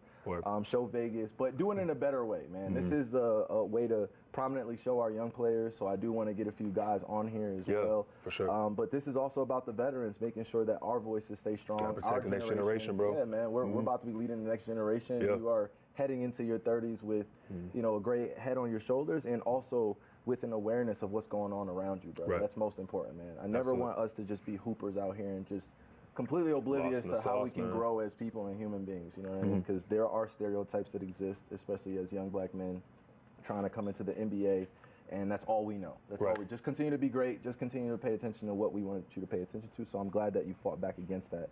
And the success was on the other side of that. That means that you can do it all. You don't have to just be so locked in. Yes, there's a time for that, but once you evoke that power within you, bro, anything's possible. Of course. Yes, sir. I'm in Dallas, bro. You know what it is. Let's tap in. Yes, sir. Love, bro. Yo, W's in the chat for Miles, y'all. W's in the chat. I wish we had the chat up here so we could ask you some more questions, man. W's in the chat for Miles, bro. Young legend himself, man. Please give it up. W's in the chat for him, bro. Appreciate the fan for stopping by. You guys are more than welcome to stay. Last thing, all right, before we get on to the rest of the stream, thank you. This has been the longest introduction I'll ever have in any of my streams. I just had to get all this stuff off my chest. That's it, all right? Appreciate y'all tuning in. The fearlessness. I want you guys to go watch After Earth with Will Smith and Jaden. Now, the movie got a lot of criticism and things of that nature, but there's a part in the movie of After Earth, right?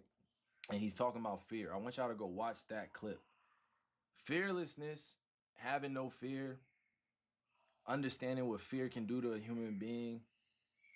I want y'all to really understand that there are a lot of fearful people out here, or people that have, including myself, at certain instances where I've been in my life where they are fearful of what's happening or what can happen to them if they do something that's a little bit in their uncomfortable zone, right?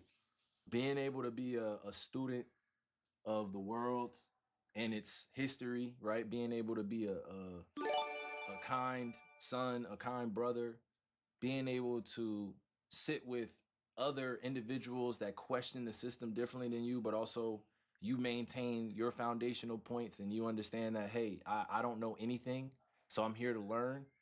The more that you can scale that out, the better you are in terms of carving out being like a fearless space. You just can't be afraid to stay curious in this world, you guys. If anything that you take from these streams is you're sitting in front of a person that was also a kid at a point in their lives. I was just as curious as you guys. You know what I mean? I wish that Kobe or Wilt or even MJ, right, got on live stream and was like as open and vulnerable like this. All right.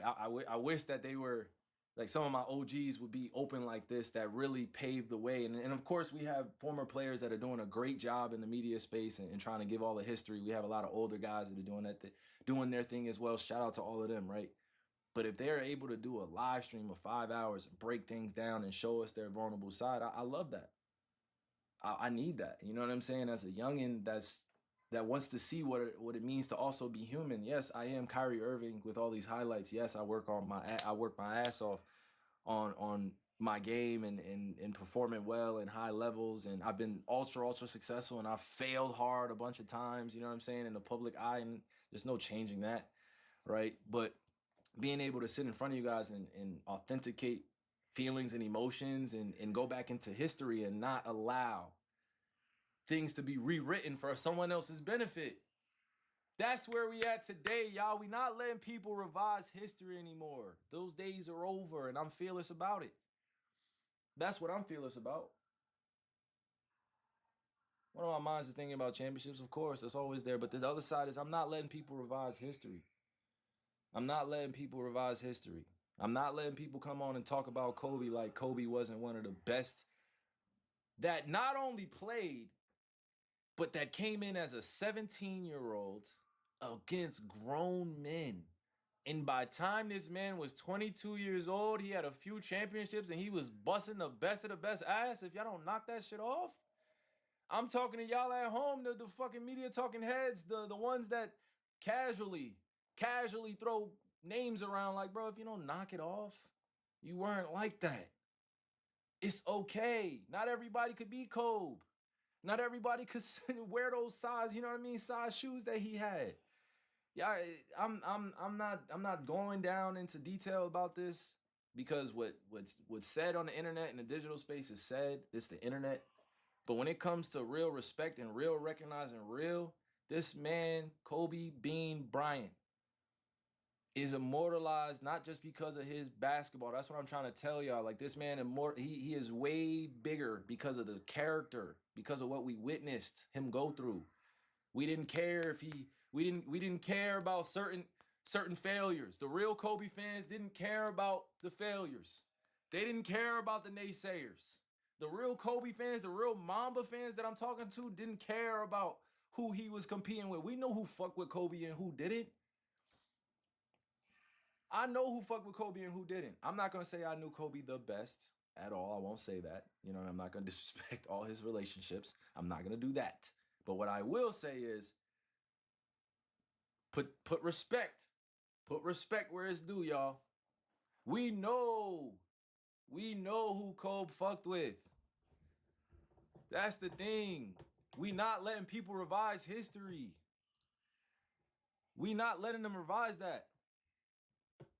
We are not letting people revise history. We're not doing that, dog. I'm not letting that happen. I'm not letting that happen, man.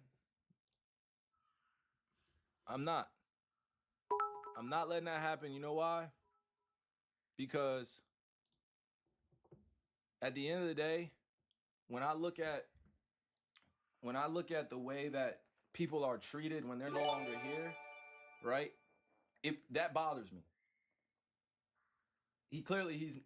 He's not able to sit in front of us and give us the takes or give us the, you know, how he feels about his own takes. But bruh, can we just be honest at this point? The man put on the shoes and became 2.0 of one of the greatest of all time play.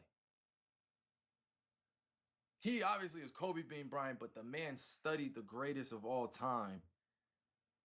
And this has nothing to do with rankings. This has everything to do with just the culture recognizing. Like, right?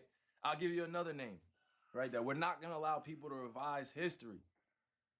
Hakeem Olajuwon, y'all. Salams to my big brother, man. Salams to Hakeem. We're not going to let people pretend like Hakeem was not that. Before there was a Tim Duncan, there was a Hakeem Olajuwon. Now, I'm not comparing the two. I'm not. But I'm saying, before there was a Kobe, there was a Mike. Before there was a Mike, there was a Julius Irving. You know what I'm saying?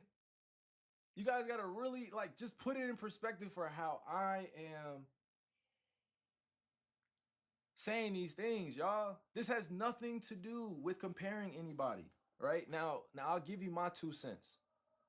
Okay? Come closer. Come closer. I'll give you my 2 cents, all right?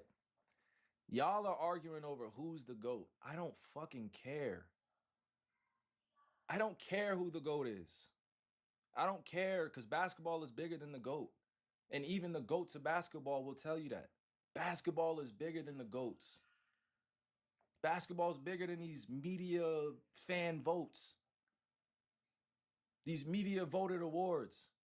This man, Kobe, had 1 MVP. Why do you think that is?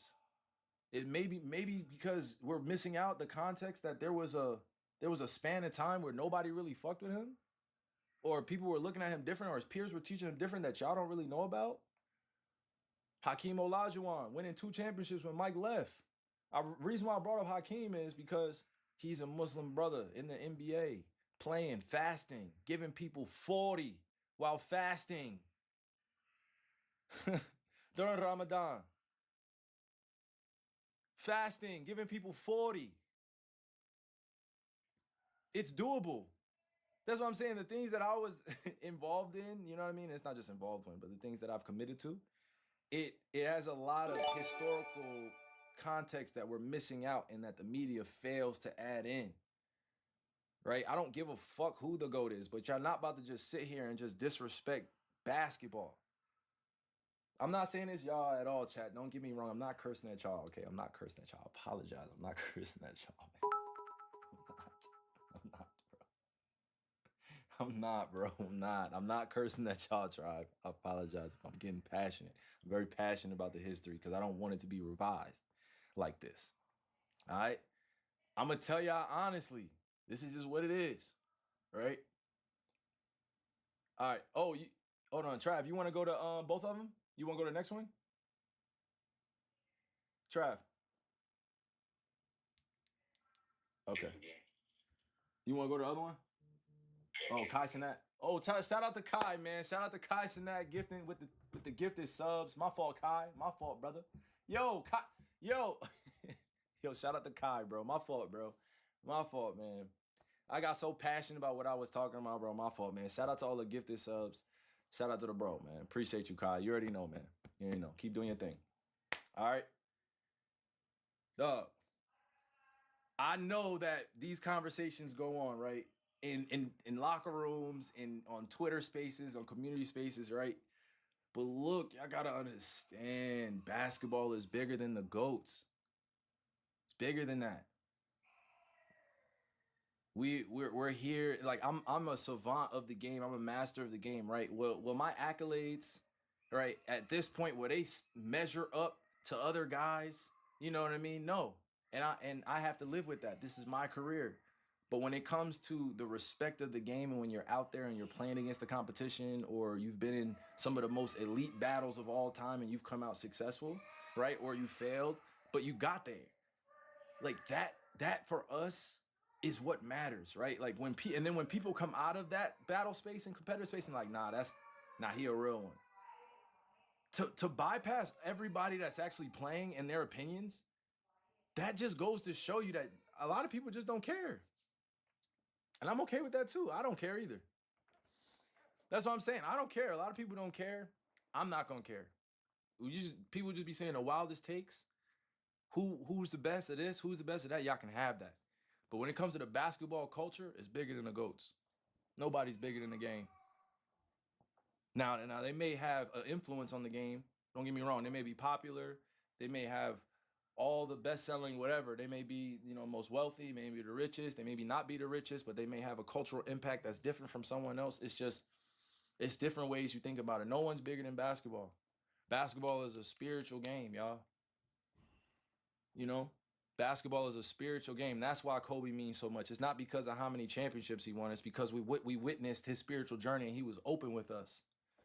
That's what this older generation still has yet to realize. And it's not them, the older generation. I'm not criticizing them. I'm just saying that there are groups within the older generation where they're like, yo, damn, why these youngins, man? What's going on? Like, why don't they ask us for this? It's like, bro, because the vulnerability that we need is media trained from y'all. I'm not trying to get the media trained version. I'm trying to get the real, authentic version. What was the league like in the 80s? Stop telling me about Larry Bird and Magic Johnson. I love my big bros and my unks, but start telling me about the truth. What was going on in the 70s? What were the people fighting for?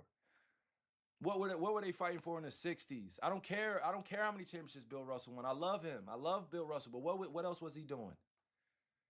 Please, he was standing with Muhammad Ali, Joe Brown. I mean, he was really in it. I love that Bill Russell. That's the spiritual side. He used basketball because basketball unites. Basketball brings people together. Basketball does not become these media frenzy takes. Oh, I'm trying to tell you that I didn't just become who I am today just because it just like, oh, I put a ball in the hoop. It's like, no, this is a spiritual connection. You get it? You guys watch me. I go work on my shit. I come in front of y'all. Y'all be like, oh shit, he got the best handles of all time. I didn't ask for that. You know what I'm saying? I work my ass off. Of course, my work ethic is there, but I'm saying, like, I didn't ask for that. Y'all started naming me up there with some of the most skilled of all time, and I'm happy. Happy about that. You know what I'm saying? Happy about that. I'm not mad about that. I put in a lot of time, but overall, when I wake up, I'm trying to win. I'm not trying to be remembered as the best ball handler of all time and things of that nature. I'm just trying to win, you guys. That's why I play the game at a high level and work my ass. I'm just trying to win. Just trying to win. Kobe is a winner. Guys are drawn to winners. You know what I mean? You have some of the greatest winners of all time to be in this. So let's respect that. If you've won before, great. If you haven't won a championship or you have, okay, cool. That's a discussion. But when it comes to really putting in that body of work, everybody's gonna be entitled to their own opinion. Everybody. You know? And again, I don't want you guys to mistake my words in these clips. Like the older generation, I love them with all of my heart. You guys got to understand this. I wouldn't be who I am without the guys that came before me and paved the way. So it's no disrespect. I'm just saying for our generation, we just want the vulnerability and the authenticity. We want to hear about what really happened. You know, how did he not only win 5 championships, but how did he deal with the life that came with it? That's it. I just get passionate about it. You know, I get passionate about it. I'm not even gonna say I'm sorry. I just get passionate about it. I just get really passionate about it because I love how basketball is so international now. The women's game is growing. Shout out to the WNBA. You know, pay us what you owe us. I'm rocking with that 100%. I don't care who has something to say about it, right? I think that the girls' game is growing exponentially, and we have so many more exciting moments where it's challenging how we view their game and how we view their business. And sometimes challenging comes with making waves, and that's part of it, you know? It's just the women's game has always been nice, but now we're in a new day and age where that just like they coming out with political statements like pay us what you owe us.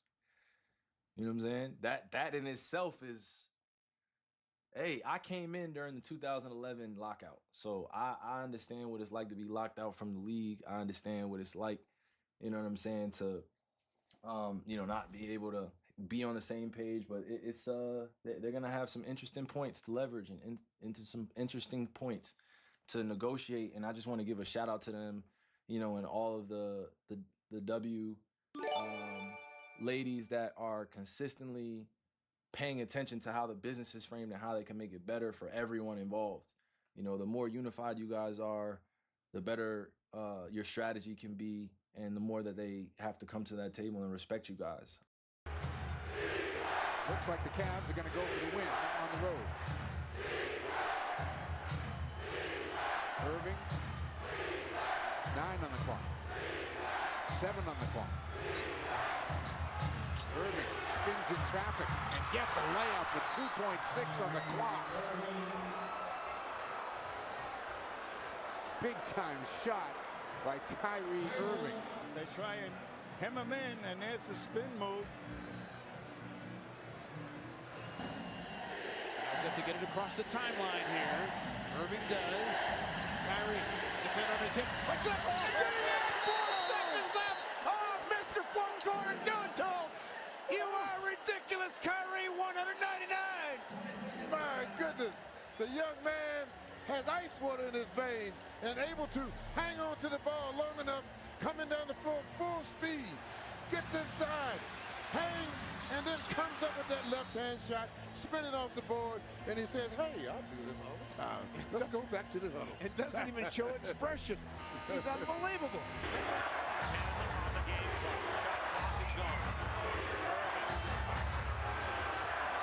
Makes the move, puts the shot up, got it. 1 second left to back catch and call their final timeout.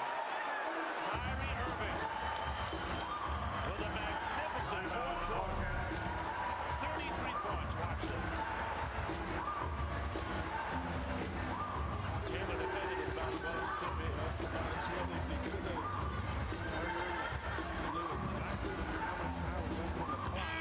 Inside, nearly blocked by Thompson. Here comes Kyrie. Open floor, trying to get to the rim, dances, fires, got it! Dead Kyrie Irving ties it up. That's a bad man. 96 apiece. Take the whole team to the. But let's go back to the play as Tristan Thompson indeed did get the rejection, and then Irving hopped him inside and finishing. Yes. Does he have another one in him? Bringing the ball down the floor. 2 to tie, 3 to win.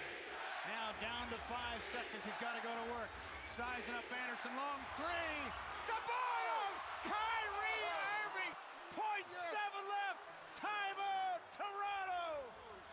It's Mr. Fourth Quarter. Dribble down, and says, okay, I'm going to dot your I right here in the Air Canada Center. Dead in the basket. Cavaliers take a 1-point lead. Shoot it, Mr. Irving. Anderson was so worried about being beaten off the dribble, he forgot one thing, the 3-ball launch. Yes, and Kyrie knew it because he kept backing up. He kept backing up, trying to protect against the dribble, against the drive. And Kyrie said, I know what I'm going to do. I'm going to dot your eye right here. 110, 108. Big basket here if the Cavs can get it down. Crowd on its feet. 20,000 plus here. Trying to be that 6th man. Kyrie sizing up Westbrook. Fires a long one. Oh, the bottom. Video game again. Kyrie Irving. Timeout. Thunder. I can't take it anymore. Well, again, when you have a Mr. Fourth Quarter, there's only one thing you have to do. Just get out of his way. Deep in the queue. Making up for last night when he says he was a little disinterested. I think his interest is pegging the meter right now. He got it back tonight. He get the same thing in Toronto. You back up, I'm a dot your eye. Just like Durant did at the other end, and check out the focus and the concentration. Yes, indeed. He looked like Austin Carr. That's an assassin right there. Yes, indeed. Deep in the queue. Yes. And the reaction, too. Now the Thunder did not need to foul because of how quickly they scored it.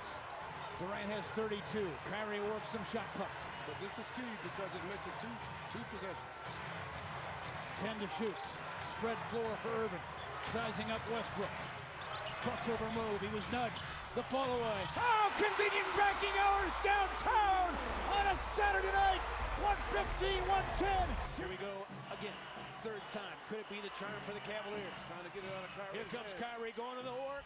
Scores! 0.6 to go. Absolutely. 3rd time is a charm.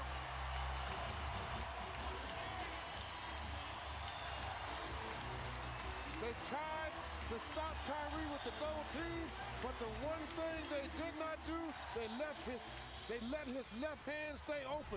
You cannot do that against Kyrie because he's awesome going left side, nice little hesitation dribble, holds it just long enough to get to the rim and lay it in. His left hand is dangerous when he's going in on the drive, and he's very good at finishing. The entire state of Pennsylvania knew that he was going to try to dribble drive to the hole, but nobody in blue could stop him. And maybe he's got his 6th career game winner. Look at the bench. They get a good shot here. And they're going to take a lead of 3, maybe 4. Short walks in and Kyrie Irving goes upside left. Down and scored it! Are you kidding me? Kyrie Irving with 10 seconds left. Oh my goodness. Kyrie Irving, he's a bad man. He's got 37 points. A sensational shot using his patented left hand. Doing a little window shopping here in the holiday season. You could see the side of the floor opened up. Stoudemire went up high as he could. Kyrie went up even higher. Soft touch off the board. Cavaliers go up by 3. Kyrie, good young man. You would swear he's left-handed by looking at this shot. Virtually all left hand, and then passing to get West open. Irving, 3, Batum got caught.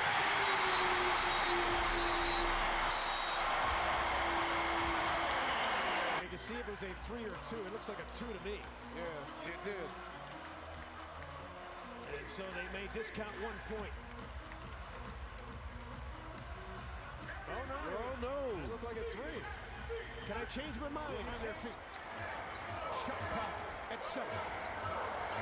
Kyrie sends it for 3. Oh, Kyrie Irving! Are you kidding me? 53 in a game for the agents.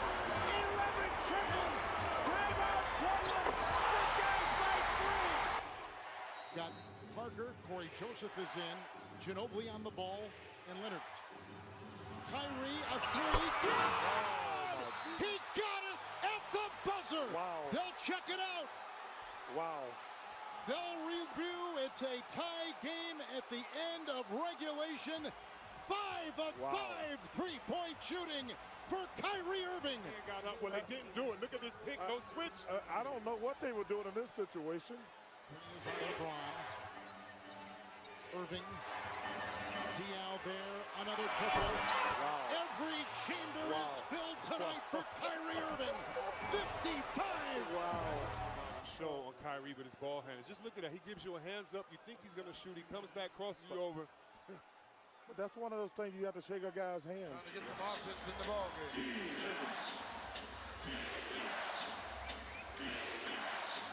Kyrie worked a little clock against Knight. Now LeBron walks into a screen. Tuck, good show. LeBron roll low, nobody home. Somehow rescued by J.R. Smith. Love has to hurry. Time for a shot.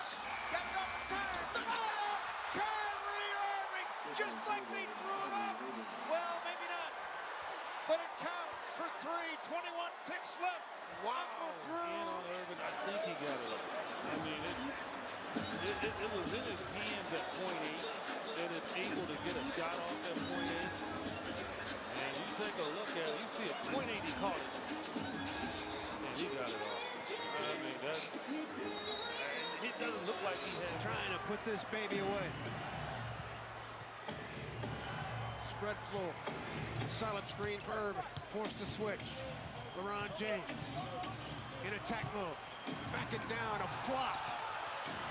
Kyrie, long 3. Oh, Kyrie Irving, Mr. Overtime, drains it. And the Dallas Mavericks are down 4. Well, well, well. Talk about body control. LeBron turns, they get a flop, but Dellavedova finds Irving for 3. Oh, he puts it in. Kyrie Irving nails it. But Kyrie Irving, what a shot. Clearly got it off in time. Give Tyronn Lue a lot of credit. This is a design play. The attention drawn by James. Beautiful execution. Catch and shoot, one quick motion.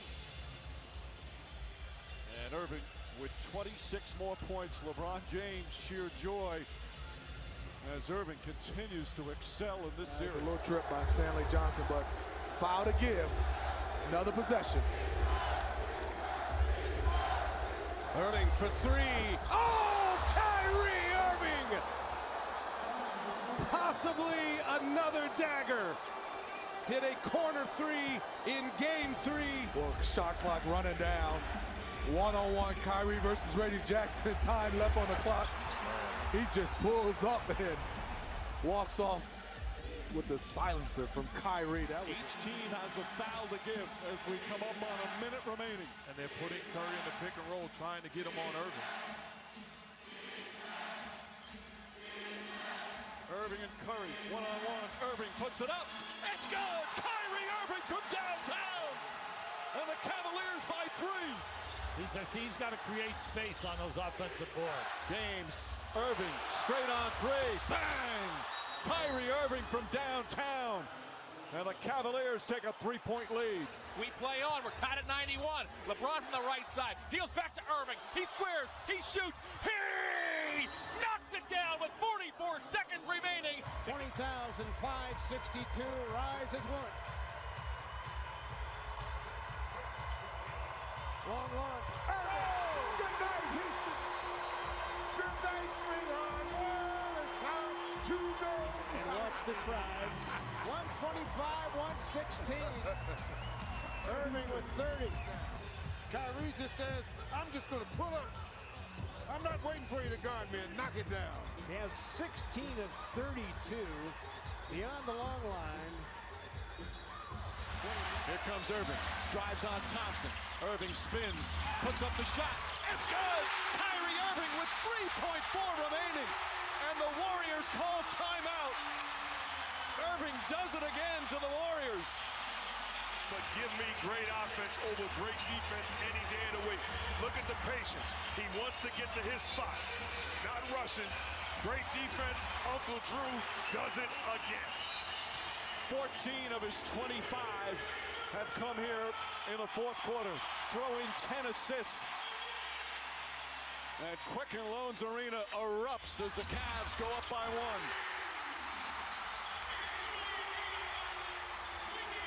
For him, 41 points for Bradley Beal. Here comes Irving the other way. He'll dance, he'll cut, he'll fake, he'll shoot, he'll score! This is a game of can you top that? Tied again at 133. Ball goes up on Jefferson. Back to Beal. 3. No. Rebound by Thompson. 50 seconds to go in overtime.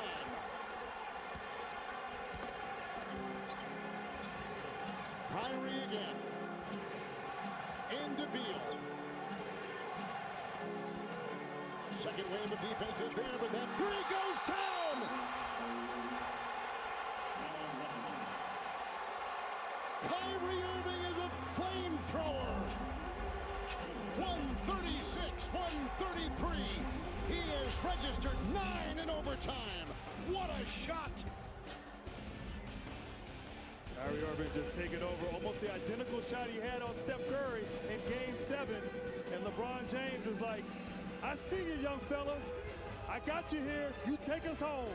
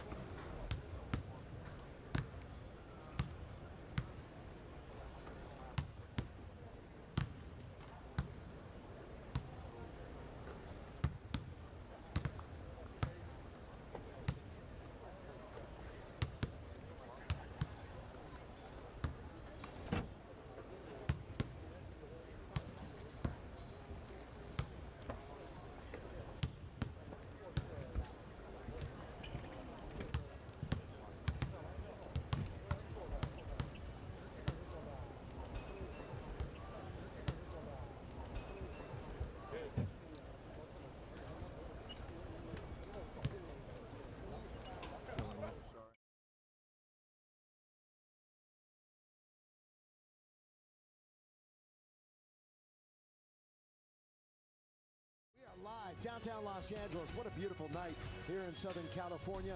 Great look at Crypto.com Arena. Spectrum Sportsnet, as always, proudly presents the NBA. Come on inside where this evening the Mavs invade to take on your Lakers. Gosh, that is one of the toughest one-on-one coverages in the league. Averages 27 on the year. I mean, he can go where he wants with the basketball. His ball handling skills are that good. Per game, then the Dallas Mavericks, and those two being Golden State and Boston. They rely a lot on the three, even without Luka. Down the middle, nice delivery by Kyrie. In the NBA tonight, Kyrie drifting out of bounds. Powell, the tap, and a good one. They got a fresh 14. Little two-man, keep away, and the shot by Bullock is good from beyond the arc. In a couple of games already this year against the Lakers, averaging about 23.5 points. While we have a moment, birthdays next week. He's going to be 31 himself. So under control, such a nice developing player over the years. Shot's been absent a little bit the last couple of games. Bullock hits another one from distance. They're going to get it right back. They leave it for Kyrie straight away. Bounce in now to Powell. Kyrie Irving. Started the year in Brooklyn. Ooh, almost a logo three by Hardaway, and he drills it for much better for Hardaway Jr. the last three. Really improving. Tap once, twice. The scrum ensues. Going to be taken by Dallas. Here they come, 3-on-3. Hardaway Jr. a little quickness, blows the layup, but Irving is there to follow. Turnover leads to scoop pass over to D'Lo. Here comes Schroeder with a quick move. The spin gets caught in the air and threw it away. Leaking out, the long lead goes to Kyrie. Lays it up and in. Again, one of the top three-point, at least, attempters, if you want to put it that way, shot attempters in the game. Right now, Kyrie, nobody finishes it better than Kyrie. Maybe equally, but nobody better than Kyrie. Each team will have 11 remaining after tonight. Less than a month to play. Bertans, that's what he's paid to do. He's so smart with the basketball. You see probably a lot of positive action. Since the break, Reeves second most points on this Laker team. A three for Kyrie Irving. How do you have him pick? You have Kyrie Irving pick up his dribble and then both defenders leading. 12th year in the league for Kyrie. And it's a variety of shots. But you mentioned it, just so smart. And reading the game and knowing the game. Rainbow for Irving for three. The three, that short corner three that has turned into such a big weapon in the NBA over the years. One of the shots that everybody wants all the time. Kyrie, look at him go in, and between two Lakers gets an and one. Yeah, because the Lakers, the last line of defense is Anthony Davis, and he happened to be out on the top defending his man. And Kyrie. 5 out of 8 from the line for Dallas. Kyrie himself. And that's the guy they need to get going from the perimeter. 0 for 2 tonight from downtown. Pull-up three for Irving. That's what the superstars do. Dribble up three, boy, those can be difficult. Tough play to execute. Now Beasley, 3-on-2, and he lost it. Just forgot the ball. Kyrie's at the other end. They find him, and he scores. And that's on the Lakers to end this quarter up by 8 or 9. Yeah, have a comfortable lead, a little nicer than what the Lakers had given them. Irving, 4 fouls, remember. Pull up with 6 on the shot clock. Kyrie Irving, nothing but net. Rebounds tonight for Gabriel off the bench. 8 in 11 minutes. That's it. Irving finds himself with AD in front of him, but he just falls back and scores. It was Christmas back in 2020. That was part of that COVID-shortened season. Irving, well, he just got blocked from right there a minute ago by Reeves, but that one he drains. One a defensive player and the other an offense. Well, we've seen this before, haven't we? The Lakers get to within 1, 2, tie the game, and then Dallas goes on a little bit of a run, and Irving scores. Davis, they both went to the roll man. Lakers shooting 54% tonight. Just exploiting this poor Dallas defense. Irving is 1 foul away from elimination, yet he wanders in and gets to the rim. Now Irving, who is touching the basketball right now, goes around Schroeder, lobs it up and in. What a play by Kyrie Irving. How are you going to stop that? I mean, come on. You don't. Is right. Another look at that Irving teardrop. Look how high that thing is. The Winyan Gabriel says, don't do that. It's not fair. Come on. I'm supposed to be able to get to that shot. Irving, 14 of 23 tonight. It's a strange hole. Irving, tonight from the line is 3 for 3. On the year, he's in, well, just shy of 90%. It's a one-possession game. Just under 2 minutes. Got to get it in.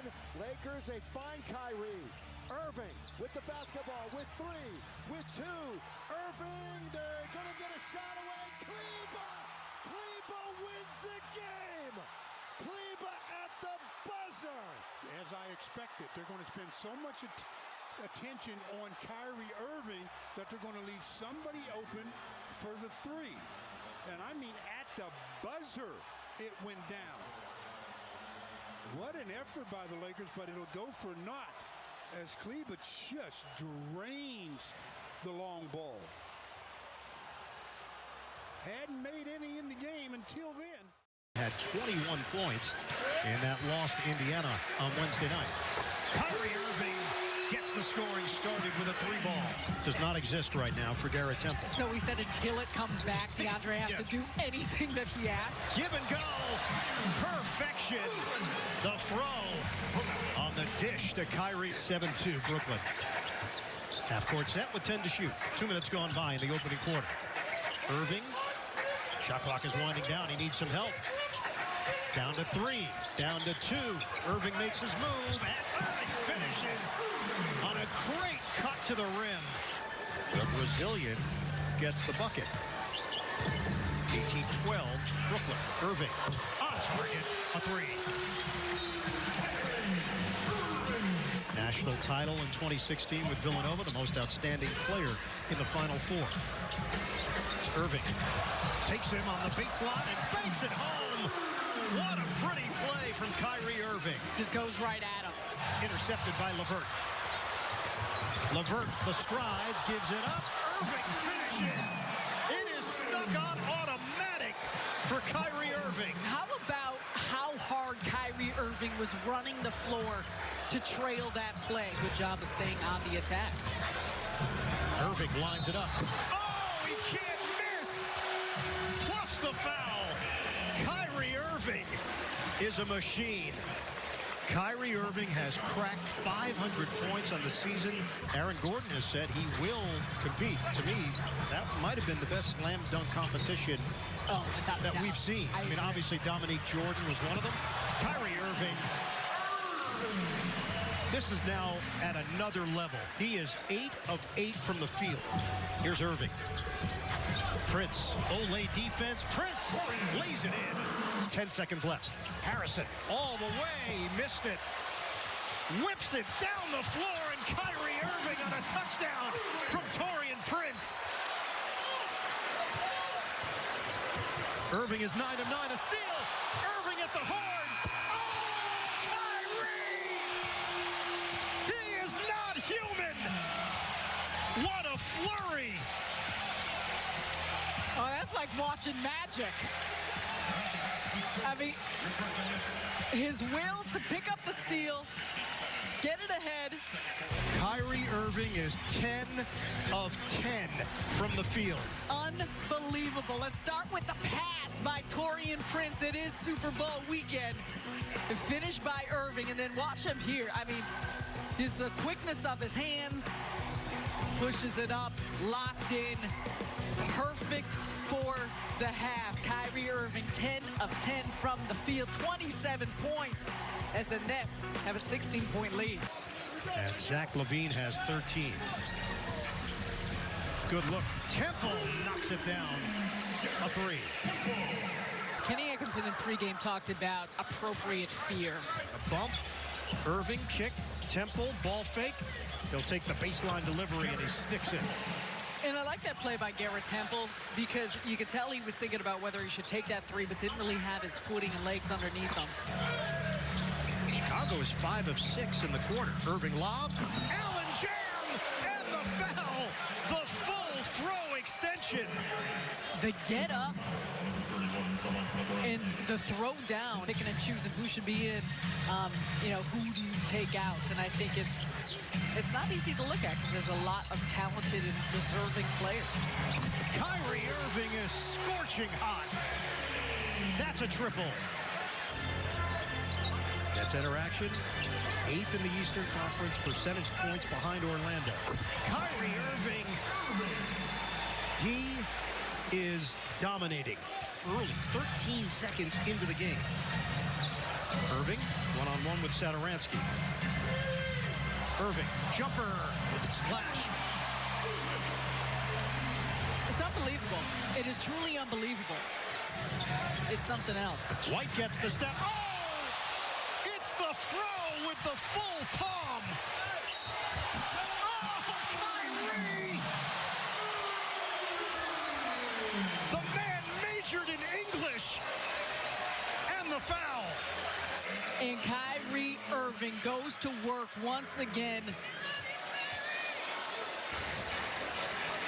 And he has cut the Brooklyn lead to 10. Irving. Got it! Kyrie Irving is a one-man wrecking crew. Kyrie Irving's been electrifying, but for this Nets team, you got to start getting stops at the other end. Oh, Kyrie Irving, dazzling, and one. The 106, 1 out of 2 for Young. Irving. Oh, this is insane. It's the Kyrie Irving show. He's got 50. The bucket by Thaddeus Young. The Nets lead 123 to 108. Harris leans in. The big shot goes. Joe Harris wanted a foul. Cleared by Allen. Irving on the move. Irving the fade. Gets the roll. Kyrie Irving has 54 points.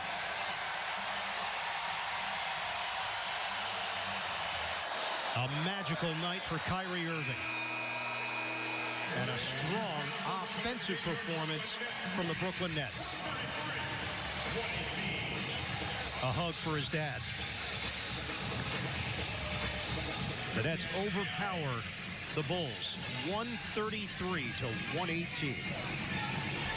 Number 2 on the Nets all-time list for most points in a game. It's Kyrie Irving. He came up 3 shy of Deron Williams. Thanks for watching ESPN on YouTube. For more sports highlights and analysis, be sure to download the ESPN app. And for live streaming sports and premium content, subscribe to ESPN+. It's the Nets against the Jazz in their first meeting of the season, and it is time for Nets on Yes. That's games every season. Going to the playoffs, and now obviously sidelines. Markkanen able to save it, but right to Irving. He leads Harris. Joe had a really nice shooting night last night. Irving short, follows it up, stops, fades, hits. 11-5, Nets lead it early. Here's Simmons into the paint, swoops across. O'Neal with some space, now Irving. Irving separates, fires, and hits from 3. Timeout, Utah. A 12-0 Brooklyn run. Tough shot by position there. Try and do it in the half court. Harris. Irving with 5 points, 4 rebounds already, and knocks down that Jay silky smooth. Well, that was a tough shot. Simmons draws 2, finds Curry. O'Neal looking to work Clarkson. Clarkson able to save it. Kyrie, shot clock reset, won't matter. Claxton, Tucker finds Markkanen. Left it up top and released it quickly, but short. Markkanen is now 1 of 4 from 3. Irving has gotten off to a hot start, 4 of 5 from the floor, and he is 2 of 3 from 3.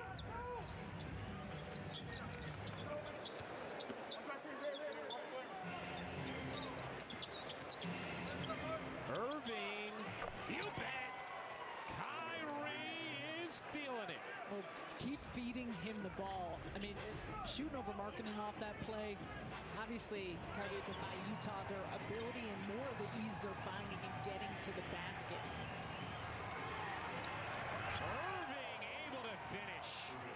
And it's a beautiful finish by Irving, but a glaring discrepancy here with a tie ball game. The Nets have yet to take a free throw.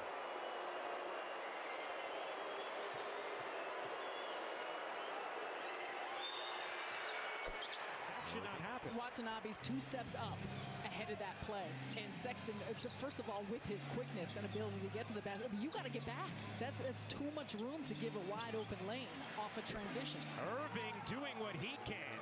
For him, as he works to improve in that area, especially when you've got someone that you want in the end of the game. Scoreboard had it as the Nets were already in the bonus, but clearly they were not, as Irving drops in another 20 and a half. Neal was next with 9. Simmons comes up with a steal. 3 on 2. Simmons shovels, Irving dishes, Claxton flushes. Beautiful play by Irving. He saw it the entire time in the middle of the floor of Brooklyn's defense, and he's allowed them to play off of that, whether it's a three-point look, whether it's cutting actions. Some good movement. Irving trying to evade 2, left it short, follows it up, gets it back. Harris knocks it down from 3. Beasley off on a 3. Irving comes up with a rebound, his 6th. Irving insisting his way and finishing. No, out of bounds. Our bird's eye view up here. Sometimes we're missing a few things. Exactly. We are high up in Salt Lake. Irving rattles in a 3. Jordan Clarkson bouncing like a bunny. Down the other end, Irving finishes on the serve from O'Neal. Speaking of bunnies, Kyrie getting up. A nice off-ball cut by Markin and good feed to get him the ball on the inside. But yeah, I mean, the Nets continue to put themselves in position. Obviously, big comeback in Phoenix. Irving twists and hits. A lot on the shoulders of a big part of what has happened in the 4 quarters was Durant starting on the bench and Kyrie continued to take over. But when you think about closing games, Durant is that dude. But now there's an opportunity for these players to figure out how to do that. Wow, my goodness. The separation is profound. Because it's all about the hands. I know. Rebound Brooklyn. Here comes Irving. He will pull and hit. Kyrie is here. Vanderbilt rims out. Game plan, discipline, know your personnel. You saw Claxton stay underneath the basket. That's a shot they're willing to concede. Irving fending off and finishing. 9 in the 4th already. 36 for the game. Irving fires and knocks it down again. It's just a tough basket. Claxton doing everything he can to stay in front. And Clarkson still is able to get off a difficult shot. Crowd rising to its feet. Irving, you bet. Kyrie with the silencer. 15 in the frame. 42 on the night, and the Nets take the lead back. He's up to 22 points. There's a reason why Utah's got the 4th rated offense. You see their passing, top 10 in assists. They've done a great job of finding the open man off rotations. Big possession here. Irving again. Kyrie in his own dimension. 45 for Kai. Timeout Utah. That creates some quality looks. Irving has been a walking quality look. Gets double. Now one-on-one with Markkanen. Running clock. Irving dishes. Curry again. Seth Curry. It's going to be an extraordinary challenge when you lose one of the greatest players in the world. It's going to be the play of everyone, the play that he brought on the defensive side. Irving hits as the Nets pick up a win they were desperate for in Utah. 6 straight in this building. That ends tonight as well. And Kyrie has the most games in franchise history with at least 45 points. His 7th comes tonight. Staying poised, doing the little things, and leading by example. Whatever it takes to win, that's the objective here. So when my teammates clicking all cylinders, makes my job a lot easier. But when I'm leading from the front, it makes a big difference. So it felt good to get in the game early and make some shots. That way we could pace ourselves going into the second half. I wasn't struggling or anything like that with my shots, so it helped a lot on the offensive end. But defensively, I felt like we grew tonight. With Golden State and Philadelphia looming, and 4 straight losses coming into this game for Brooklyn. Time now for the defender. About a 5-second difference. Shot clock, game clock. Kyrie for 2. Reed finished with the left. Kyrie goes back and gets it, and gets 2. Kyrie Irving's going to be tested tonight. Will he stay with Westbrook off the dribble? Irving up the drive. Nice move. About a minute remaining in the fourth. Here's Irving driving out of Remus, and he's tied the game at 95. Player who has tremendous value with his shooting and his basketball intellect. There's Irving. Yes. Millsap's been doing that for a long time in this league for a lot of different teams. The Hawks, the Jazz, Kyrie right. Irving, 10 on the shot clock. Kyrie, a couple of fakes. Kisses it home. Kyrie and Jokic. Step back Kyrie for 2. Yeah, he's so calm when he had the pick. Kyrie again. Oregon's Magic with the dribble. Fall away baseline for 2. Oh, man. This building is now really into the game. Kyrie. Got it. Got it. Kyrie answers. That little head. Kyrie. Kyrie to the basket. Kyrie comes up on the other side for 2. Kyrie takes a 3. Makes a 3. High arcing. Kyrie takes the 3. Makes the 3. Made one on what? First, second possession of the game. Kyrie going hard for 2. Kyrie spins into the paint, takes it, makes it. Boy, got fouled on that one. Green gets up into Irving. Irving on a drive, pull-up shot. You talked about what's to give for Toronto. Irving gets into the paint, left hand, and slips it up and in. 18, first defender, having his hands full right now. Irving trying to spin, makes him take a tough shot. He still knocks it down. 31. Isolated with Van Fleet. Off the dribble, pull-up jumper. Puts it in, Kyrie Irving. Tatum. Kyrie and Walker matched up. In the paint, Kyrie for 2. Lied about his age. He would be the first, right? Kyrie goes all the way for 2. The shot clock. Long way from the basket. Kyrie off the dribble, gets the hoop, gets 2. Gets it back, goes to Kyrie, spins on Burke, up and under for 2. Correa is such a savvy veteran. Kyrie to hesitation dribble. Oh, jeez. Kyrie raises up. Oh, through. That was about 5. By Tatum quickly ahead to Kyrie. That was a good block out by Tatum. Kyrie for 2. Bad offensive possessions for the Knicks. Here is Irving on the drive. Points a game, leading scorer for this team. Getting going here in the third quarter. And Irving right back. Harrison will try to stay with Kyrie. Unable to do that. Here's 7 on the shot clock. Irving. Got it! Oh!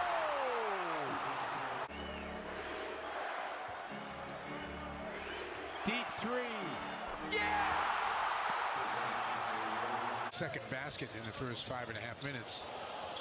Kyrie banks it home. Off 1 foot fadeaway. Like the most overrated word in the NBA. And people use it wrong all the time. Oh, Kyrie. It's nice too. Kyrie freezes his man, buries the 3.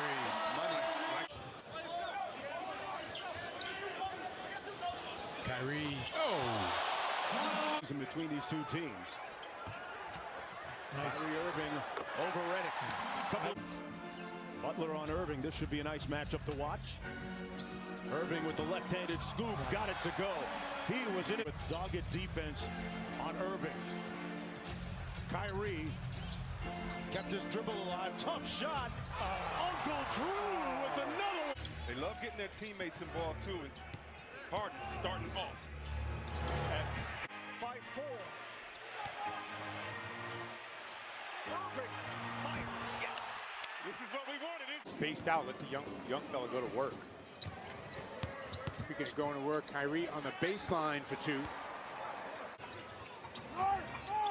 Mack staying at home. Kyrie takes him to the baseline. There's that fall away. That's his money. This one up at 65 all. Big time take by Derek White right there. Irving to answer with an incredible move of his own. What he does best, keeping the ball alive. Hayward comes up with it. Kyrie for 2. Man, nice save by Morris. Kyrie for 2. Irving. Jump stop. Soft touch. Time, Kevin. Yeah, it'll cool off. I hear you. Irving, yes. Tennessee, he now has 7 points. Irving, yes. That was great defense by it out, but Smart is there. Now it's 2-on-1. What a job by Gordon. Irving with great able to contort his body to be able to get that one up. I don't know what more Fournier. Irving battling Fournier. He's got 5 already. Irving trying to counter, and he does. A little get back. Tough shot, and Ibaka made it. Kyrie on the baseline. The short roll. And now 3 of 17 from deep. Kyrie going full Uncle Drew on against Van Vliet. 10 on the shot clock. Tough pump fake. Wow, how did that fall? The shot clock. Starting to dance with it. Slammed on the brakes. Money. Butter. Kyrie, a bomb. Oh! Straight. Gets the dribble back. Got Gasol on him. Takes him to the basket. Throws it up off the glass and gets 2. You got to raise the physicality, raise your intensity on the defensive end. Irving. Oh. Not sure. Got to play at that same level, night in and night out. Kyrie goes to the bucket for 2. This is the 12th. Irving. Leans, count it, foul. Now he's got Conley in the switch. Back and forth with the dribble. Drives, pulls up. 2. They go up there so. Kyrie. Schooling Young for 2. I mean, bounces out Bembry a couple of times, down to 8 in the shot clock. Blows by him. Throws it up. Oh, which is a plus 42. Kyrie off the dribble. Backs it home. Irving, pull-up jumper, got it. 15 for Irving. Back at 4. Irving on the drive. Gonna have to force it up. Gets it off in time and knocks it down. Irving drives inside, left-handed, banks it home, and the foul. Iguodala guarding Irving. Drives inside, scoop shot, banks it home. Oh, what a shot from Irving! Irving with the rebound. Mitchell Robinson just checked into the ball game, and he got a good look at Kyrie. Nice reward for a team that has, exceeded expectations, and D'Angelo has been absolutely. And we are going to hear from Adrian Wojnarowski as Kyrie switching the pick and roll. Irving and 1. Irving against Schroeder. Going to work with it. The step back. Got it. That's clutch time. Back to Kyrie. Good recovery by Adams. 5 to go on the drive by. Got all the way to the paint. And the lefty falls. Lakers got to get back to Laker ball. Pressure in defense, trying to get out on the fast break. Here's Irving around Kuzma. 3-pointer. Irving now played by Kuzma. He fires from deep. Yes! Lopez closing the door on Irving. Fade away. Wow, what a shot that was. Free Irving. Needed it. He forgot it. Now it's Irving out of the pack. Irving is 6 of 22. A three. Good. What a Ends up taking a three here. Here's Irving breaking free with a good move and a scoop home. And they went for the quick tip. Kyrie Irving against Lopez. A little fake, and he can handle and scores. He's one. That wasn't a really good shot. Zach is 7 for 10, 3 for 4. As Irving drives down deep. Kyrie with a tough shot. He made it. He's going to come out. Now Kyrie. Levine covering him. Kyrie comes up for three and knocks it down. What a performance by these two. Marketing with 33. Irving to answer.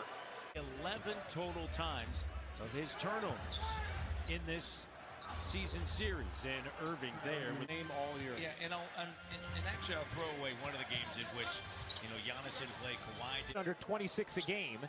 Irving looking to answer.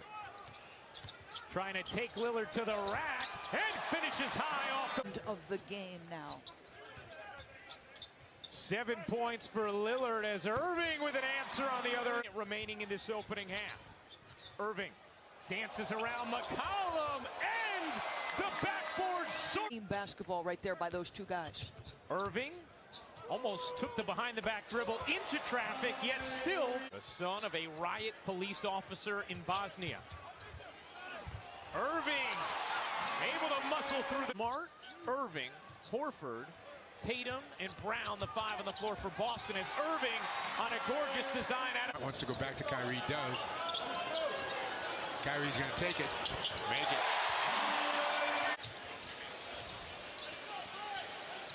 Kyrie around Beal for 2.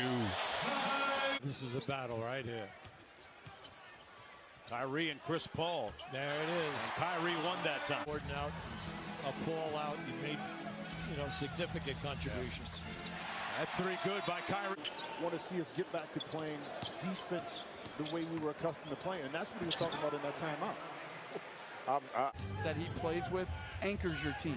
He's been that way for a long time. You think about those very good as Kyrie knocks down another. I don't think it's wrong to point that out. And I think if you want to win, you've got to summon more deep. Ralph, if you wanted to. Chandler gets his third. Irving for 3. He never shoots it too quick. If there's defenders there, he figures out a way to slow it down.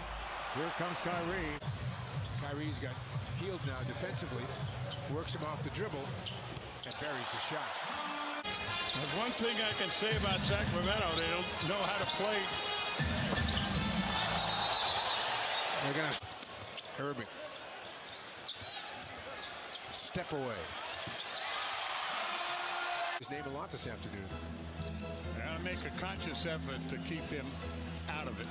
Kyrie's 2 for 2. Baines and Haywood in the game off the Boston bench. Momentarily saw Kyrie through the back door. Irving the fall away. Well, he knows. Irving. Yes, and a foul. Making passes right in the middle of your defense. Irving for 2.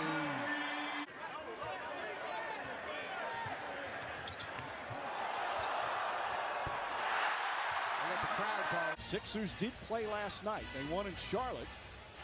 As Irving tries again and knocks down another. Irving again isolated with Embiid on the perimeter. Drives, gets inside, layup, banks at home. Sensational. Butler just 1 for 8 tonight and 0 for 4 from downtown. Kyrie Irving stops on a dime. Jumper's good and lead back to 10. Timeout. Celtics haven't scored in 4 minutes. Irving. And there's the end of that drought. Boston back. Simmons guarding Irving. Kyrie Irving falling away. That's good. Top shot. Irving. Oh, the layup spun. Irving. Hard to the basket for two. To Kyrie along the baseline. Goes behind the back. The fall away. Oh. Well, they got the... Kyrie. Irving. Goes by Collison. Gets two. Played at such a high level. His minutes load increasing game by game. I love it. Kyrie calls for the clear. Bam will guard anybody. He made it tough. Wow. Kyrie Irving, 3 to shoot. Oh, he puts it in as a shot clock. 4-point game. Irving for two. Kyrie the other way. Now Irving still quiet. 3 of 11, just 7 points. Long 2. Al Horford slow in the first half. Now 7 and 11 for the game. That's a 3. Millen looks on. Kyrie answers with 3 of his own. Egg withstood the crowd and everything else. Irving, step away, 2. Mac, though. Irving, working on Joseph for 2. Second half, a completely different story. Kyrie again. Yes. Kyrie gets 2. Dean left to go in the third. We got to get Hayward involved here. Kyrie finds Kyrie. Kyrie takes Matthews to the post. Buries the jumper. Field and threes, but hey, this is the time to be at your best. A high arcing 3. It's Butter. 12 on the clock. Well, he saw the double team coming. And he is a tough shot. The zip isn't there right now. The zip that he has usually where he's so quick. A long 2 is good. Hubie might have hurt. Kyrie with a mismatch here on Thad Young. All that sauce and the finish. They haven't had to endure one of those scoring droughts. Well, right now, the man with the basketball has been very quiet until. Well, what I like about it is he looks like he's almost there. He's not there all the way yet, but how about this? A good defender on the ball. Kyrie with the fadeaway. Boy, that thing brought a rebound. 10-point lead. Kyrie going all over. Drew is in the building tonight. Off the defender for Giannis and then use his length and skill to finish inside. Good job by George Hill on Irving, who turns, and this time Simply getting the big stop to me shows the focus that they had in the locker room, wanting to come out having a big second half, and I think he could get up and recover that fast, especially while retreating on Antetokounmpo. There's Irving getting inside somehow. He did the Morris defense there. He got a deflection of that shot. Kyrie in a nice rhythm. That one. Middleton at the 2 guard. Yeah, you look at Milwaukee, they are a long team on that starting 5. And what a Bucks putting together 6 straight points. Irving. Yes. Irving double team momentarily and shoots over Bledsoe. Okay, things opening up in the same manner we saw in Boston the other night. Here's Irving, and he scored. Man, you better go to work. TT.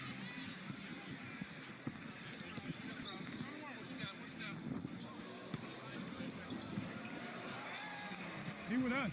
I'm trying to be like Kyrie. Hey. Have you shot one yet? Yeah, I missed my first. I missed my first. Bronny, go, Bron. You all right, Bron? Come on, Car. What's up?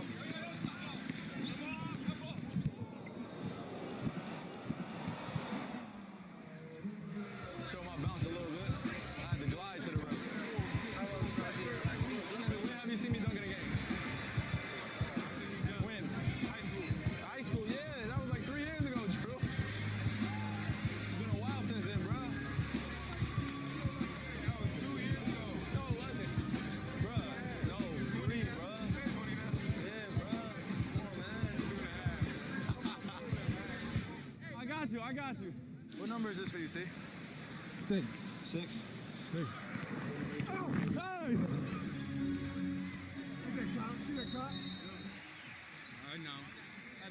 right here because I knew you was going to try to go get it. No, I wasn't about to go get it. You what? Last year I told you, wait for your buckets on Sunday.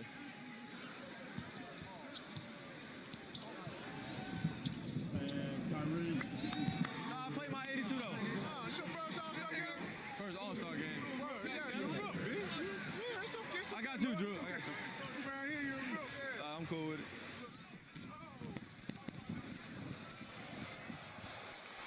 Watch him! Good shit. Yeah, Ray, what you got? That's for LeBron. Oh, right. Yo. Bro. My fault. I ain't gonna lie to you. I'm just telling you, if you really want to take this game serious, even when you're practicing with your friends, you're going to have to separate yourself. Yeah. It's just a mentality. Yeah. All right, if you really want to learn, you got to be able to imagine yourself, again, doing this. They are having their fun doing the fundamentals too, but honestly, if you learn from the best, study. Here. Practice your moves. Fucking dude, like you a good fucking dude, man. Like how you Yeah. dude, Yeah, bro. Like, There you go. Hold on, because it's like this. Go ahead. You catch it again. If I'm pressuring you and then you drabbing, yeah, you gotta imagine that I'm gonna be here. Boom, boom, boom, boom. Right, and then you use the pick. Oh, that's on Kyrie. Yeah. Oh yeah, that's some Kyrie shit. That's some Kyrie. Yeah. I know you in your slippers. Oh. Hey. Oh my gosh. Come on, coach. Y'all want more moves? Yeah. Come on, coach. Let's All do right, some come on. crazy Everybody shit. half court. Everybody half court. Half court. All right, we call this the Euro drill. Legendary. So the goal is to use 3 dribbles, but you got to make a move right here. So you got to get there in 3 dribbles. So you could throw it out in front of you. 2, 3. That, bro, no foul. Wait. You do that. I got to take off my shirt. Hold on. Oh, yeah. Let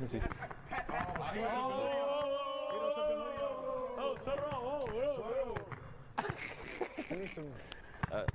So and then the next part is you could throw it out, just to a pull up, but the object is to use that as a defender. Okay. To get around it in 3 dribbles. Okay, man. You got it? Yep. Who's the first? No. You gotta start at half. Start at half. Yeah. Yo, that would have been fire. Look. You gotta think about your moves right now. Push the dribble out. Push the dribble out. So it's called push dribble. Okay. Boom. Oh my. Yo, nah. I'm blazing. Chill out, coach. Let me see. Go. You gonna go? You go. All right. You said push dribble. And Nice. That was 3? Nice. Yeah, that's 3. That's 3. That's 4. Wait, does this count? Does the first dribble count? No, that's 4 dribbles. No. Push dribble is just a push out. Okay. I try to go to the left side. That's that all right. shit garbage in here. 1, 2. Nice. See, let me try one more time. I gotta be more patient, bro. Why you not patient? Cause like I just want the bucket. I just want that bucket. Like, let me ask y'all a question. Let me be honest, bro. Okay, go ahead. My whole life, the ratio from me missing to made shots is crazy. Like missed shots are 10 times, 100 times my make shots. So in my head, I'm thinking like I gotta get the bucket. Like just please, like I literally pray while I'm hooping. You know what I'm saying? Wait, what? Like you pray while you're hooping? I ask God for me to like make the bucket while I'm hooping. Like that's fair. No, that's fair. Go ahead. Okay, so when you going in, how important do you think breathing is in basketball? It's very important. How important is breathing in life? Very important. Okay. So if you're not breathing on the court, how do you expect your body to be patient? You gotta focus on. Breathe after every dribble? No, you gotta focus on your breathing. Like so, if you're making a lot of moves and you moving full speed, you want to be able to control your body. And the more calm and relaxed you are, the more you're able to function. Like you just have the ball attached to you because it's just you just flowing. You're just flowing. What you say? Or you just good as fuck. That ain't you got shit to do with breath. Talking about breathing, nigga, we suck. You don't think breathing is important? It kind of is, but as far as all that shit you doing. There you go. Yeah, nice. Good shot, boy. Don't go too far. That's what I did. Have it in play. Just push it with your right hand out. There you go. Oh my God. Tough. I like that move. Yeah, Dez. Show me something, Dez. Good shot. Fade away. Oh, nice. Nice. Oh, yeah. Just switch over, hesitate. I like that. Oh, it's just stuck. Yeah, me too. Hey. Air ball! Nice. Okay. There's something wrong with this court. It ain't me. Bang. Oh. Nice. Okay. Did everybody shoot? Yeah. All right. The last one is three ball, but we all have 5 seconds to shoot and get your move off. So this is the last one right here. 5, 4, 3, 2, 1. Kobe! Going. That sidestep tuck. Go ahead. Go ahead. Go ahead. What you got, boy? Yes, go on here, man. Do we need to put a bet on this or something? A bet? Bet? You want bet? Yeah, come on, $1,500. $1,500 on what? All of us Yeah. Or $20 for. On what? $1,500 on what? $20 for us. $5 for us. $1,500 on what? That I make Shot, it? yeah. 3 tries. Come on, that's a good deal, though. 2 tries. 5 tries. 3. That's fine. 3 tries. $1,500. $1,500. Bet. Yeah, that's fine. Yeah, everybody $1,500. Me versus you. Yeah. Wait, come on. Oh, everybody, go ahead. Everybody can get a shot. versus you. Yeah. I'm talking about. No. For game winner. Get them all. Game winner. Let's go. You gotta explain that. $1,500. Bet. If you make the shot, $1,500. I'll leave $1,500. What? I'm the method, But I still need a $20 if y'all don't make the shot. Though. Oh, wait, you're $20 out of $1,500? Yeah. You ain't saying shit. Bet. 2 tries. 2 tries? 2 tries. 2 tries? 2 tries. We're a $20 bet, but I'll still bet you. 1,000. Yeah, 1,000? No, stop doing that. He always do this shit. No, he's gonna What do pay you him always do? $1,500. He gotta pay $20. He said I can pay him $20. Oh, so it's your 20 to 1,000? Yeah, all of us. He said 1,000 for him. 1,500 for everybody else. Yeah. All right. 2 tries. All right, let's do it. I'll count down. So we don't need no real move. We just need to make the shot. No, you need a real move. Oh, okay. No. 5, 4, 2 tries each. 2 tries. 5. I mean, And once you start dribbling, the time goes. Once you start dribbling, the time goes. All right, start it now. And once you start dribbling. Okay, somebody go. Ben, you gotta go first, bro. 2 tries. This court ain't been agreeing with me, but I'll go. Okay. 5, 4, 3, 2, 1. And. No, you gotta wait. I'll wait for my second one. That was my second one. Everybody get it. There you go. I'm gonna go.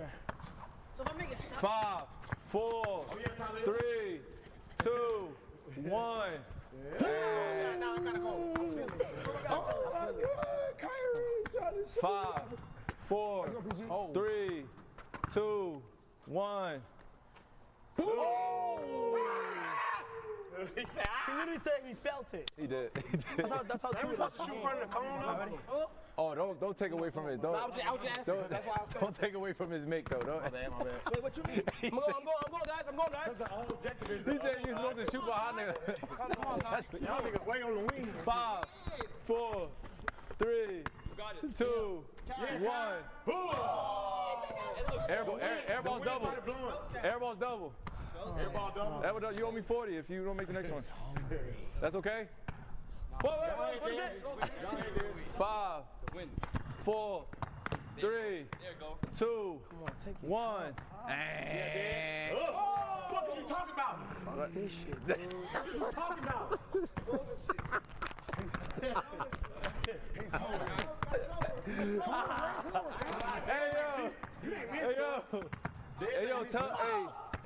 Tell my assistant to get the cash app ready. Tell my assistant to get the cash app ready. I did not expect y'all to be making shots like this. I'm gonna be honest with you. 5, 4, 3, 2, 1. Hey, father like son. It's all right, son. Wait, you shot twice already? Nah, I shot one time. Yeah, we get to. All right, how about that? 3. No, you said 3. You said 3. You said 2 tries. For me, you said 3. Okay. For me, you said 3. What? Wait, what happened? No, nothing. Right, and it's your turn? Right. No, I'm looking at Ben because they feel some type of way that you get in 3 tries and they only get in 2. No, but we made that bet. It's our bet. Okay. They accepted anybody it. else? Let me open it up. Does anybody else want that bet for 3 tries? It's cool. Okay. Okay. They made me go first on it. I got that too. Appreciate it. I got that too. I'm having Chanel's and NFP. You did say 3. My man, that's dope. All right, it's on you, Ray. Let's go. He really trying to give it away. 5, 4, 3, Cross him off, 2, Ray. That's good. 1. Hey! Oh my God. That's good. 5, 4, 3, 2, 1. Let's go, lefty. Ooh, I like now. He the lefty. It's something about. All right, everybody wins. Your turn. You say everybody second turn? Yeah. All right. Oh, man, I'm scared, man. Wait, am I allowed to contest? No. Okay. Wait, he ain't over Kyrie. We'll be legendary. If I hit the over Kyrie, I'm stamped. Okay, how much, like, is it like 20% defense, 50%? Man, It's about 25%. 25%? Nah, 25% is equivalent. But you gonna block it if you want to. I mean, if it's a bullshit ass move, I'm not gonna let you get it off. Come on. Can you move that ball right there? Y'all got lucky. Can you move that ball, Mr. Miller? Do it in front of you now? Yeah. I'm not gonna say nothing. You got it. I'll catch you next time. You ready? 5, 4, 3, 2, 1. Oh my God. Oh my God. Go, Ray. Matter of fact, That feels good. 5, 4, 3, 2, 1. Hey! Oh my God! No cap. God damn, bro. This is too hard, bro.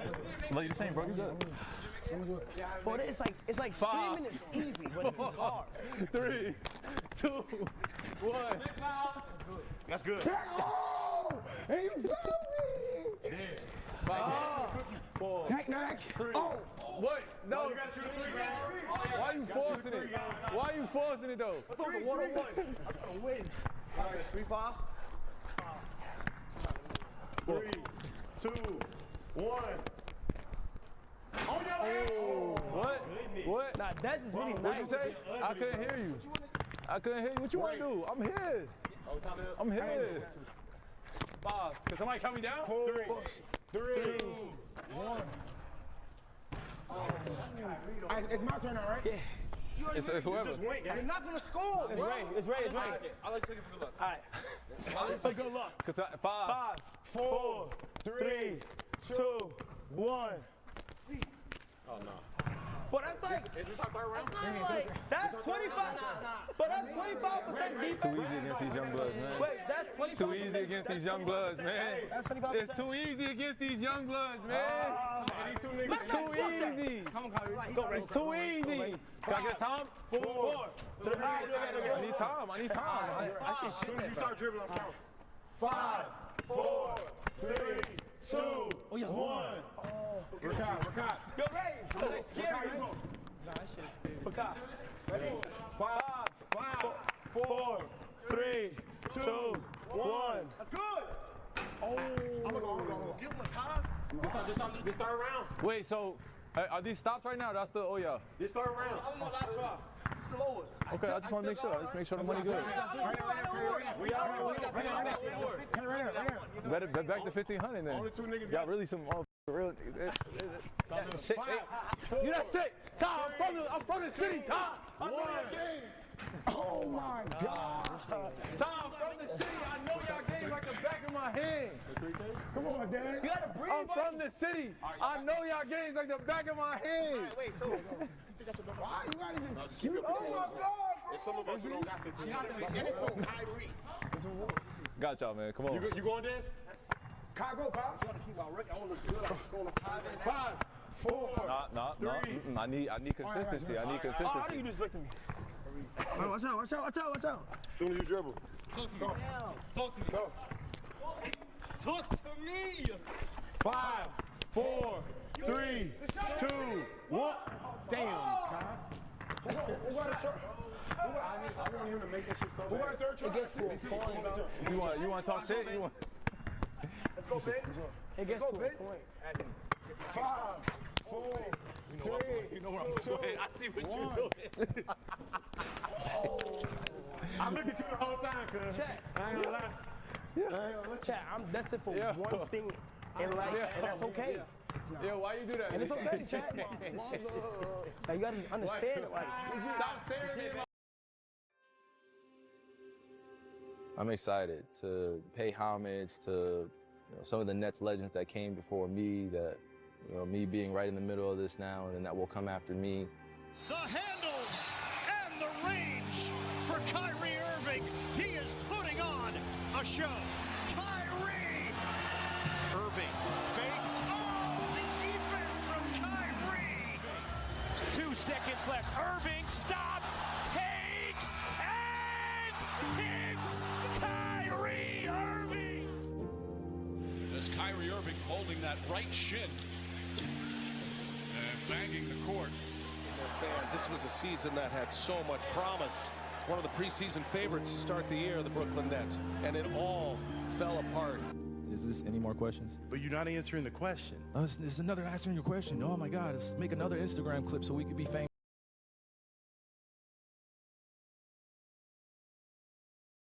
again. Think about it. Durant, Irving, Harden, 3 of the greatest players in NBA history, and they got one playoff series win out of it. The thing that keeps circling back to is that they just got the wrong players. Guys, there's no perfect story with all this. It's never a perfect story. But I've been able to learn and grow, and I'm showing you all these things and all these videos because I want you guys to have context. I want you to understand I'm never afraid of my journey to show you guys what I've been through. I'm never afraid to show you guys the truth. Never, right? Like, it is competitive sports at the end of the day. I do live a life in a very public forum, but for me, it's always been bigger than just the journey on the court. Supposed to be the game's next dynasty. 3 Hall of Famers coming together in the mecca of basketball to make a run at the game's biggest prize. Nah, it's no time to look back on these decisions and have regrets. These were just all lessons, Had torn the roster apart before it even had a chance. This brings us We're going to give you an insight and look on some of the videos that I've watched myself and looked at and been like, it's pretty interesting. I wonder what other people think about it, and his home in the league. Guys have never heard my live commentary and stuff, so Basketball world early in his career, claiming the title of one of the most skilled players to ever touch the rock. no journey is perfect, and I always want you guys to know that. I've had my bumps and bruises, but I wouldn't change it for anything.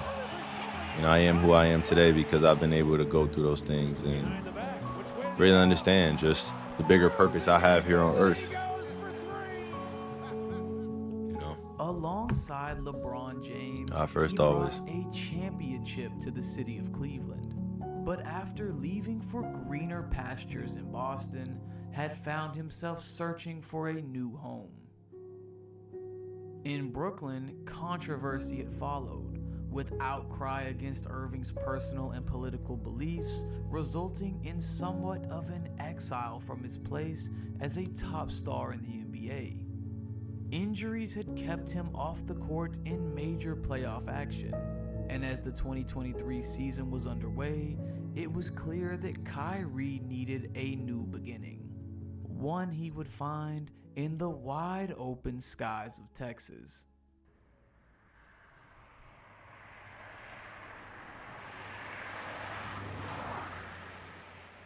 I chose Dallas, number one, because it really was the most inviting place that I had been to throughout the year. I was really trying to figure out how do I do some recon, background information, and figure out what the next few years of my life are gonna be like.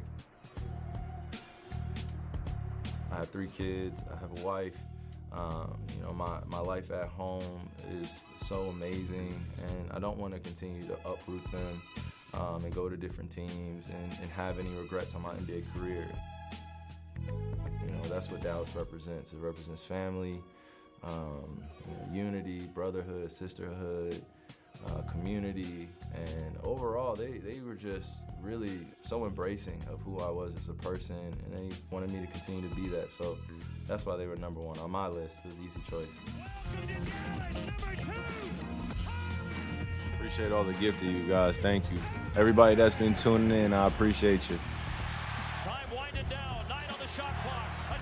Just giving you guys a look at some of my favorite videos and give you guys some of the history and show you some of the things that I'm proud of too, you know?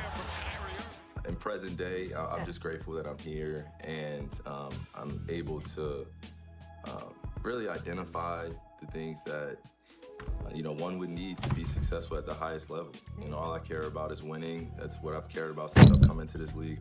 I knew that if I gave myself a chance to be around people that knew more than me, that were smarter than me in certain instances, and I can learn from, then I could be the best version of myself.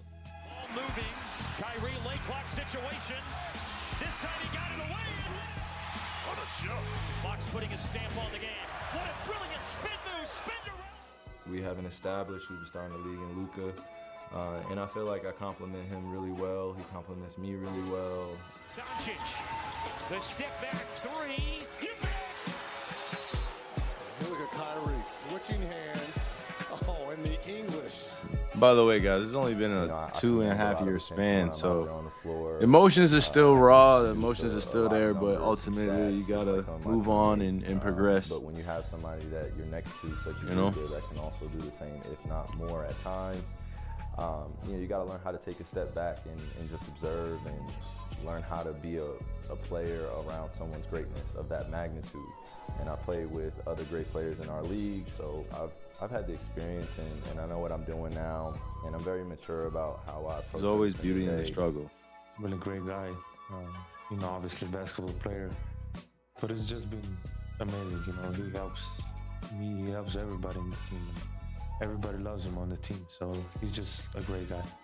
I feel like I can offer a lot of advice, offer a lot of mentorship, and do it without feeling the pressure of feeling alone ever.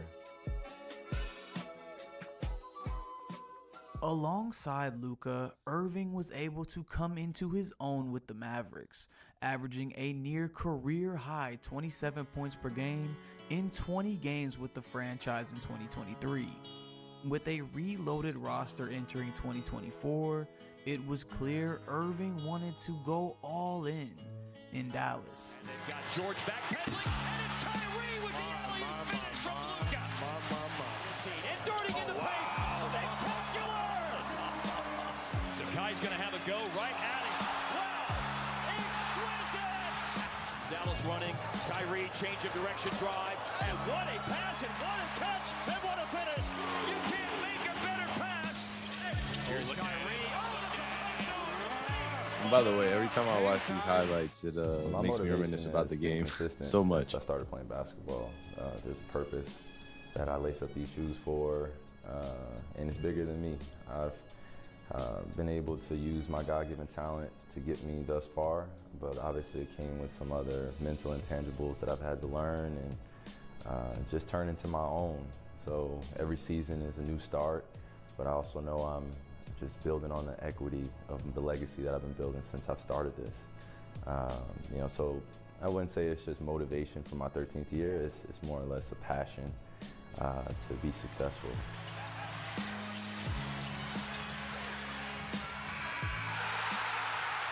Probably my favorite game of all time, guys. One of the best for sure. One of the best. My focus is just shots I've ever hit at the right time. The regular season is hands so down important, and it's about developing that camaraderie. But we're ultimately getting ready for what's coming at the end of the season, and God willing, us being healthy and going after a championship and saying that we gave our all to put ourselves in that position to prepare.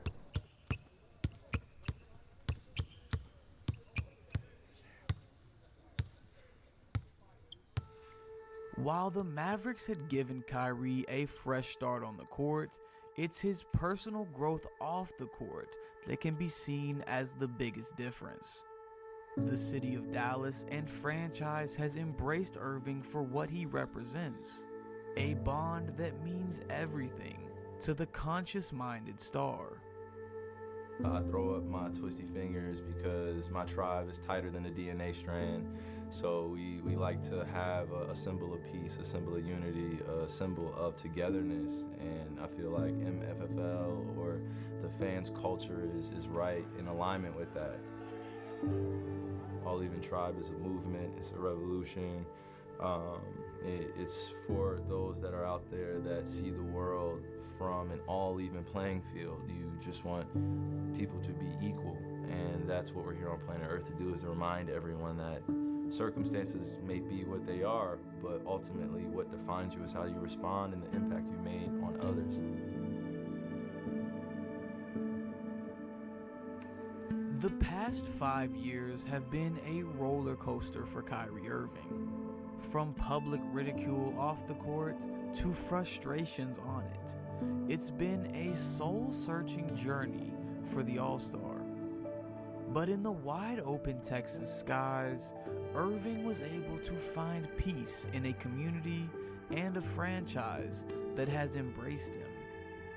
With the success of the Mavericks has come freedom for Kyrie to do what he does best: play the game of basketball at a skill level that we may have never seen.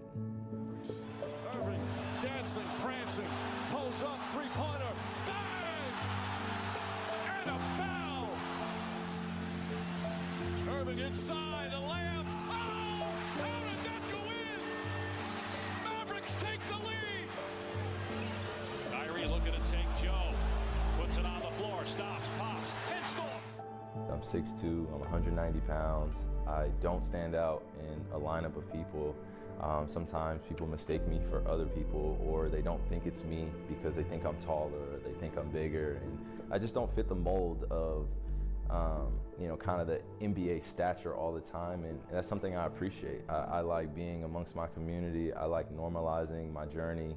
There was nothing out of the ordinary that I did. I just had a mom and a dad that cared for me selflessly, and they did everything possible for me to be in the right rooms, around the right environment, to challenge myself, and also understand that anything that's worth having, you're gonna have to work for it.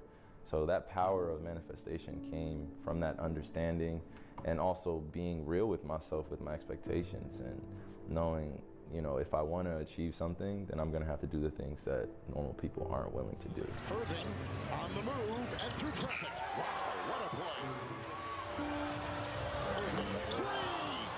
Kyrie buries the triple. Sports and entertainment can be emotional for people that love it or love to gossip about it. So the perceptions are going to run wild anyway. It's about how I live my life and how I treat my family and how I treat others.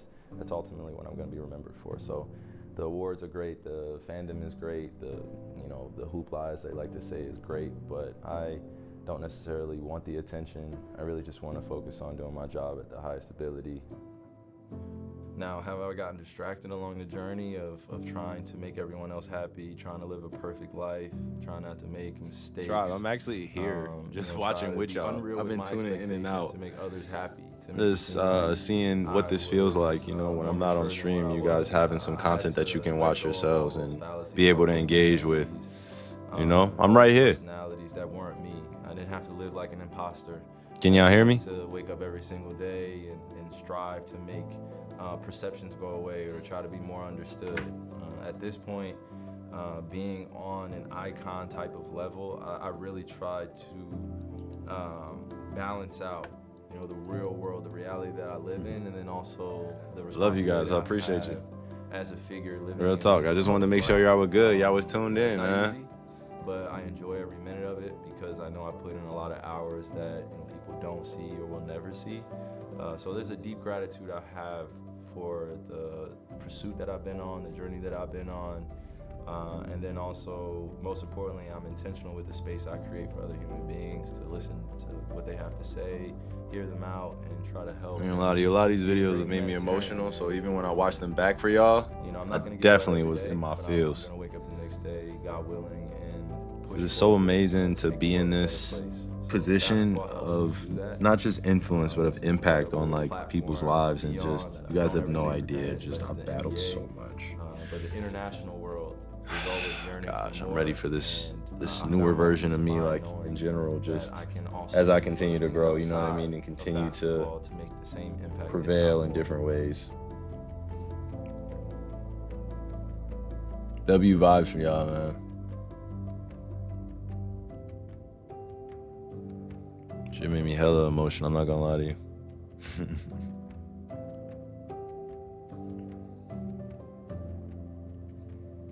Good little video, man, produced by them. Good little video, bro.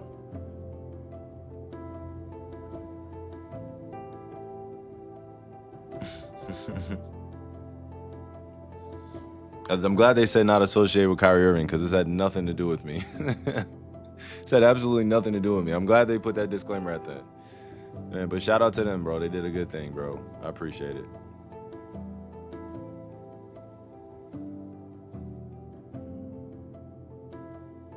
Shout out to all you guys that have been tuning in this whole time. Appreciate you.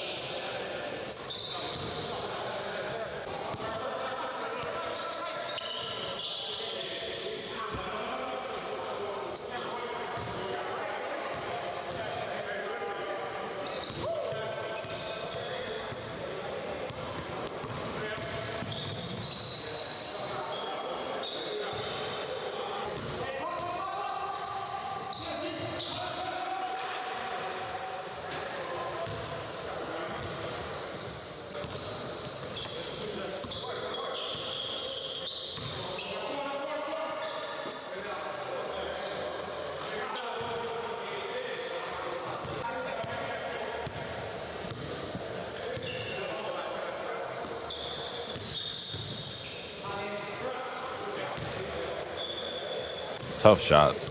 Just tough shots. Yeah. I love going against talented players. Make even good defense look like bad defense.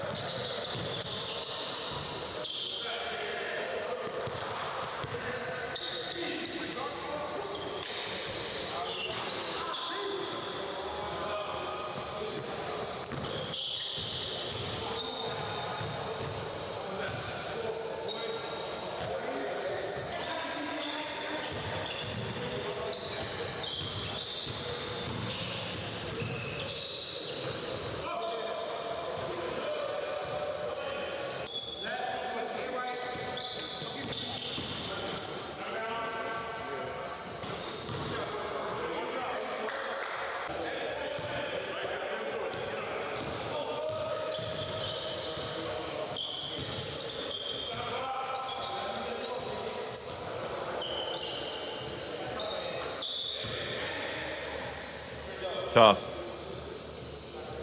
Tough buckets.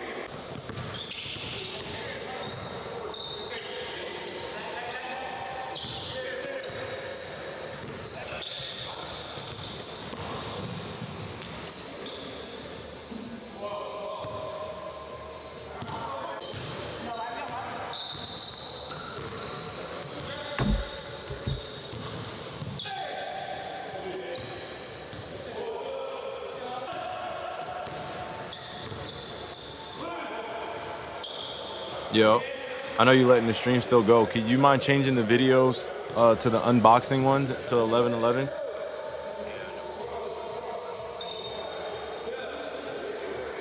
You said what?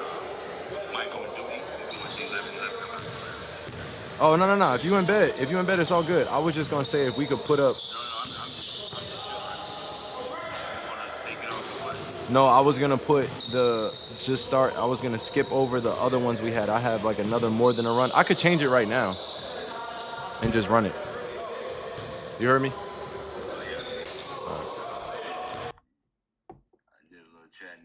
We got a brand new pair of sneakers in this box that has to do with one of my favorite basketball players of all time. Had to switch it up real quick, y'all. You know what's going on. Check out the branding on this box. Some of the We got the Anta Kai 1 inventory that'll be coming out or that has come out. Some of you guys' thoughts on it. And you guys can head over to anta.com whenever you're ready. On the tongue, the tassel all throughout the sneaker. Shout out to Anta. Kyrie Irving's name across the strap with his number. Check out the soles on these things. How often are you seeing a performance signature sneaker pay attention to that much detail? These are going to be available on August 2nd, retailing for $125. Colorway is rooted in spirituality, power, leadership, and enhanced sense of mystique. If you want to see me shoot 10 threes in these Kyrie ones, make sure to drop a like and hit that follow button. A huge shout out to Anta for sending these over my way. Oh, hit 10,000 what? Beautiful this sneaker is. But I want to know from you. Hold on, my bad. Hold on. Drop. You said we hit 10. Yo, what's up with y'all, man? It's Airy with Gammas, and I'm finally back with another video after a very long time. But forget all that. We have a very special video, and I say special because I think I may have found my new favorite shoe in my collection, if not like top 2 for sure. And these are the Anta Hella Style Roots by none other than Kyrie Irving. Now, if you know me, I love playing around with laces, and so I feel like these are right up my alley. So in today's video, I'm gonna be giving y'all 15 different ways that you can lace them up. And I'm gonna be using 3 pairs of laces, 2 pairs. Right now it's 6. So, you know, this is a lot to work with. So it can be way more than 15. It could be like 40 different ways. Because I'm also going to be using like white laces just because I'm curious on how it's going to look. But yeah, 15 different ways. So without wasting no more time, let's just hop right into it. All right, enjoy. So here we have the original lace patterns. This is how they come in the box. Straight pull them out. And this is how Kyrie, every time you see him wearing these shoes, he has them wearing just like this. Now, mines are a bit different, only because when you get them fresh out the box, they're a little too tight. Like, I tried to put them on my feet, and they were just choking my feet. Like, I got them in a chokehold. So I had to relace them a little bit, and now the only difference is that my laces are a bit shorter. My knots are a bit shorter. But honestly, this is probably my favorite iteration. And now, for people that were wondering, this is what the shoe looks like with no laces at all. I was pretty curious. I know I'm not the only person. Like, I just wanted to see what they look like with no laces, with nothing covering the shoe. It looks great. Now, what I did here was I took orange laces, black laces, and then the other orange laces and put them on the left shoe. Let me know what y'all think, tribe. Let me know what y'all think. Would you guys lace them up like this, or how would you guys design them? Mind you, you can do any pattern you want, but this is how it You guys can head over to anta.com to see some of them. I'm going to have some other third-party sites up as well in terms of like special designs, but Anta's been doing a great job of just following the leadership, following the guidelines, also following the creativity and in-house. And it's been going well. I'm not going to lie to you guys. This is definitely the best lifestyle shoe that I've created. I've done, you know, some different, you know, versions of this, but also in the past, like I wanted to be in lifestyle more than I wanted to be in performance in basketball. You know, the sports business is taking a bit of an up and down, you know, sort of a curve. So I wanted to dive into lifestyle so I could be universal and I could also connect to all genres, you know. I didn't want to be stuck into just basketball centric. When you just make basketball shoes just for basketball players, you can get stuck in that genre a little bit, stuck in that sport. So I wanted to jump from performance more into lifestyle so you guys can have things that you could take home, undress, you know, take apart, put 2 shoelaces in, put no shoelaces in, do whatever you want with the shoe. So this does become a timeless classic. You know, this is like my version of this shoe that will be able to be sold for years to come. You know what I mean? That's why I'm most excited. And I try to find a way to use the outer lace holes. That's all. We're like literally in the beginning stages. We're in the infancy stages of our business partnership, myself and Anta. And we've only been together for 2 years, and we've been accomplishing so many great things, which I'm grateful for. You know, it's taken a lot of hard work, a lot of diligence, a lot of creativity, and ultimately just a trust in how the community is going to help shape this over time.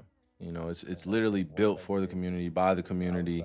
You know, the innovation comes from just me being part of multiple cultures and as well as being tied into the fashion industry from an outsider perspective and just giving something more to the culture that, you know, again, could be appreciated over time. You know, these are going to be some classics like years down the line, and it's only going to improve. So please, you guys, just come on this journey with me.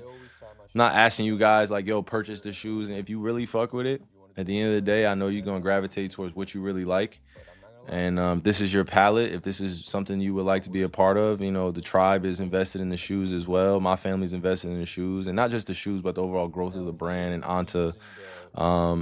But alongside that is just the creativity and imagination, to be able to dream bigger, to be able to, you know, make new things that, you know, ultimately challenge the status quo and challenge the way that the tradition of the shoe industry has gone like, or has been like. I don't think it looks bad.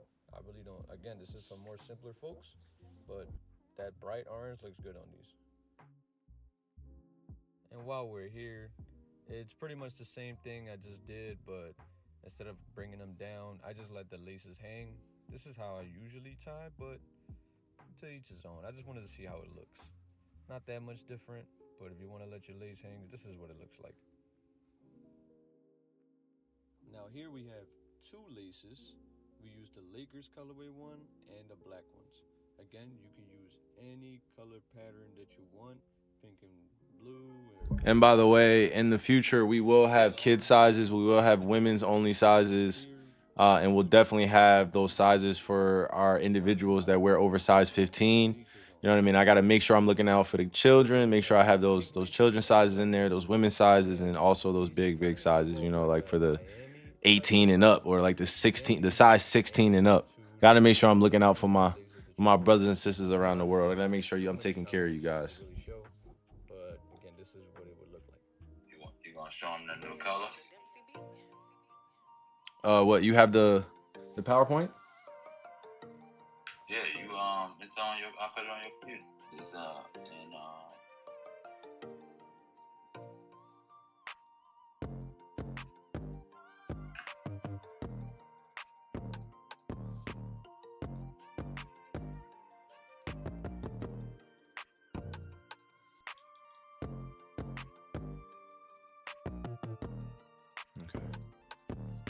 Yeah, I put it on there. All right. Let me know if you guys are in the chat. Let me know if you guys want to see some new colors or some new things that I've designed myself or designed with the team. Put some twisty fingers in the chat. If I get over 100 in the chat, I'll definitely spam the slideshow for you guys. On in the background, but now I'm more on the commentary hip hop side of things. I think it's working out for me, but I still like to talk about sneakers. And this past weekend, it was a sneaker holiday. It was All-Star Weekend for the NBA. And if you know anything about All-Star Weekend, you know it is the time where all the big brands bring out all their best looking shoes so their athletes can look good. And even though the headlines were dominated by the big brands, a smaller brand by the name of Anta caught my eye. Kyrie Irving is one of my favorite players of all time, and he has a signature line with Anta. Not only does he have basketball shoes with them, he has a Hey, Trav, they're looking for the link. I wonder if you linked it in the chat. Today we're going to review two pairs. Oh, you pinned it? Okay, cool. You guys, it's pinned in the chat. And I got a You want to check out some of them for sure.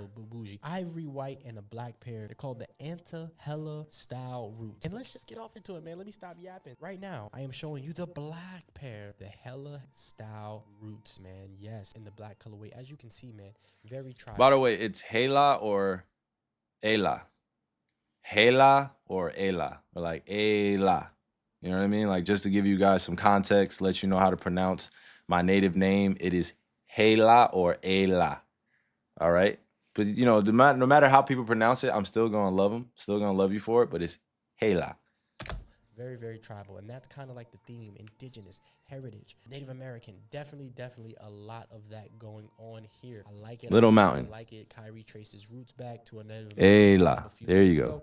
And he isn't, you know, shy of it, man. He's showing you off in this shoe. If you look at this shoe, man, it's definitely giving me like skater vibes. DC, Vans, Superstar with the shell toe box right here, with the toe box being like very shell toe-y. So I'm getting very much DC, Vans vibes, skater vibes here. Clark's with this fat sole. The sole is so fat and it's creamy, man. And then you can see like the laces is pretty much the biggest detail of the shoe outside of the sole. The sole is a large major detail, but the laces is the major detail right there, man. And then on the back here, definitely heavily influenced by the skate culture, you guys. I mean, lifestyle for me has been skate. You know what I mean? Skate and lifestyle just mean the same thing for me. Anything that could be worn anywhere and you could jump from freaking high altitudes and drop in from a half pipe and fucking kickflip over 15 stairs. Like, you know, I think about that aspect of just being able to make this the universal, like one of the universal skaters shoe too that they pick up on and they end up falling in love with. It obviously represents all cultures, but obviously it's heavily influenced by street skate style. You know what I mean? Black culture in the skate scene as well, and just an appreciation for, you know, the connectivity that we all have. You know, no matter the creed, no matter the race, no matter the culture, like it's just a uniting force. You know, when you have people just loving what they do, and they have their own language. Like skate has their own language, and hooping has their own language. That's why I've always loved to marry the two as a creator. You know, so whenever I could cross those boundaries and be like, all right, this is a lifestyle shoe instead of it just being a skate-only shoe. That's why I called it a lifestyle shoe.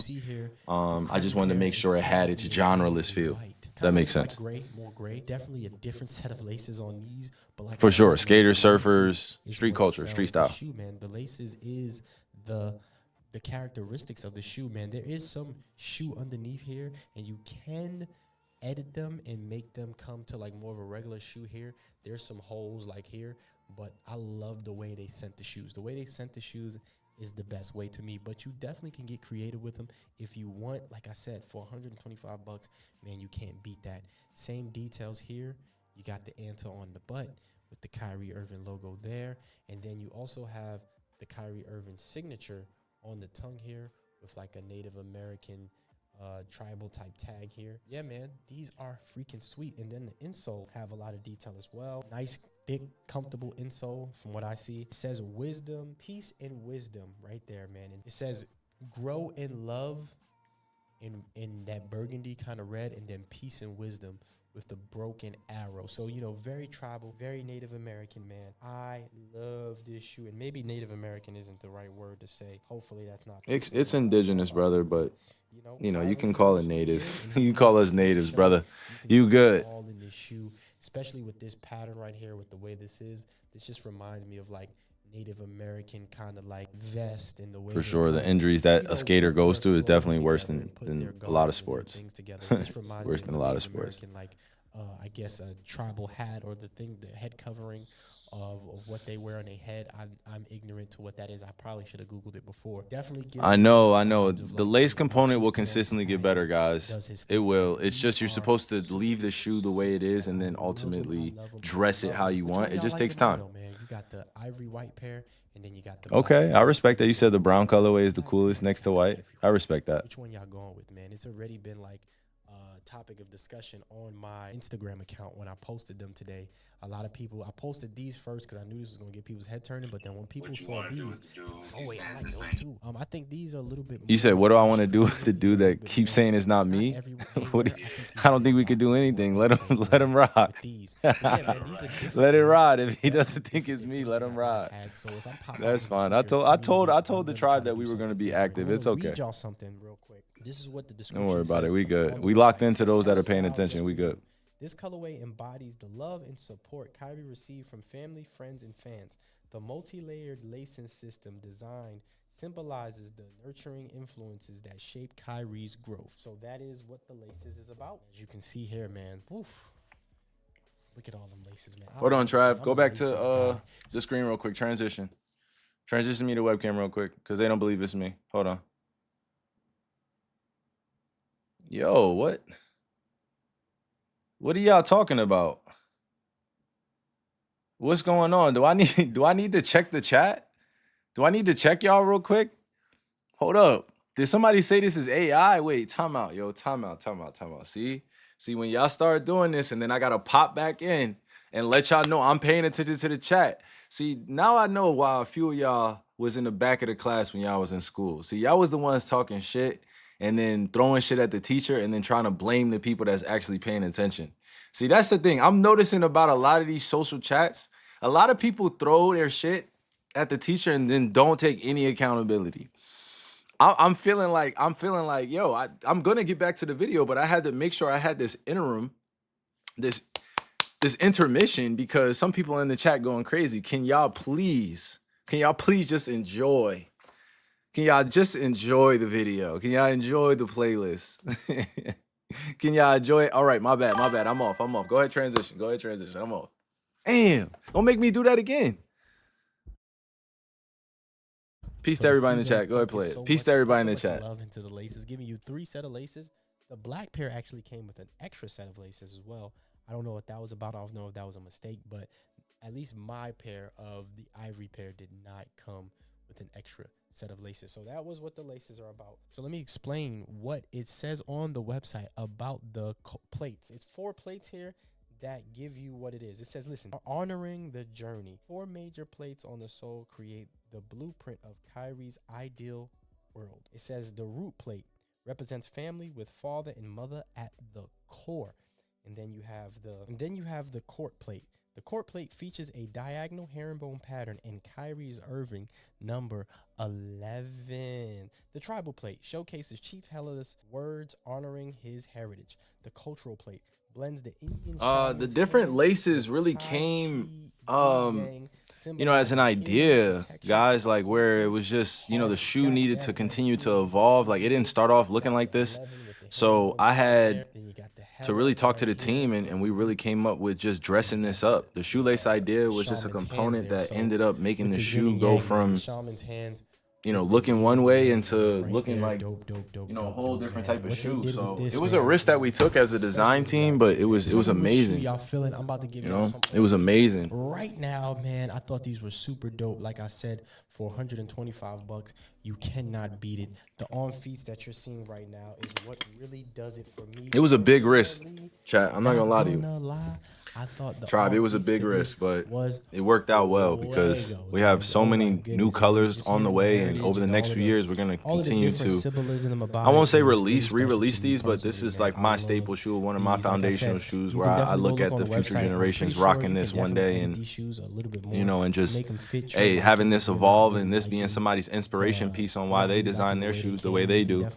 Ultimately, art is about passing it on to the next generation. That's what it's about. So it's about conversation. It's about healthy criticism. It's about discussing it openly and not being afraid to release, like risk-worthy or high-risk type of moves. I love the colors that they chose. I love what they did. like I said, you can edit this shoe up to make it how you want. For sure. The way they sent them to me. I like the way he I'm gonna wear did 'em. I saw this these with Kyrie overall on review. stream. You know what I'm saying? That's why I was put it on the like, oh, playlist, it's because nice. I You know, I wanted just you didn't guys know to anything hear about somebody anti-aging else's voice other than So, my own, they posted talking about the them. product It was real quiet, and it was talking real about the hush-hush, and inventory. I was able to check out easily, man. You know, and how much Again, they the enjoy it. cream pair sold out. So the cream pair, I think, is the pair that everybody's gravitating to. Konnichiwa, watashi wa na udon desu, N-O-T-U-D-O-N. That's right, it's me, Steve, not udon, here in Tokyo Disney Resort with my lovely wife, Becky, who's our camera person today. By the way, my shoes are for all walks of life. No judgment. We listen and we don't judge. My shoes are for all walks of life, and I love all my people that support me. Thank you. We are doing an unboxing of a brand new pair of Kyrie Irving Anti-Style ones. This is the Roots one. You'll see in a second why they're so cool. So This is why art is so amazing. You can connect with all walks of life. Going on for over a year now, almost 2 probably. It's really nice to see the shoes are putting out some great basketball wear, but I like the lifestyle shoes quite a bit. So this is the Roots box here. You can see on the back my size. Went up a size, went to a 14, a little big, but that's what I was able to get. And I like the pair a lot, so I wanted to get them. So let's take a look inside. Nothing special about the box too much, but when you see the shoe, you'll see why I was drawn to them. So the shoes come in a normal box. You can see inside there. And the shoe itself is the Style 1 style, but it has this great lace system. So you can see has this combination of laces on there. There's 3 sets of double laces across the top, tied in 3 different places. Let's pull the second shoe out also and get them up here also and talk about the shoe itself. So the shoe, you said, has like a nice, like a faux leather upper on it. Very padded. I was really surprised how padded they were. I did try them on because they're a larger size. Appreciate the 10 gifted. You see the video here. Appreciate the 10 gifted. As well to make it a little better fit for me. But otherwise, the normal fit on the shoe is very comfortable, very cushiony. But I have the insole as well. The lace system, again, it has 3 sets of laces across the shoe. Each one does go to the bottom, so you can see they do lace down to the side panel here and come back up. On the normal Anti-Style ones, it's not quite as aggressive of a lace system. It's just 1 lace across the top on all of them. But on this Roots pairs, 4 different colors now, it has this really cool lace system, laces on there. So the laces themselves are double lace, like I said before. I'll untie the top one to see what I'm talking about as far as hanging down goes, so you can see that the laces are. They do go to the bottom here and come across the bottom. The last one. The shoe took a little while to make. It does take a while to make a great shoe or make any shoe in general, but it took a while. You know, we obviously had this shell for a bit, but took some extra love, some extra design into it in order for this idea to come up in the kitchen and come out as a fresh baked inventory product. That's the middle tag on the side as well, you can see too. Now the sole of the shoe is really Takes cool time, too. for sure. He's done some kind of a throwback or callback to his family and heritage on the 4 plates on the bottom. So you can look at the bottom, you can see it has the Anta logo here on this one here, Anta on that side right there. On the purple pair, it has a callback to his mother and his father. This one doesn't have it as much, we're just saying Anta on there. But if you get the purple pair, it talks more about his mother, father on that plate. It has the Hella, which is the Hella Roots is the shoe model. So this is the call out to the brand, the shoe model. Has his jersey number 11 on the shoe as well. And on the bottom, it has a shaman hand and a yin yang single, kind of calling out to his Native American heritage. So he definitely plays into his Native American heritage on most of his product here. On the back, you can see also Anta is also in the heel of the shoe as well, kind of stitched in a very unique style. So the shoe, like I said, very cool. I mean, I saw the shoe. I've seen pictures came out about a year ago when they first showed pictures of the release. When I saw the photos of all the laces, I said, I really want this shoe. And it didn't come out for the longest time. It finally came out this year, and then they did a restock, and I was able to pick up on the restock, which is nice. So they're still available if you want a pair. They have 4 different colors. They have this pair, a black pair, a brown pair, and a purple pair. This is the one I like. I like it so much. My wife and I, she got a pair also. We'll be matching this out in public when we go out in the town together into someplace else. This would make sense to wear out in public. So this is the shoe. So as I said, very happy to get these. Anta, great job with the collaboration with Kyrie Irving again. The Klay Thompson pairs have been cool in the past. Also have a couple pair of his shoes from Anta. This is my first pair of the Kyrie Irving. So that's the shoe. I highly recommend.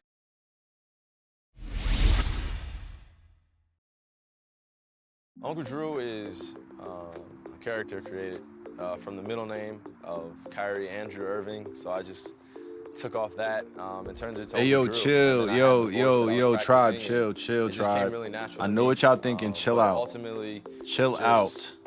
remembering Chill the people that come out. before me, such as like Bill Russell, Will Chamberlain. You know, you think about Oscar Robertson, and these guys are just unbelievable talents, and they're whenever they leave the game, their legacy still exists, and I felt like it was my duty to pick it up and to have a movie like this. And Oh, yes, sir. Or guys that DJ had J, Derek, game. appreciate you, bro. I want to take all that, wrap it up. Lee and Jones, then, I appreciate of course, you, my now you brother. have That's Reggie. love. Appreciate the gifted, boy. WW in the chat for them 100 gifted. My brother, my brother, my brother. You already know. You know that. Love you, bro. Miller, Chris Webber, Lisa Leslie, Nate Robinson, myself, as well as Erica Ash, and all the other casts that we have, and everyone to the extras. We're all part of this because the game of sport brought us together. So, you know, to think that I'm paying homage to all those guys that have come before me, as well as present day, it's awesome. What excited me most was just the amount of people that I know it would take in order to make this Uncle Drew internet sensation come into something on a grand scale. And I wanted to be able to see what it's like to be behind the camera as well as in front of the camera and learn the nuances and the intricacies that make an art piece like this come to life. So I'm just truly appreciative. I literally grew up watching all of them play in one way or another, whether I got to see them play live, or whether I got to see them play on YouTube, or whether I watched film on them. You know, it's pretty legendary for me. And they know how I feel about them in terms of the homage I wanted to pay to them as individuals and what they've given to the game. They give up a lot of sacrifice and time with your family, and a lot of time of dedicating yourself to a craft that you love. That takes a lot of sacrifice. And then now that it's coming full circle and I get to have all those guys and Lisa in the movie, it's, like I said, it's legendary, and it's something I won't forget ever. Appreciate Yeti for the 10 gifted. Appreciate you. Young legends tonight, huh? This was a part of the original release. I missed out on it, of course, but luckily they restocked during All-Star Weekend. I'm not sure if it was like tied into All-Star Weekend or they just randomly chose that day. I'm not sure. I'm not mad. Definitely a surprise that I was able to hit I put in for both colorways for the raffle. I hit one, which for the first time in my life, I actually preferred this colorway as this was my number one choice. But if you know me, then that's kind of weird, but I'll let y'all see soon. So we got another Kyrie Anta lifestyle, I want to say. I love y'all too. I appreciate you guys. Anta Kai 1 style. So. But yeah, you see that black. So yeah, I don't normally go for black colorways, but this particular one, I was like, yeah, I'll switch it up a little bit. So as you can see, it's different from the Chief Halo. They don't have, you know, Chief the Ayla. vibe, and these have Chief like Ayla. It's okay though. We gonna get used to it. I wanna make sure everybody laces. knows the name. We That's good, what y'all. really like caught my. So that's 1, 2, 3. 3 different sets of laces already in here, and they come with one more set. Yeah, this is gonna be an interesting shoe to like put on, but another one with the premium suede, all black suede, and the details on these are a lot different from the Chief Halo or the Halo Chief. So I'll definitely get into that. But then you hear that leather sock liner, ankle collar, which is a pretty dope touch to me. And on the heel, you get that Kyrie logo, and then embroidered, you get the Kai LS1 or Calis1. I want to say it's Kai, so like Kai Lifestyle 1. I would assume that's what that means.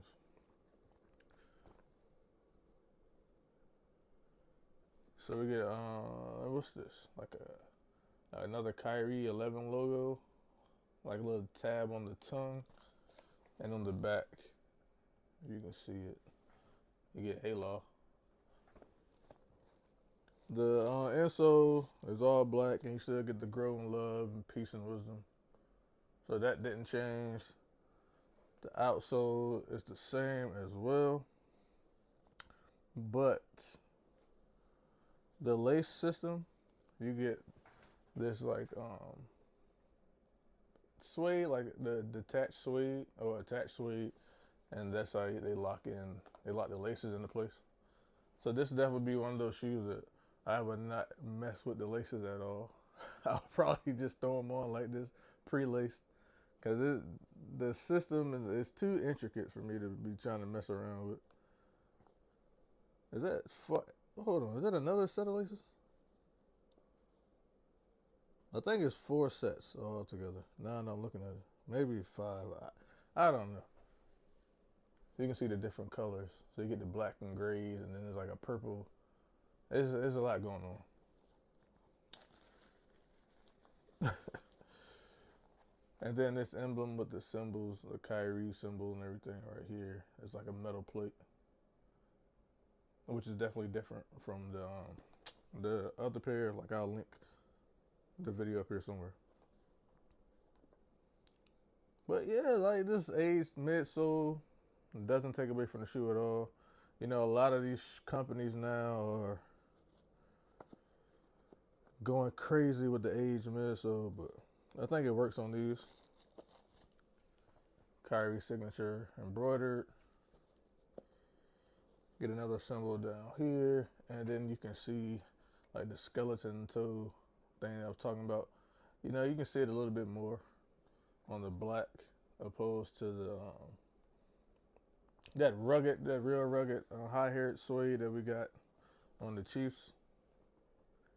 But I think it's a clean pair. Let me know what y'all think. Definitely. What do you guys think about, side note, what do you guys think about me doing country colors, like state colors, and doing some big collaborations with you guys and your communities? Like, I would love to do a straight Dallas pair. I would love to do a straight Chicago pair. I would love to do, a straight Jersey pair somewhere there, and a straight New York pair, straight Miami pair. Like, I would go crazy, like something in Nigeria, something for Ghana, something for Ethiopia. You know, I would bring in so many different colors. I would bring in some of my favorite inspirations as well. Some of my favorite muses and use some of their palettes, you know, some of my favorite artists and really build this up.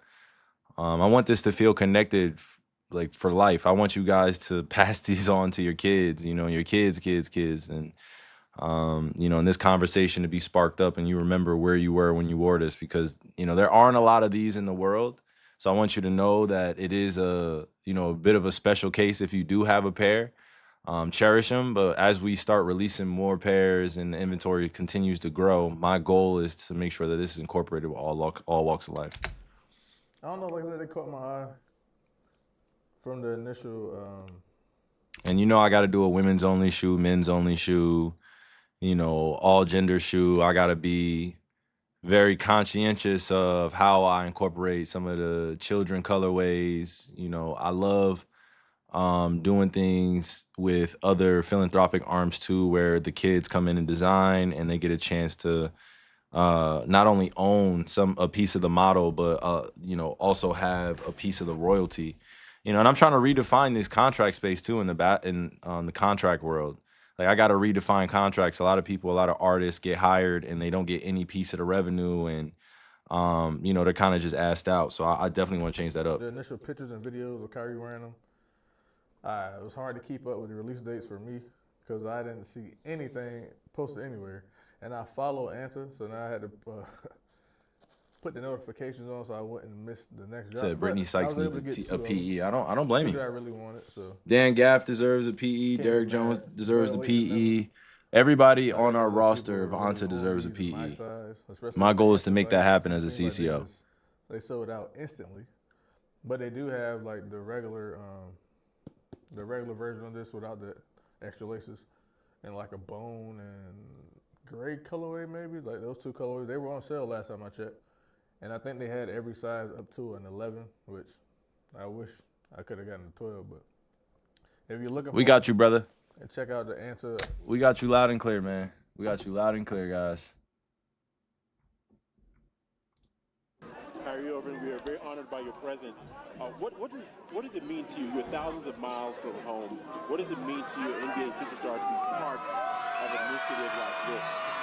Man, I can't even really conjure words to tell you the amount of impact that we're having on these kids, and especially around the community. This is my 4th time being in Soweto this week, and being around here. And When I was in South Africa, guys. And how the people are and how they interact with one another. This thing is international. This This thing is growing and growing and growing. This thing is international, guys. Okay, Kyrie Irving, to be very honest with you, I've talked to a lot of kids. I've talked to people in camps. When they see you and your presence and see what you've achieved, they actually think it's impossible. When you started out as a youngster, did you ever see where you are as being far-fetched or something that will probably never happen? Yeah, absolutely. But that's what we all strive for. We all strive for greatness, and we set goals so high for ourselves that we feel like we can accomplish, and that comes from self-driven motivation and perseverance and great support system with my dad. My dad. Shout out to Dikembe Mutombo as well. Rest in paradise. Great principles that apply to my life, and it just doesn't only apply on the court. It applies to my life, and when people see me, I'm a normal person just like everybody else, but when it comes to my sport and my craft, I take it very serious. And I want to be great, and I just want to give as much advice or as help to kids that were in my position. I'm only 21 years old. I was in high school only 3 years ago, so I feel like I can definitely connect with them as much as possible. Thank you for that. Finally, before we let you go, Kyrie Irving, a word of encouragement for athletes in their dark times where they feel that the world's caving in and they just can't reach it. What would you say to them? Well, God never throws anything at us that we can't handle, and I truly believe that. Challenges are going to have to be overcome. We all are facing challenges. We all live different lives. We all have different destinies. You just have to find your niche and hold on to it and have a passion about it. Commit yourself to being something that you never dreamed of having or dreamed of being. And that's always what my dad told me. Just have that hunger to always be great and to do something special, and always have humility, never forgetting where you came from. Very well said. Thank you very much. Thank you, Kyrie. Okay, guys, we have one last video, all right? I appreciate you guys for tuning in. I appreciate you guys for rocking with me. We've basically gone through this list of everything. You know what I mean? Let me see. All right, we're going to get more on Kyrie from DA, but before we do, he actually had a chance to sit down with him during the NBA Finals, so we're going to take a listen to that chat. I only had one hero. He's still my hero today. It's my father. Hey, he was Trav. my favorite player growing up until Chris Paul went to the NBA. Yeah. Trav. So my father was he was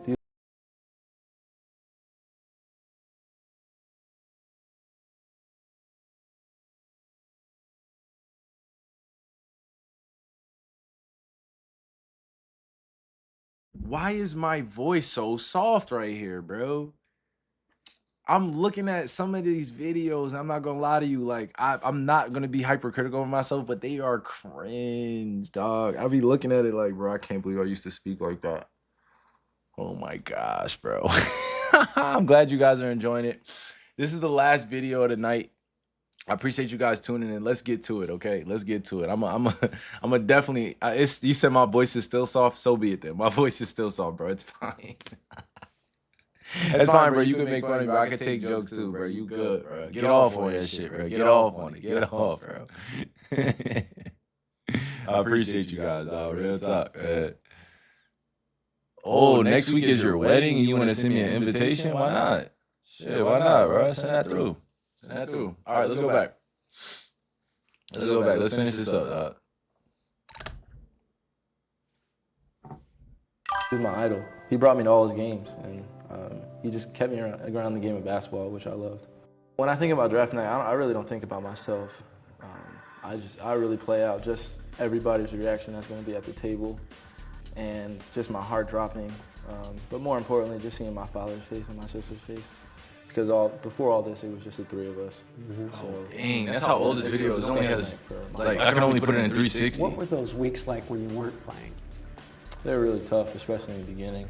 It was definitely a test of my mental toughness and a test of my faith. But, you know, I think God puts us in positions and He tests us in certain ways. And, you know, now that actually my dreams come true, I look back on it and it's just a learning experience. And, you know, I'm never going to forget it. What was the tournament like for you coming back off of the injury, and how important was that in your decision? I told a lot of people that if I didn't play those 3 games in the NCAA tournament, then most likely I wouldn't have come out. Those were just a confidence booster for me, and to kind of silence all the questions that whether I was healthy or not, if I was ready for the NBA. When you sat down and discussed it with Coach K, what were some of the things he told you about, hey, you know, you should go? Oh, well, he wasn't swaying me one way or another. You know, he was just telling me to make the right decision for me and my family, which I did. You know, of course he wanted me to stay, and he gave me his valid reasons, but I also gave him my valid reasons why I should leave, and we just came to an agreement, and he decided it was best for me to leave. You know, even though I'm 19 years old, I just felt I was ready to make the leap, and you know, I was worried about my draft stock during the season when I got hurt, but my father was telling me good things throughout the whole entire year, which gave me enough confidence to enter my name into the draft. You know, now they're deeming I'm the savior of Cleveland, which is absurd kind of think about it right now, but you know, I'm not in Cleveland yet, and I'm not LeBron James, I'm Kyrie Irving, so whatever team picks me, I'm just going to contribute as best I can. It's kind of surreal for me, just based on thinking about the game of basketball itself. Like, every time I go to a game, I really simplify it completely. There's really 2 baskets and a leather ball that millions of people watch every single day, and it's just a dream come true for me. And being out there with great athletes like LeBron and Chris Paul and all them, you know, it's going to be great.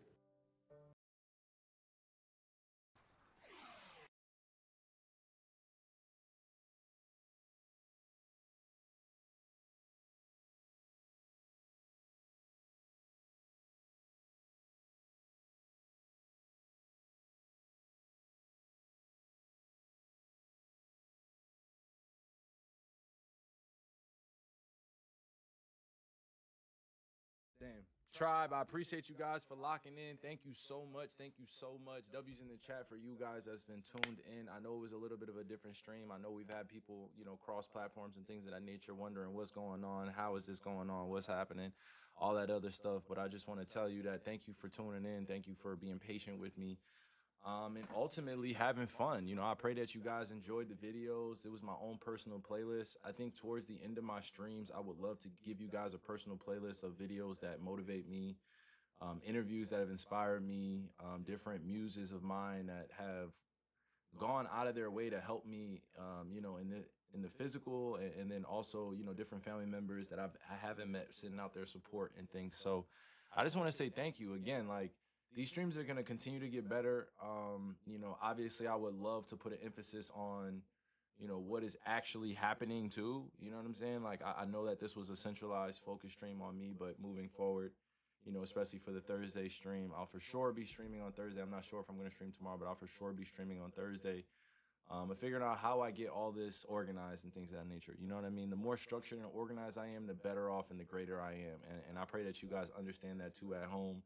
The more disciplined we are, the more organized and structured we are, the better we are. Obviously, I have a free spirit. You know, I love to celebrate. I love to do my thing out here and kind of be spontaneous, but it's also so beautiful to be live and in action and connecting with everybody and letting them know what it is. So thank you for tuning in. You know, if you're thinking that this is pre-recorded, it's not. I'm sitting at home. It is approximately 11:23 Central Time. You know, thank you. This is the end to the stream. So I apologize if you thought it was pre-recorded, but I've been in here not the whole entire time, but I've been in here for majority of the time, watching the videos and reacting to them as well. But as we move forward, it'll continue to get better. So much love to all you guys. I'm praying that each one of you guys and your families are safe and you guys are well. Please do your best to help out your neighbor or to help out your brothers and sisters around the world. There's a lot happening. You know what I mean? And I just want to say, like, my love and all of my healing energy is going towards a lot of the places around the world that are being oppressed and things going on. So You know, warfare is never a gentle subject to talk about. So you guys, make sure before you go to sleep, please pray for all your brothers and sisters around the world, even if they don't look like you, even if they're not the same religion, even if they're not the same hue or color. We got enough room on this earth for all of us. We got enough room to make earth peaceful. We, meaning humanity, has enough energy to conjure up to be able to make the change that we want to see. All right. So you guys already know it's free Congo, free Sudan, free Palestine, free all the hostages as well around the world, but free all the Israeli hostages as well. Free all of the stress that's been going on with a lot of the families. You know, free all our political prisoners that stood up for Palestine or stood up for Sudan or stood up for Ethiopia or stood up for Congo.